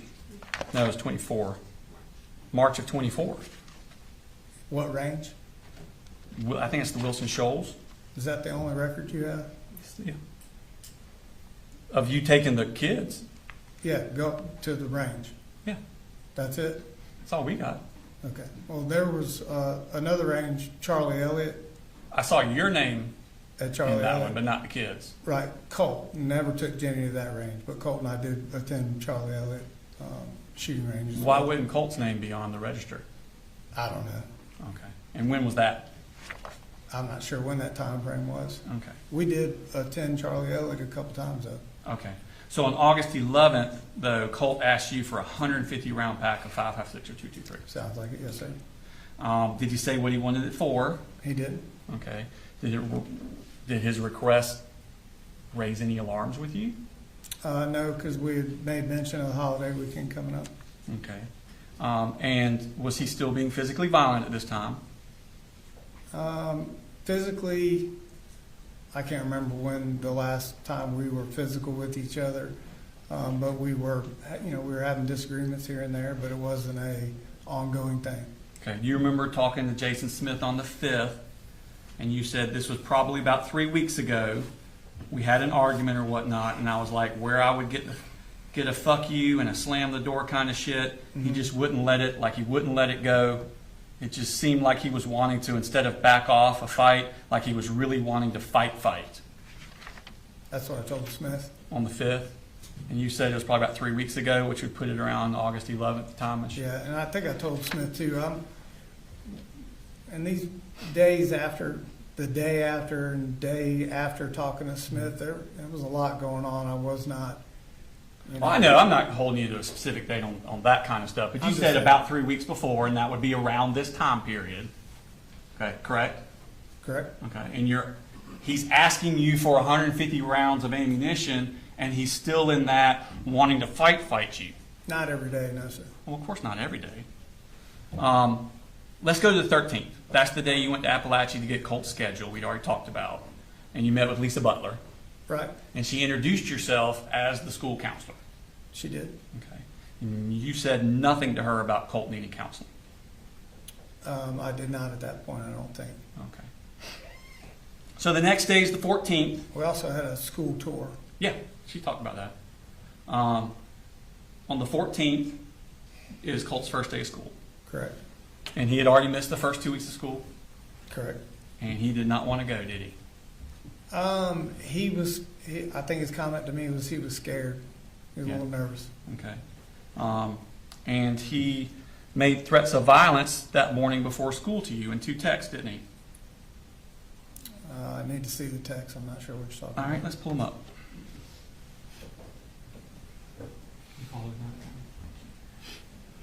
Yeah. Those? Mm-hmm. I'm sick of your shit. This is the fucking end for you. Mm-hmm. There's more. Yeah, I know. No more apologies.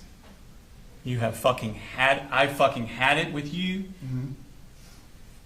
The way you twist shit is so old. I have no idea what ATP means. Me either. Okay. What? I'm being told it means at this point. Oh, okay. Thank you. And then you fucking caused this. Okay. No mention of Marcy. Whenever something happens, just know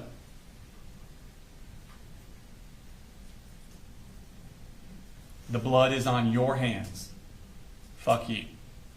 Correct. And this is at 6:49 through 6:51 a.m. before Colt goes to school. Yeah. And that's his first day of attending school since May 21st, 2023, Yep. when Jackson County came to your door about threats to shoot up a school.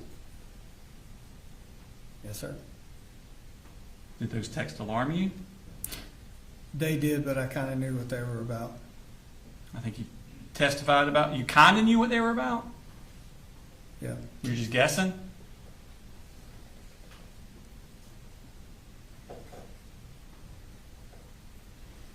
Does Colt still have the rifle in his room at this time? I'm not aware of the rifle maybe being in his room at that time. Okay. Well, let's see, look at this picture we have.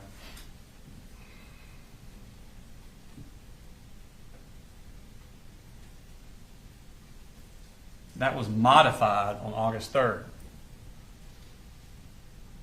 That's Colt's room, isn't it? That is his room. And that's the tactical vest you ordered for him. Correct.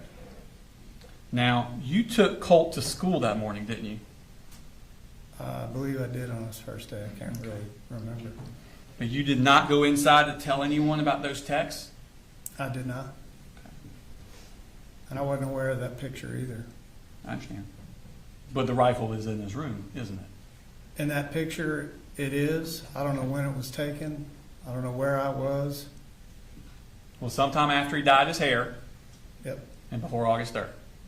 In that time frame, I don't know where I was, what time it was. I had no idea that picture existed till I saw it the other day sitting in his courtroom.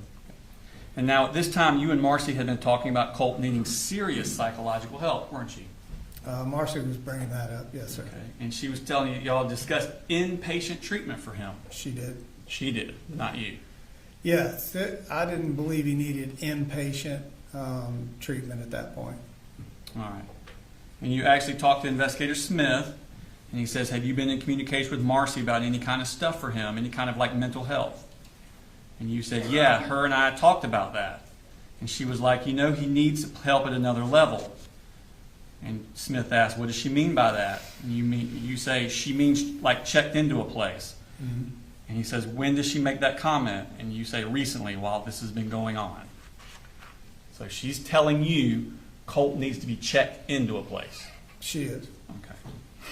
Now the next day, on August 15th, so this was his first day at school where he says the blood will be on your hands. And now we've moved on to the next day, Colt skipped school, correct? I was told I think by Colt, I'm in school. But he what? I Found out later that he was not. So he skipped school his second day. Yep. Okay. I received a text, I believe, from him, said he was at school. I texted him and asked, did you go to school? He said yes. And I think I said, have a good day, I'm proud of you. Okay.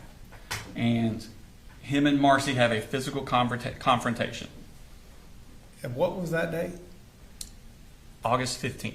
Yeah, that's It's a the Thursday. day. That's the day they had the issue. Okay. And the issue was about the gun in his room. No. Originally, I thought the issue was about Colt made mention to me that she was either drunk or high. Okay. That's Colt's version. That's Colt telling me in the very beginning. Okay. But she told you that it was about the gun in his room, and she wanted it put away and out of the house. Yeah, she was actually in the house, that staying with us. I thought that he had went to school. Text, as stated, she did not even know that he had not left the house and went to school. So the version I got from her was, yes, he and I had an argument, I think is how she posed that, and then somehow she said something about the gun and Colt not wanting to give it to her or something. I'm not sure exactly how that story went. Okay. You remember telling Investigator Smith that she said something about the way you're acting, I'm going to talk to your daddy and we're going to have to take these guns and get them out of the house. And what she said is he flew off the bed. She said she went down in there and said, you need to get your shit straight, go to school, and we need to just get these guns put up. And that's when they went from bad to worse. And she said she was going out of his bedroom and he pushed her and she hit the door of the wall and the side of her head, and it's like, okay, I'm on the way home. You remember telling Investigator Smith that? Yes, sir, I do. Okay. So she's telling you that she wanted the guns out of the house. He loses his mind, flies off the bed at her, and pushes her, and she hits her head. That's what you're being told by her. That's her version of it, yes, sir. Okay. And Colt texts you at 11:04 that a.m. and tells you about that. Correct? Part of it, yes, sir. So let's pull up the mama. Okay, so at 11:04, he's texting you, Mama just attacked me. Yes, sir. Okay. And then tried to grab my gun. Yes, sir. Okay, so that's kind of accurate with what she was saying. No, she was saying that he had his gun or was doing something with his gun, and his version of it was he was nowhere near his gun. It was just sitting in the corner of his room, and she came in and went for it, is what he said for me. But it was an argument about his gun. I think it was an argument about school, his attitude, not wanting to go, just a kind of a rift that they had always had, to be honest with you. Okay. But this is an argument involving the gun. Yeah, this is the first time, to my knowledge, that we had ever had any issue with a gun being in our house. Nobody ever went for a gun, used it aggressively, or even in our arguments Colt and I had, the gun was never ever touched, made reference to. The first time the gun ever was involved was when Marcy went for it, according to Colt. So never, never, never, ever, ever, never until this day. As far as in an aggressive or negative manner. Okay. And this is the day after he made that text about the blood being on your hands. Right, and I think I stated I took that blood on your hands as he thought that his mama may go through with the threat to kill him. Okay. That's how I read that text. That's how I took it. You took it that he's scared of his mother killing him. Whatever they were arguing about, I don't think he ever got over that statement that she made. That's not in any of his texts to you. No, it's not. You just thought that. That's just how I perceive that. Okay, so you're going through this month thinking in your head, Colt's terrified of his mother killing him.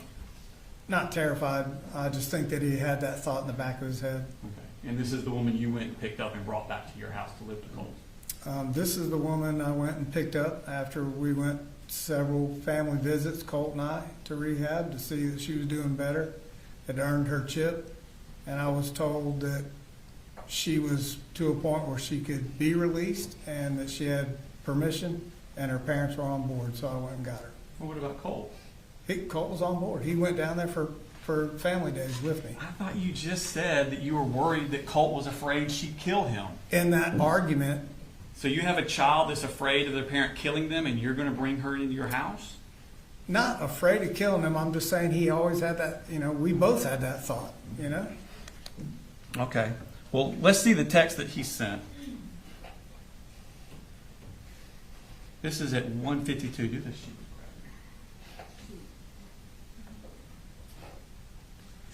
So Colt texts you, she was grabbing for my rifle. I didn't know what she planned to do with it, so I kind of acted in flight or fight. Correct?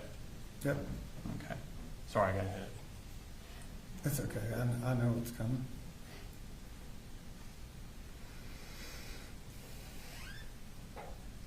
And then you say, it's all good. Why was the gun involved? Yes, sir. I mean, that kind of disturbs you that there's a gun involved in this, doesn't it? Yeah, that's the first time that a gun was, involved in any kind of argument or altercation. Okay. And then he writes, I don't know, she backed me into my room and started talking about, oh, you're going to get your gun, even though I wasn't, and then she grabbed it. Yes, sir. So the gun is in his room. It was on that day. Okay. And it was after that day,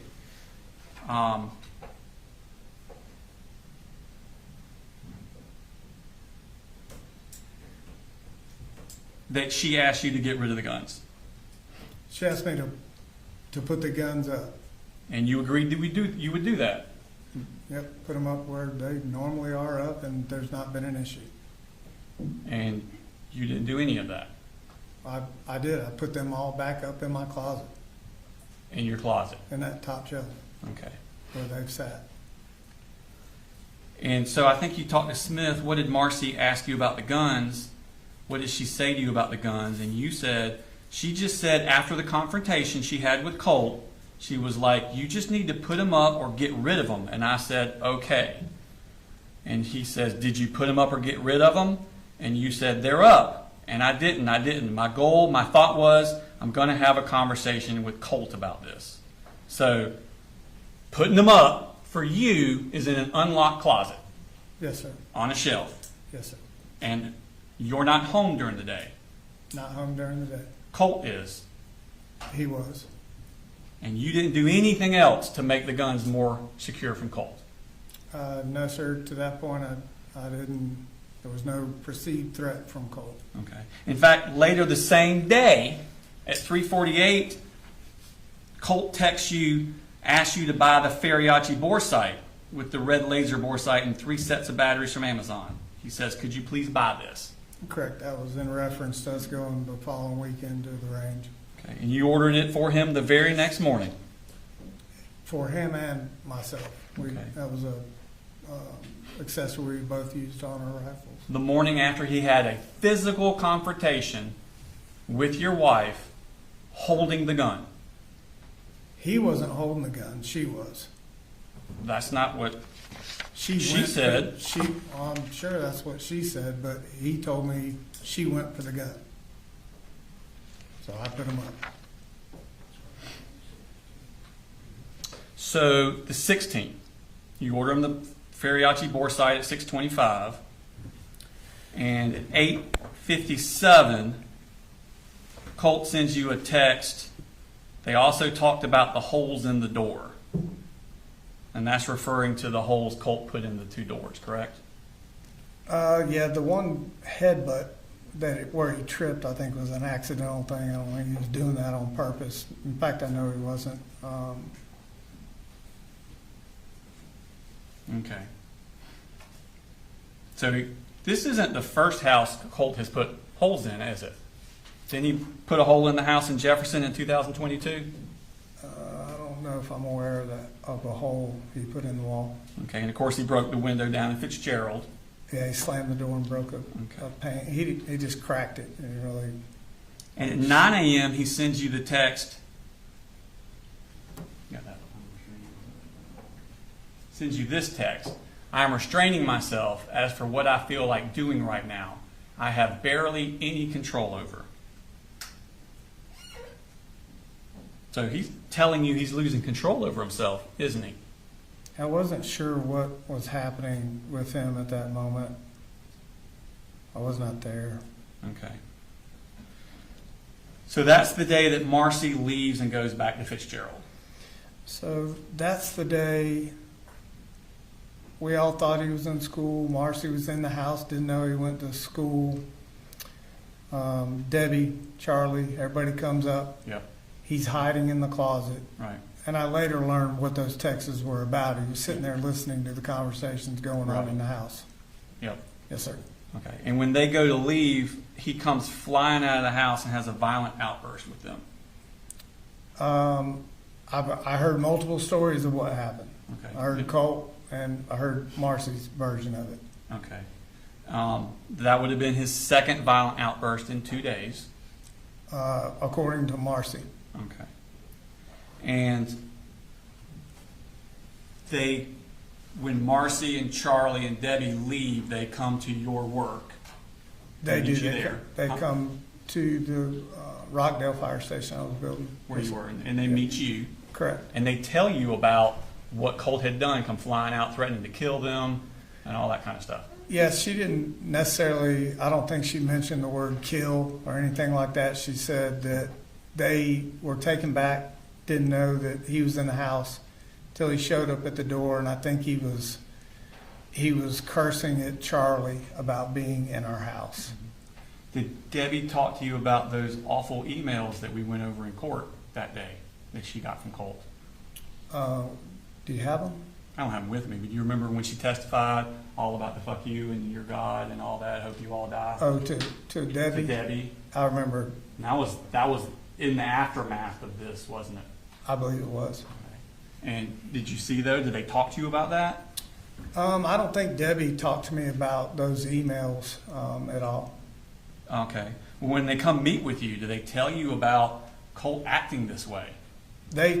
What they had told me was he came to the door, surprised everybody, and was pissed off about Charlie being in the house, and Mamu talking about calling defects on me. Well,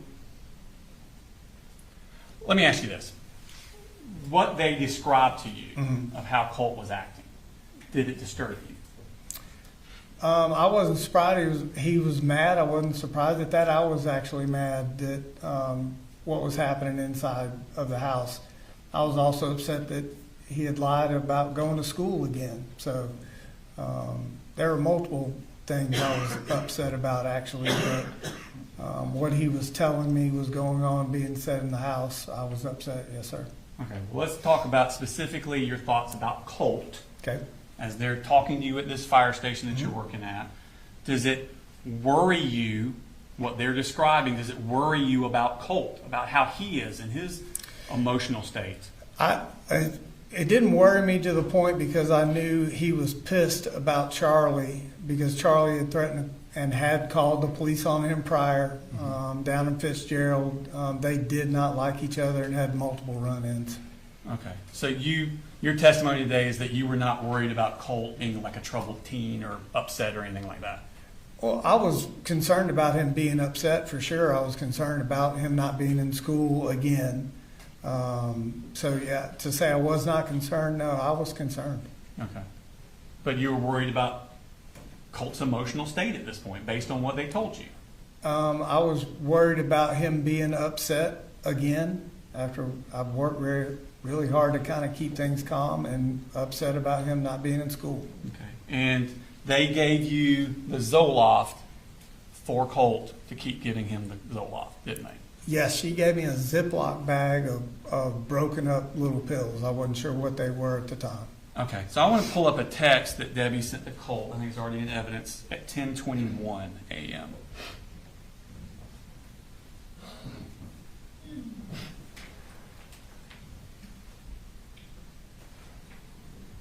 Let's actually come back to that. I think we indicated jurors need a break. Okay.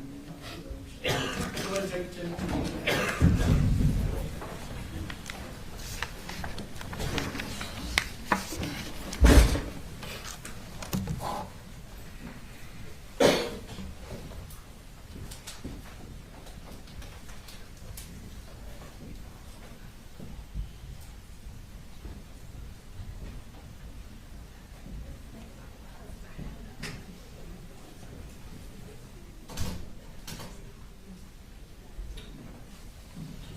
All right.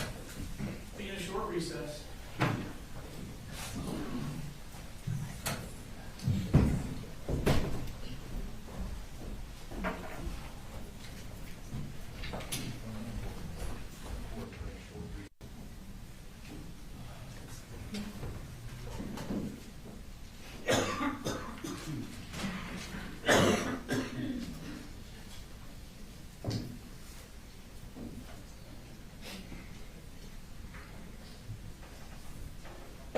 Terry's checking that. Yes, sir. We got one in the bathroom. That's 10-4, sir. Let me know when you're ready.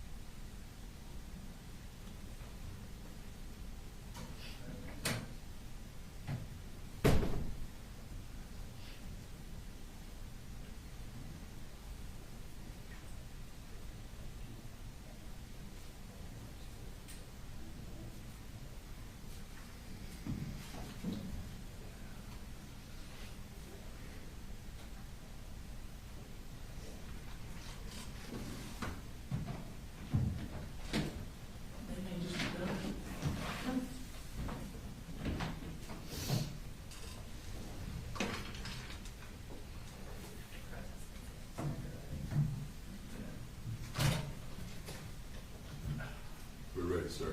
All right, bring it in.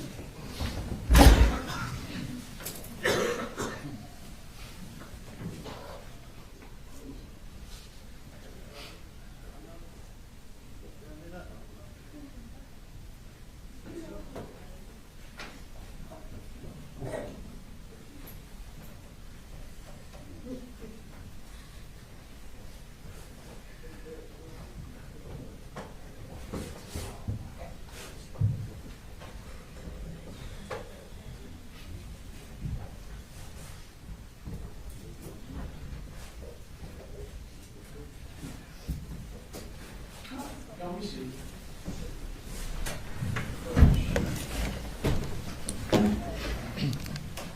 So, Mr. Gray, we were just talking about August 16th, and this is when Debbie's parents come, Marcy's parents, Debbie and Charlie, come get her. According to them, Colt has a outburst where he threatens to kill everyone. At the house, they drive to your work, give you the Zoloft. They tell you their version of events, correct? I don't know about the threat to kill everybody in the house. That's not what I was told, but the rest of this is accurate. Okay. And I'm not showing this so much to go to the contents, it's more the timing. Okay. So this is sent at 10:21, because remember it says UTC plus 0, we're UTC minus 4. Okay. So it's actually 10:21, not 2:21. So this is still mid-morning. Okay. And she's saying we gave your medicine to your dad. So this would have been after you've had that encounter with Debbie and Marcy and Charlie, correct? Assuming that's correct. If they came to my work, that was after everything happened at the house. Okay, and they've given you their version of events of what happened at the house? Well, Marcy gave me hers. Okay, so that's the only one you talked to was Marcy? Right. Okay. So that's at 10:21. 10 minutes later, you start doing some searches at 10:31 a.m.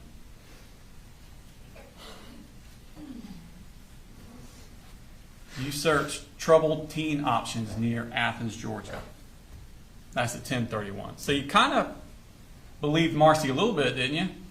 Well, this was the ongoing conversations that we were having where I was trying to figure out what would be best for Colt. Because he's a troubled teen, isn't he? I think they all have been through more, all of the children and myself, than the normal person would, yes. Okay, so after you look here, you then visit at 10:32 Eagle Overlook Recovery. Correct.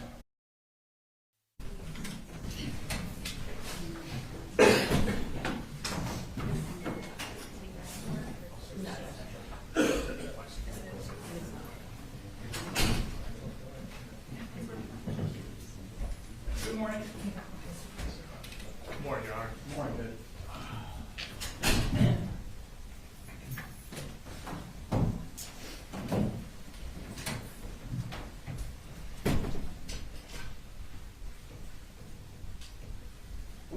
Good news, I think our jury's feeling better. Also, I want to correct the record, not the trial record, just the record. My understanding is Alan Walker was not in court yesterday. Any picture was taken from somebody trying to get off from the street. So. All right. Mr. Gray, at the end of the day yesterday, I went over your rights with respect to testifying or not testifying. I just want to hit those one more time. So do you understand that you have the right to testify? If you want to testify, no one can prevent you from doing it. Yes, sir, I do. Do you understand that no one can make or compel you to testify? That is, do you understand you have the right not to testify if you don't want to? Yes, sir. Do you understand that not your lawyer, but you personally are the one who decides whether you will testify or not? Yes, sir. Do you understand that if you do not testify, then I would charge the jury that they cannot use that decision of not testifying against you in any manner in their deliberations and reach their verdict? I understand. You understand that if you do testify, you'll be examined not only by your attorneys, but cross-examined by the state. I do. All right. Have you decided whether or not you wish to testify? Yes, sir. And what is that decision? I will. All right. I find that the defendant has decided to testify with a complete understanding of his rights. Is there anything we need to take up before the jury's brought in?